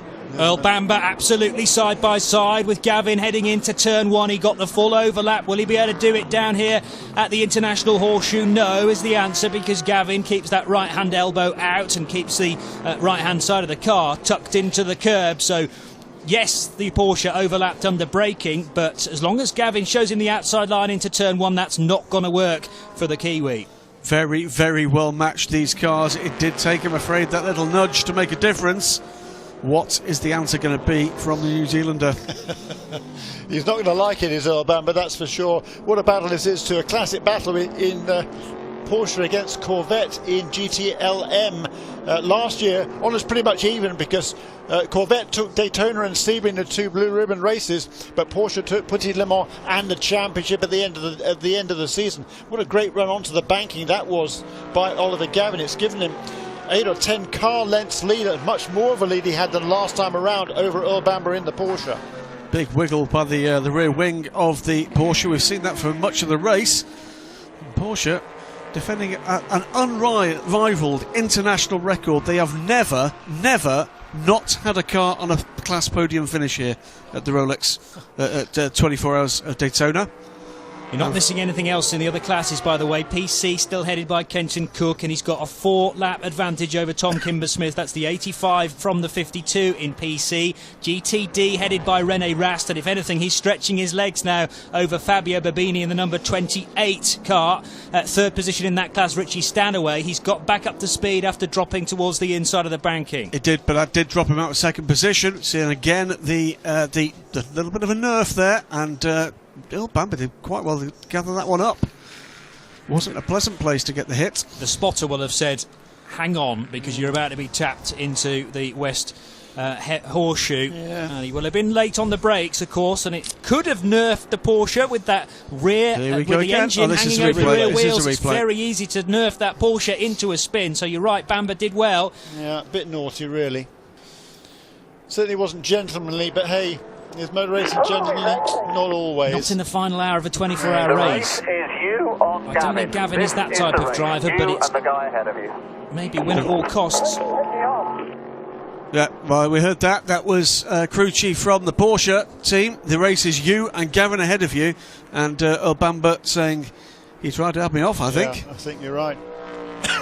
Pete Durrani leads the race overall by 13.5 seconds over Max Angelelli, put in the 10 car at the 11th hour because of this problem with fumes coming into the cockpit, so that will also affect Max's environment for driving.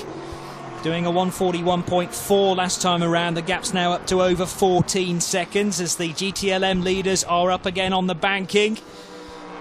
Time for calm heads in the 912 Porsche. There goes René Rast across the line one more time. In the 14th position overall in car number 44, leading GTD. There's a second place car in GTD. It's Fabio Babini in the Lamborghini, who has not yet, I believe, appeared. Not yet. No, so a good lead that René Rast has in the final stages of this race. And Rast has had his last pit stop? I think so. There comes Babini now. So the gap between those two was 32 seconds, but with Stanaway catching Babini for second position. Despite that off a little while ago. Yep. So 140.6 for Durrani, 141.4 for this man, Max Angelelli. A fine servant of endurance racing, and for the last several years for this team.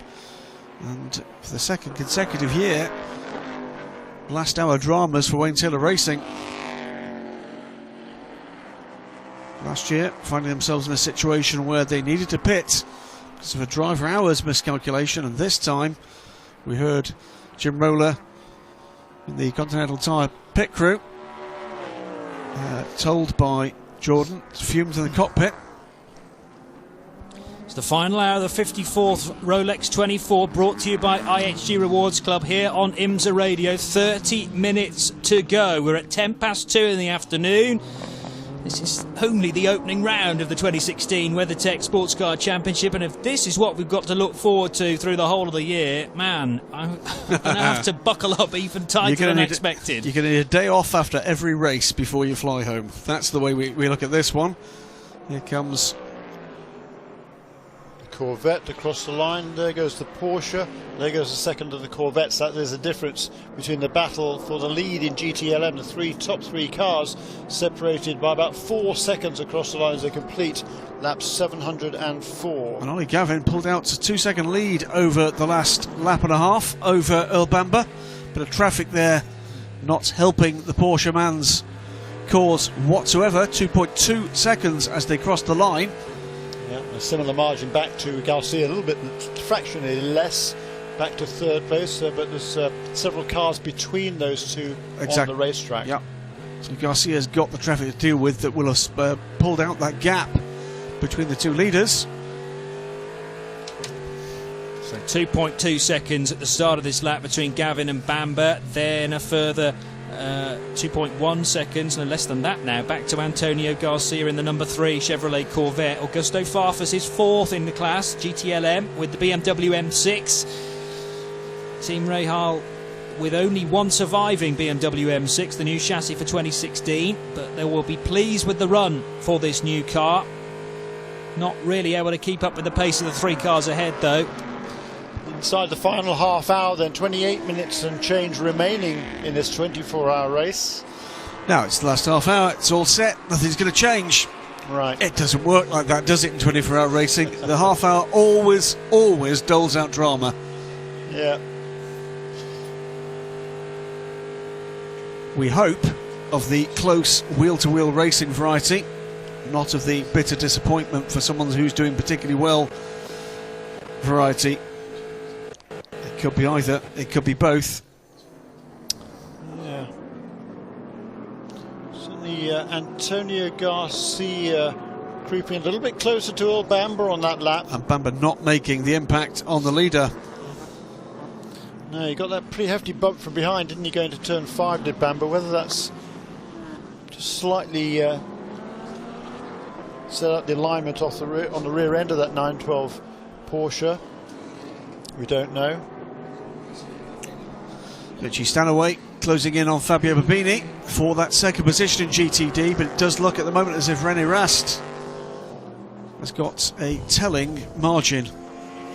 Last hour of the race, last half hour of the race, brought to you live on IMSA Radio by IHG Rewards Club. John Hinoff back in the chair. And don't forget your nominations, please, for Spirit of the Race Award, our I Respect Spirit of the Race Award. It will be voted by you. I'm not even going to mention any potential nominees today because we could all do about a dozen each.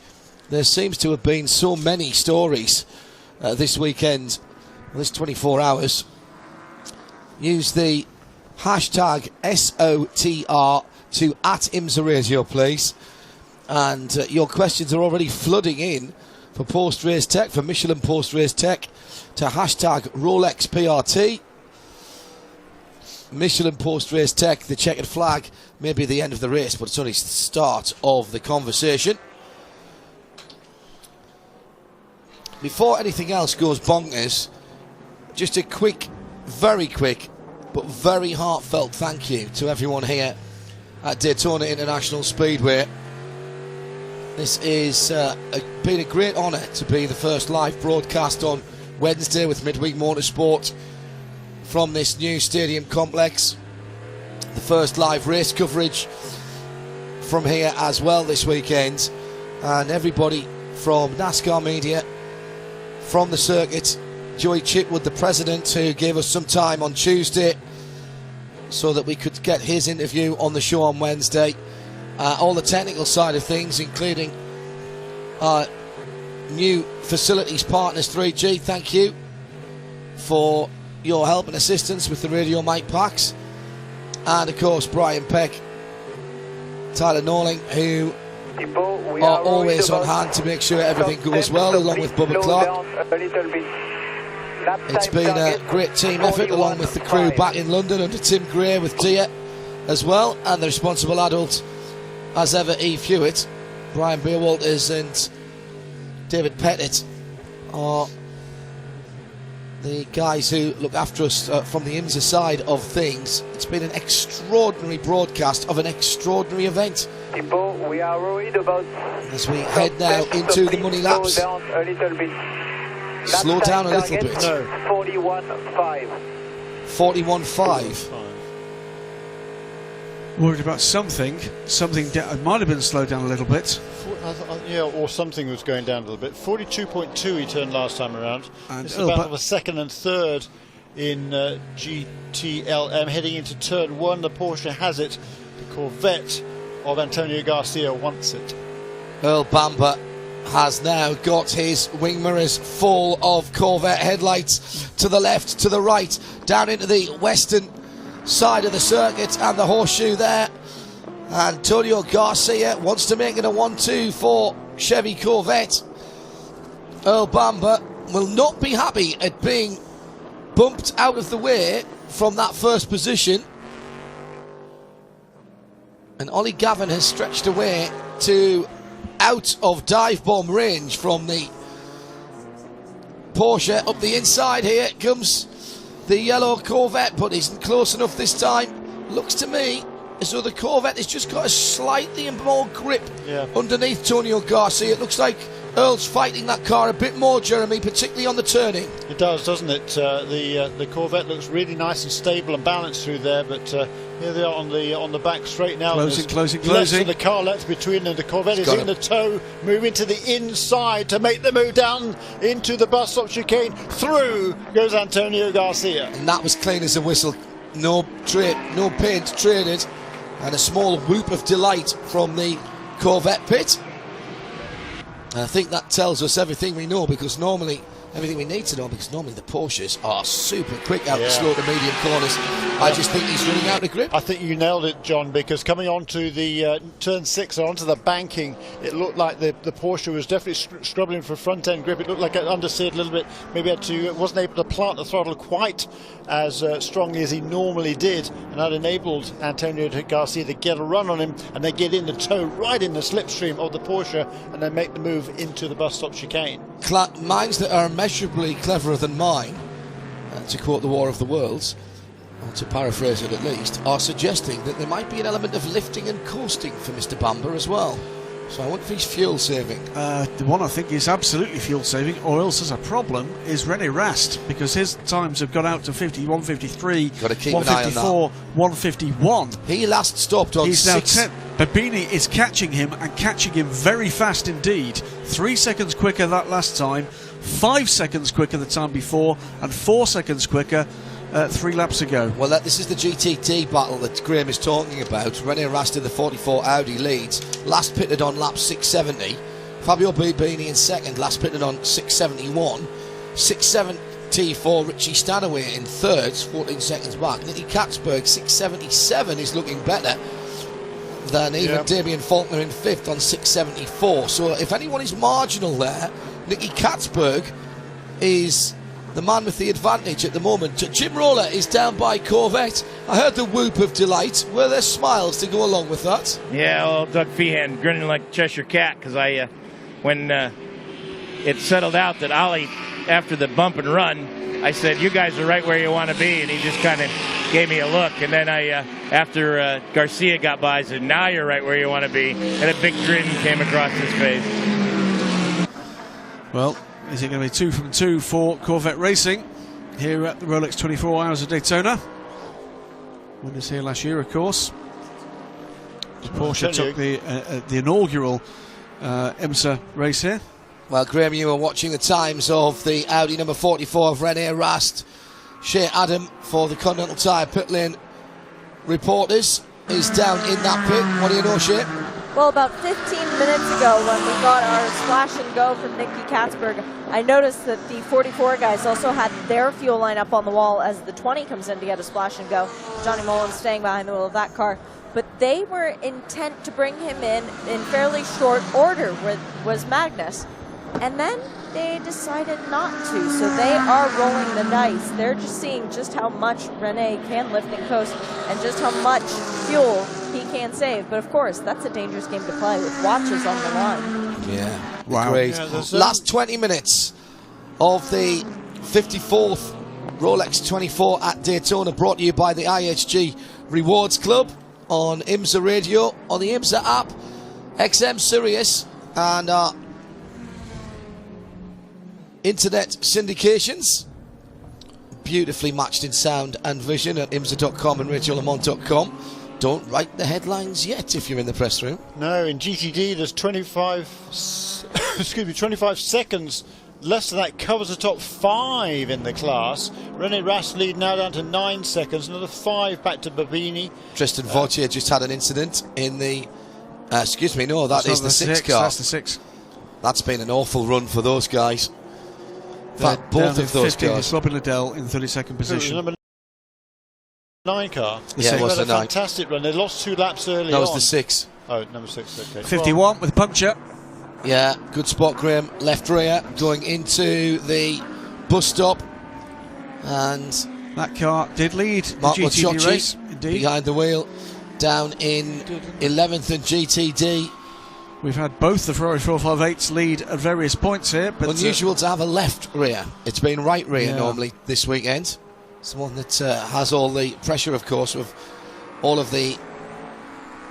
There's only 3 right-handers, so the left-hand side tyres don't do that much work.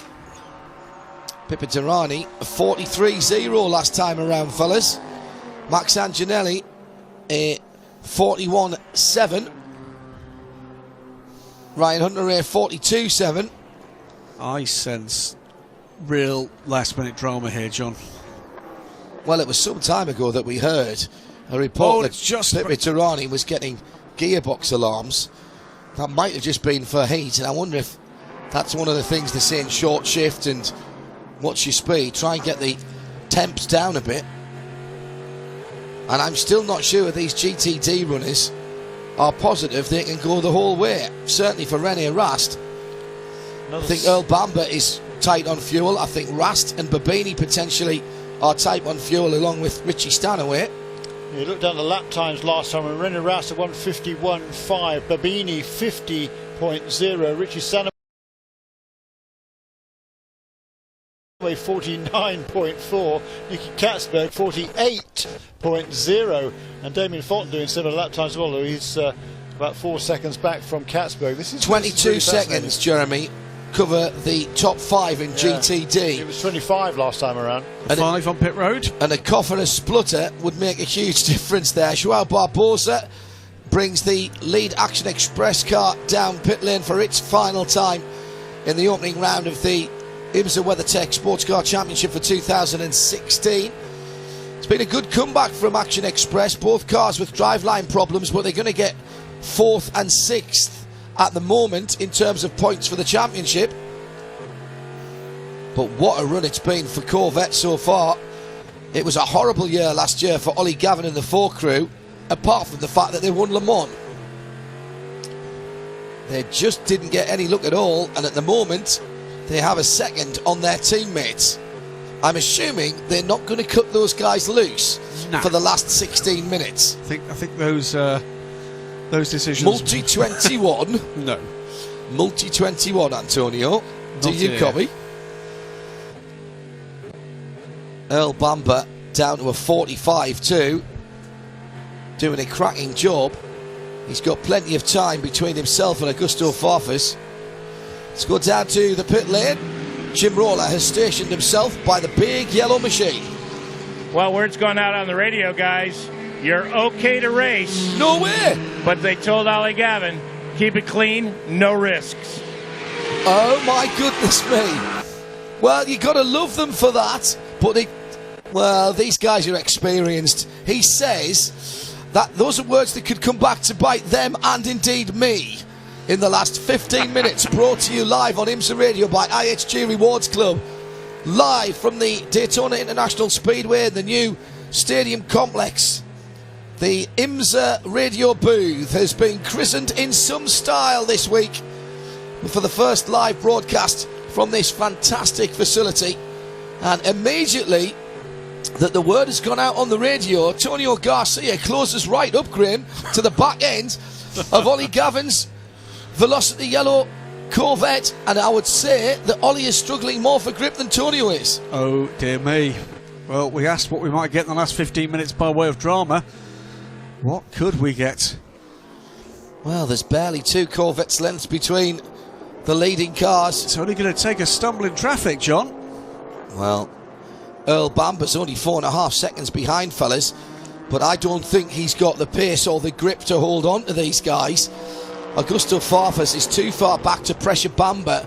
Bamber can pace himself even if he's short of fuel a little bit. If he's short 2 laps, he's in no man's land. But if he's tight and they're just rolling the dice a bit, he might get home. But I mean, I'm actually quite surprised that they're going to cut these guys loose. Another second there, Fabio Barbini took out of the lead to René Rast. It's now 4.3 seconds between car number 44, the leader in GTD, the second place Lamborghini of Fabio Barbini, car number 98, Richie Stanaway. And it's now about under 20 seconds, the top 5. Yep. Absolutely.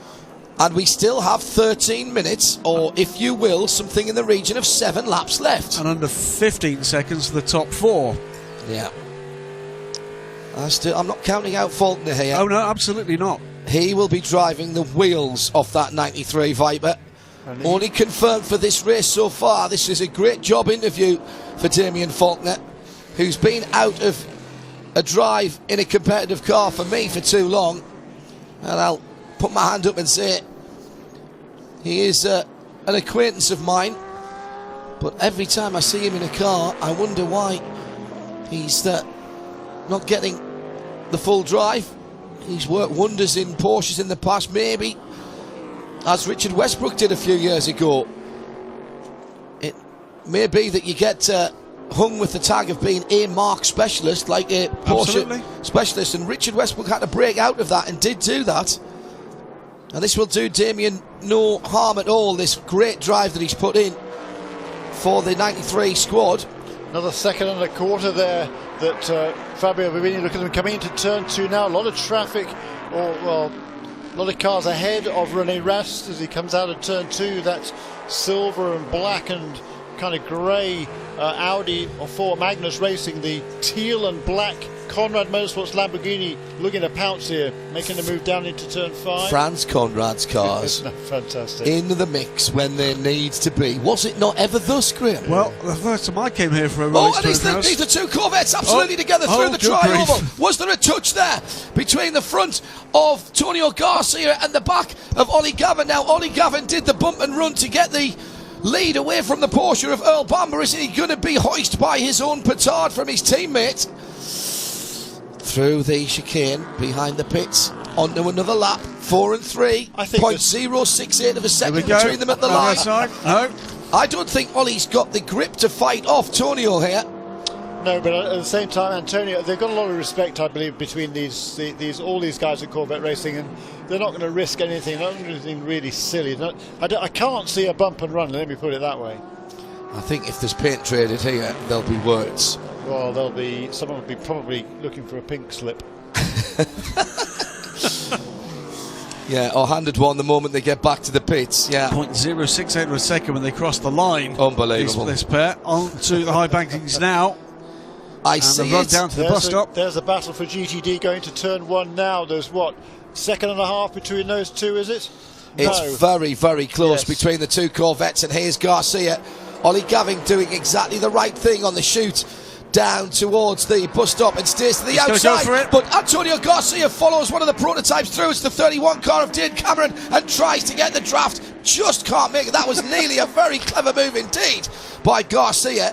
And he's got a great run out of the bus stop, and Ollie Gavin is going to have to defend now because he did not get the run. He was slightly compromised by Dane Cameron coming through. They're on stock car 3 and 4 on the high banks. These two cars have been drafting all the way through this race. They got to the front by working together. Now they've been cut loose by Doug Feehan. Traffic ahead, John. Side by side coming through the tri-oval, and here comes Brendan Hartley as well. And Garcia again gets a quarter of his car to the overlap. Ahead of them, the Park Place Porsche, the 73 car.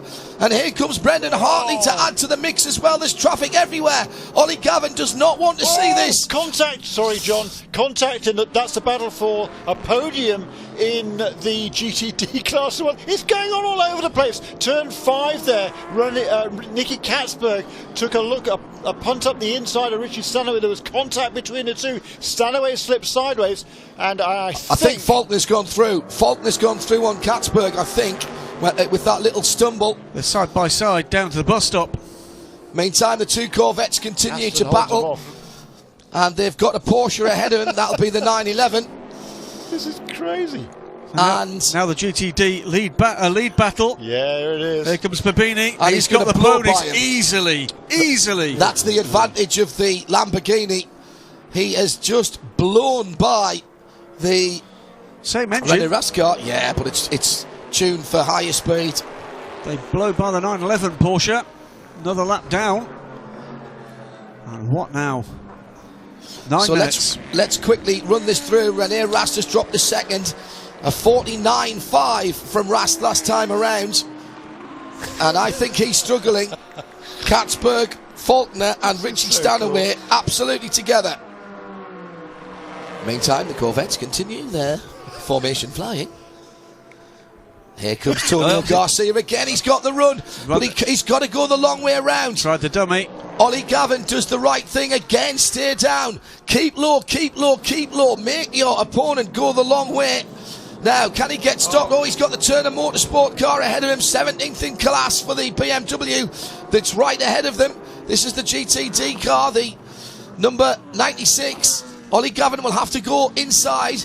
That's not the optimum line there, but Garcia has no choice but to follow through on the same line through the first of the horseshoes on the infield. 8 minutes. This is ridiculous. This is New Century. This is ridiculous. This is New Century endurance racing. We've seen this many times before.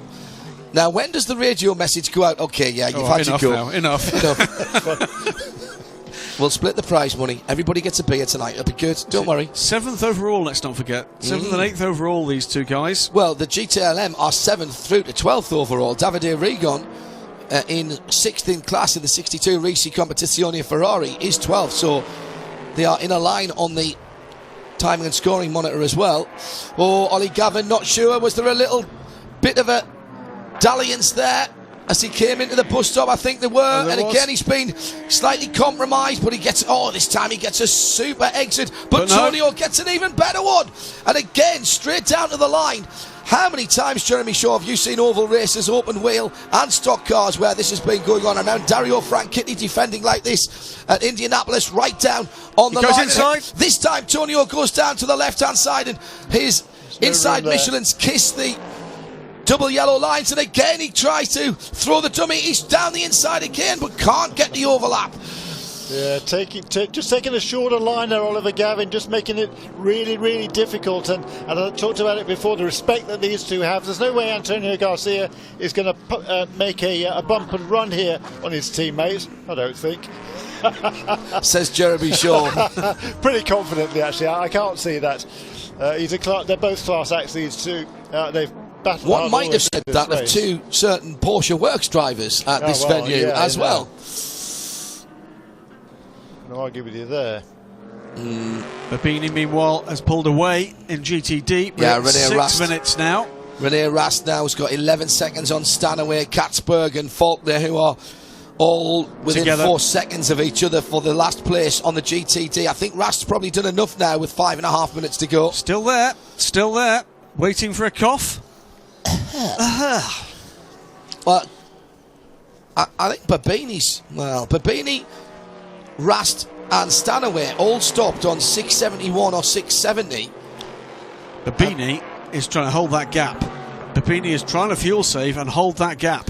Yeah, it's 28 laps that they've got to do here. They've done 28 laps. 671 to 699 now. 28 laps, that's a lot. It is a lot. The last 5 minutes. 98 on pit lane. 98 on pit lane. Oh my goodness. Richie Stanaway comes in, he's blinked. Now this could be genius. He might end up getting something out of this. The last 5 minutes is brought to you live here on IMSA Radio in sound and vision by IHG Rewards Club. The two Corvettes are still at it for the lead in GTLM in 7th position overall.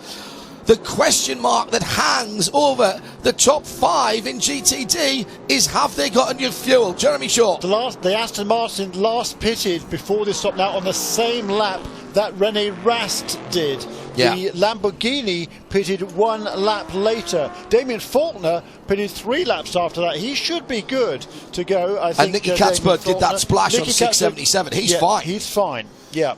The 540 may yet be in the lead position at the end of this. Antonio Garcia through the Western Horseshoe tries to force a mistake out of Ollie Gavin. For a moment we could only see one Corvette. It'll be this one and 3 more from Durrani as he comes through if we stay green. 4 minutes to go and the battle is absolutely raging on the high banks. Antonio Garcia must be thinking, I wish this was a competitor, because if it was I would trade paint.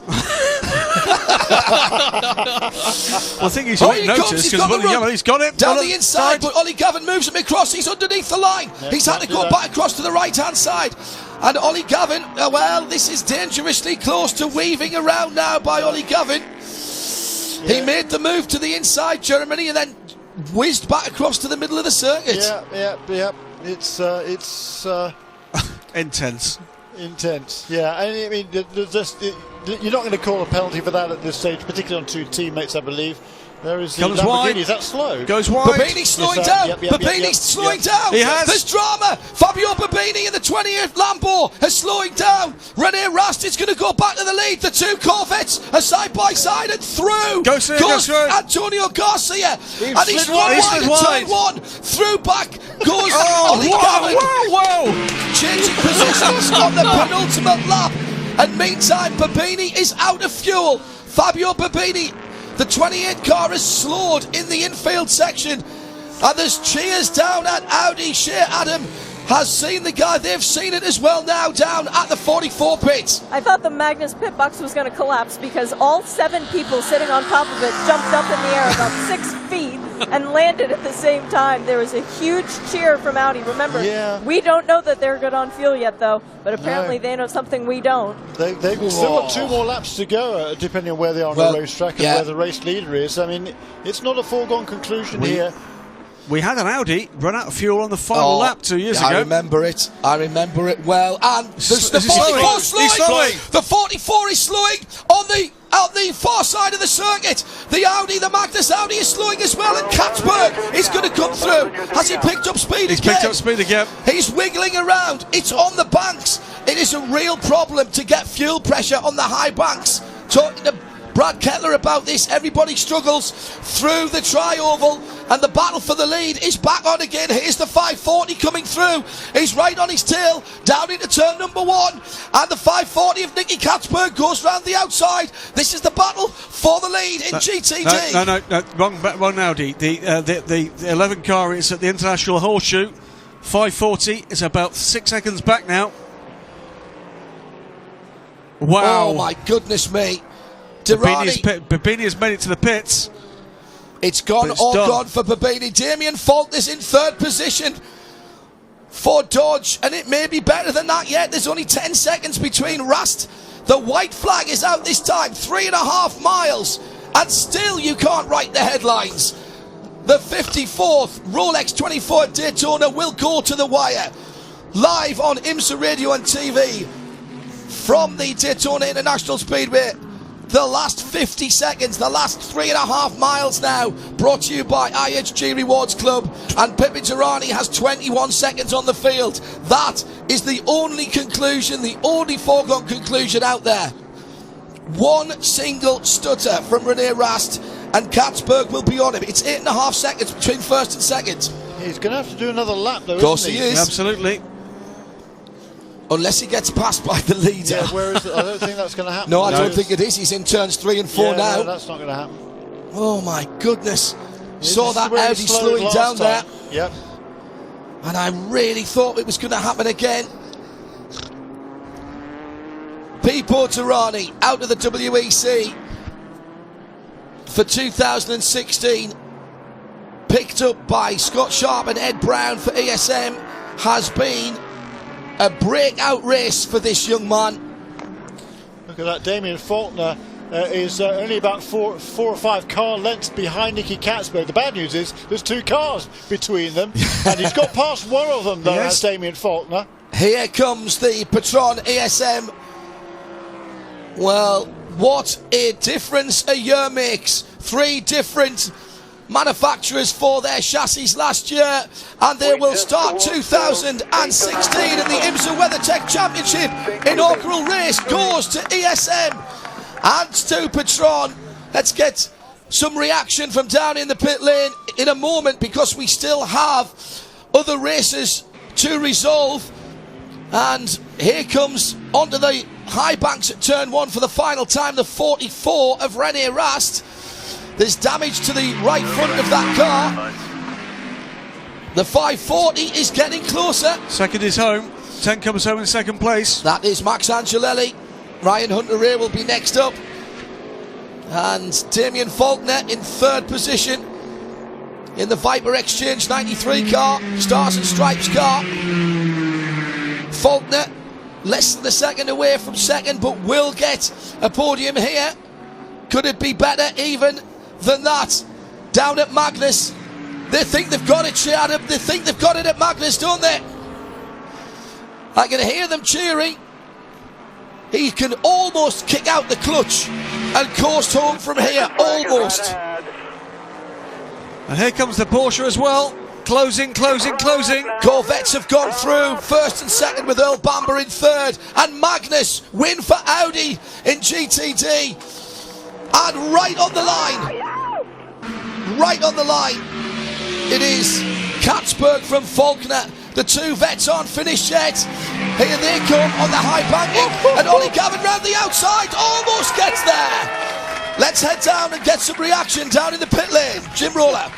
Well, you hear the cheers going up as we're trying to work our way through the throng of folks with iPhones down here who are photographers. Doug Feehan, you are now officially the Les Miles of auto racing. I hope you realize that. Well, I appreciate the crown, but I think what you saw today was simply the two best road racers, GT road racers in the world, with the two best cars in the world.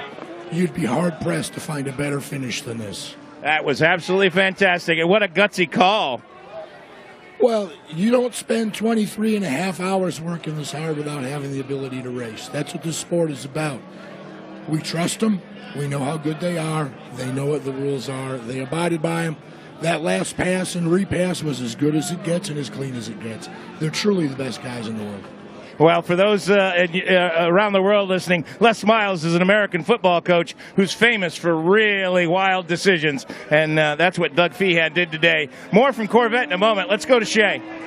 Well, down with the overall winners, it's ESM Tequila Patron coming away with the first win since Johannes Van Overbeek and Ed Brown won at Laguna Seca. This is a little bit bigger of an event, Johannes. Does it feel even sweeter?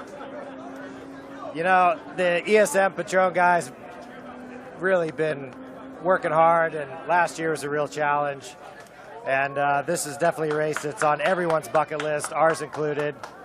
For me personally, this is my 15th running of it, and I've had two super close calls, and so to finally win it is, I can't even describe, it hasn't sunk in yet. It's unbelievable.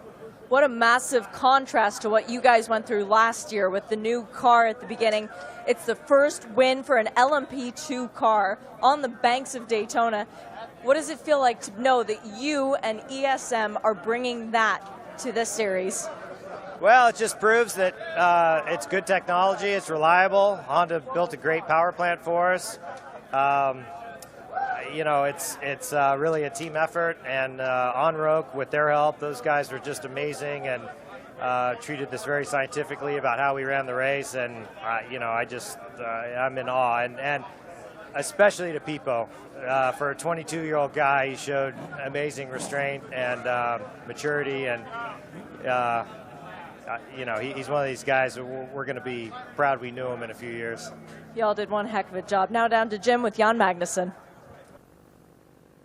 Jan Magnussen by 34 one-thousandths of a second. You're a Daytona 24 hours champion. Congratulations. No, I'm not. I think the 4-car won, but wow, that was crazy. So crazy. Fantastic. Such a great result for the team. I couldn't be happier for everybody. It's crazy race. Fantastic.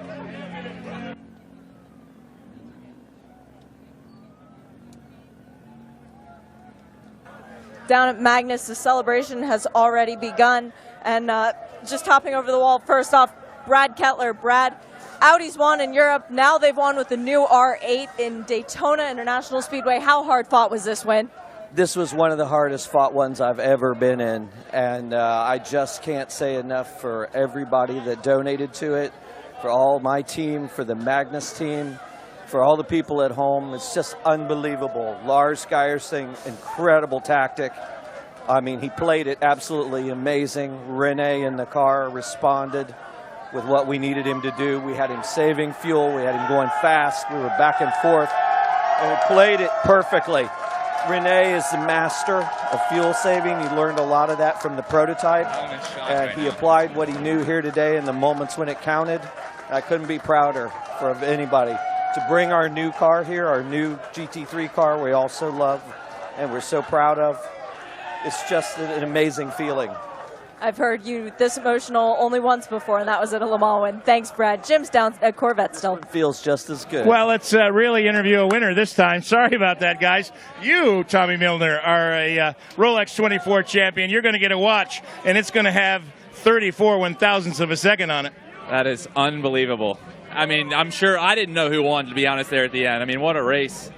I was waiting for the call from the pit stand to basically say, no, okay, let's end it here. But, I mean, those two, Antonio and Oliver, they put on what a show that was. I couldn't watch. I had to watch, but I couldn't watch.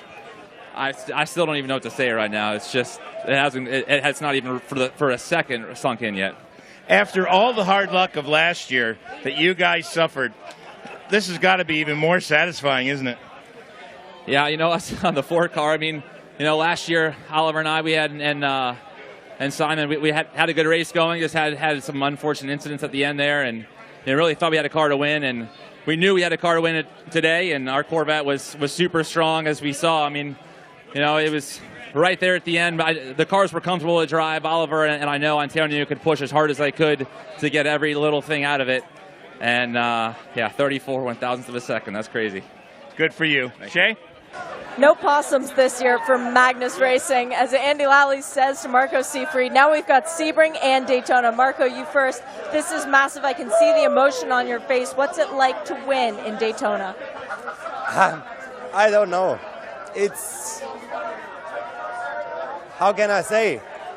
After yesterday, when we saw the performance of the Lamborghinis when the race started, we thought we will be blasted by them. We don't have any chance. And now, to the very end, that was so frightening. I mean, we run out of fuel, they run out of fuel a lap before, and we are in the in-lap actually, you know, across the line. And to me, it's the first 24-hour win. I mean, I finished second twice, but I never had that win. And it makes me really proud. Well, from one who's just got his first 24-hour win to Andy Lally, who's got another one. 5 now, my friend. How are you going to put so many watches on your arm at once? It's been a 4-year drought, and I've been wanting to get one for my little sister for so long. I've given them to every one of my family members, and this one's for her. It's so cool to get. It's unbelievable. Renee's a superstar. Marco's a superstar. John, I slept through his triple stint. I didn't know he even tripled last night, but he was crushing it. And this whole Magnus crew, to work with Audi, come out our first race and stick at P1 at Daytona at the 24-hour.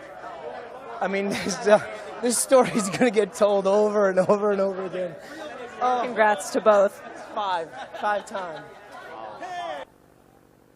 Shea Adam and Jim Roller, our Continental Tire pit lane crew, along with Joe Bradley earlier on. And that last hour, that last half hour, 5 minutes, brought to you by IHG Rewards Club, as in on the back of a tow line comes the winning car in GTD. It was that close for Magnus and for Audi. What a race. One more lap and it would not have got home. And what about as well the 93 Viper, 4 laps down, and they come back on the lead lap and nearly win it. That's quite remarkable. Well, John, the first time since 2003 in this race that anything other than a Daytona prototype has taken the overall win. The first ever win for a P2 car, the first ever win for Ligier. Astonishing race. Just a word of caution. We have a slight concern for Max Angelelli, who stopped the number 10 car. Immediately he went through the checkered flag and is being attended by the medical team. We knew that there was some issue with fumes in that car. He is getting attention, and as soon as we get any word officially on that, we'll let you know. The ambulance and medical staff, as well as the IMSA intervention staff, are down there, and as soon as we get some word, we will. For those of you here at Daytona on 107.9 and listening on the PA, we'll be turning that back to our colleagues here for the formalities. But before we do, what about a quick word with Antonio Garcia? He is Jim Roller and the Corvette driver.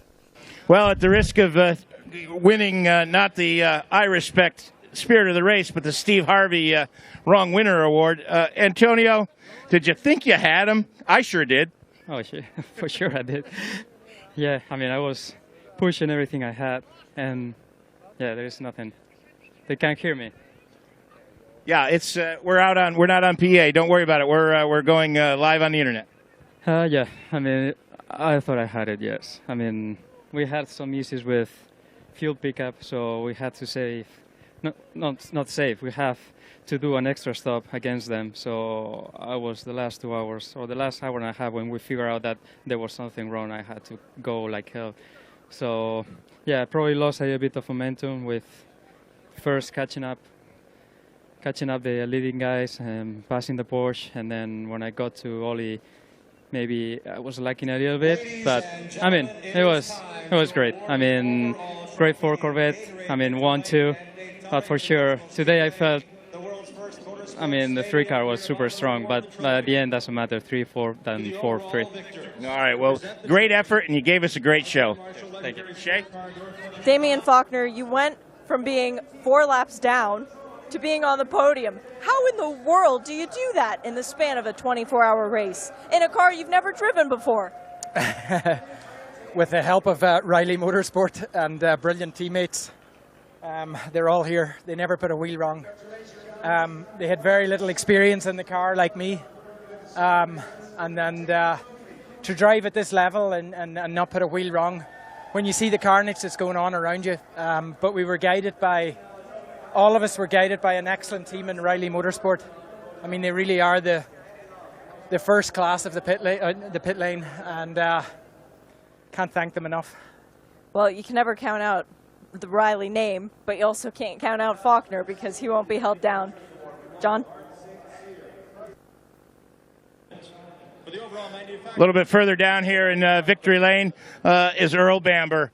You guys gave it the good fight. You were the teams to beat. Last year you were on a great winning streak, but just fell a little bit short today. What happened?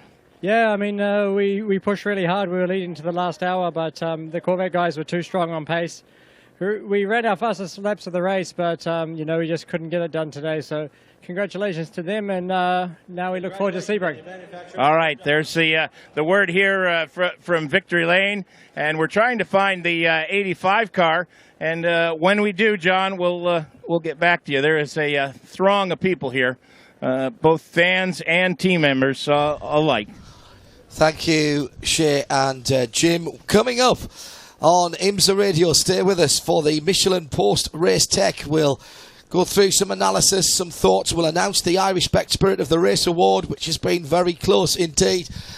Your final nominations for that, you've got about 5 minutes to get those in. Questions, please, to @IMSA Radio, hashtag Rolex PRT for Michelin Post Race Tech for the Rolex 24 here at Daytona.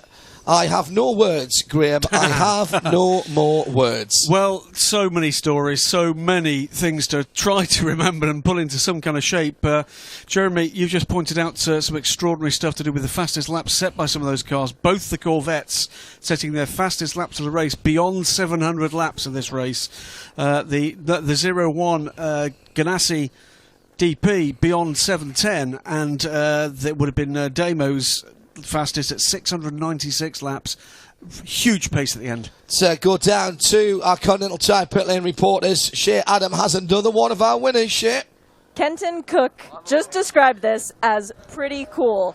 Yeah, it's your first ever start in the big IMSA series, your first ever start in a PC, where they tried to actually poach you out of our commentator's booth for that once. I'd say this is pretty cool. It's pretty freaking awesome. You know, I can't even believe I'm here and in Victory Lane.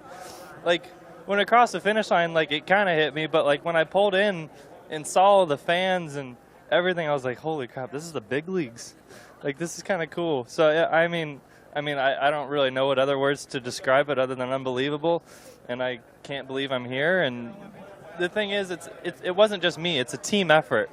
You know, and everyone at JDC, my family, the drivers, Stephen, Mikhail, and Chris, and they just all drove a fantastic race, and we all, I mean, I think I made a couple mistakes, and but it happens, and the thing is we capitalize on it, and JDC crew freaking worked their butts off. So even making mistakes, they decided to let you finish the race. That is a huge honor and responsibility, especially when you're so many laps up. They've got faith in you. What does that mean? Are we going to see you back with this team in the future? Oh, we'll definitely be back with this team in the future, and it was great that they had that confidence in me, and they know me as a driver. I don't normally make mistakes, and this was kind of one of those one-off things that, you know, sometimes it just happens. So they had the confidence in me to, you know, take it to the end, and we did, and we won.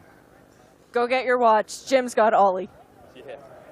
Let me get through here. Ollie, I tell you what, that was a show for a lifetime. 34 1,000ths of a second. Did you know you had him? I was watching the rearview camera really, really closely and thinking, oh, no, the line couldn't come fast enough. And then, of course, we went over it. It was just amazing. What a great feeling. And I was so close the whole race. It's been back and forth between us, our teammates, and everybody else in our class. It's been amazing racing. And a couple of fantastic teammates in Tommy and Marcel, and a great crew led by Brian Hoy and Chuck Houghton, my engineer. So it's just been a massive team effort. And for us to come home 1-2, amazing. Was it a surprise when you got the call on the radio, go for it, boys? And what's it like to race for a guy like Doug Feehan who lets you go at it? It's amazing. Doug's been my boss for as long as I can remember, and he's always been hard but very fair, and I knew that if we ended up touching or having an incident that, we would really be in some serious hot water. And, and racing Antonio is amazing. He's clean, he's fair, he's so hard. He's just a great friend, and I think we can trust one another. And I think that was the thing. It got very, very close to turn 1 though, extremely close. All right, well, congratulations on the Sebring. Yes, indeed. Sebring next up. How can we follow that? 12 hours. Well, I'll tell you how we follow this. You stay tuned to IMSA Radio, however you're listening to us on the app or on the website. Thank you to XM Sirius for their airtime today. If they're leaving us now, but you can go on to IMSA.com or RadioLeMans.com. Michelin Post-Race Tech is next, and you'll find out who you have voted as the I Respect Spirit of the Rolex 24 2016. That's all coming next on IMSA Radio. This programme is a production of IMSA and Radio Show Limited. For more, visit RadioLeMans.com. Midweek Motorsport, Wednesdays at 8 p.m. News and analysis. Speculation and debate. Special guests and our resident experts discussing the whole gamut of motorsport. Formula One, sports cars, touring cars, rallying and bikes. If it has wheels and an engine and they keep score, it's on Midweek Motorsport, Wednesdays at 8 p.m. on RadioLeMans.com. Miss the race and want to know what happened? Don't worry, there's a full archive of all our race coverage on the website at RadioLeMans.com. Full coverage of the FIA World Endurance Championship. Full coverage of the Le Mans 24 Hours, Spa,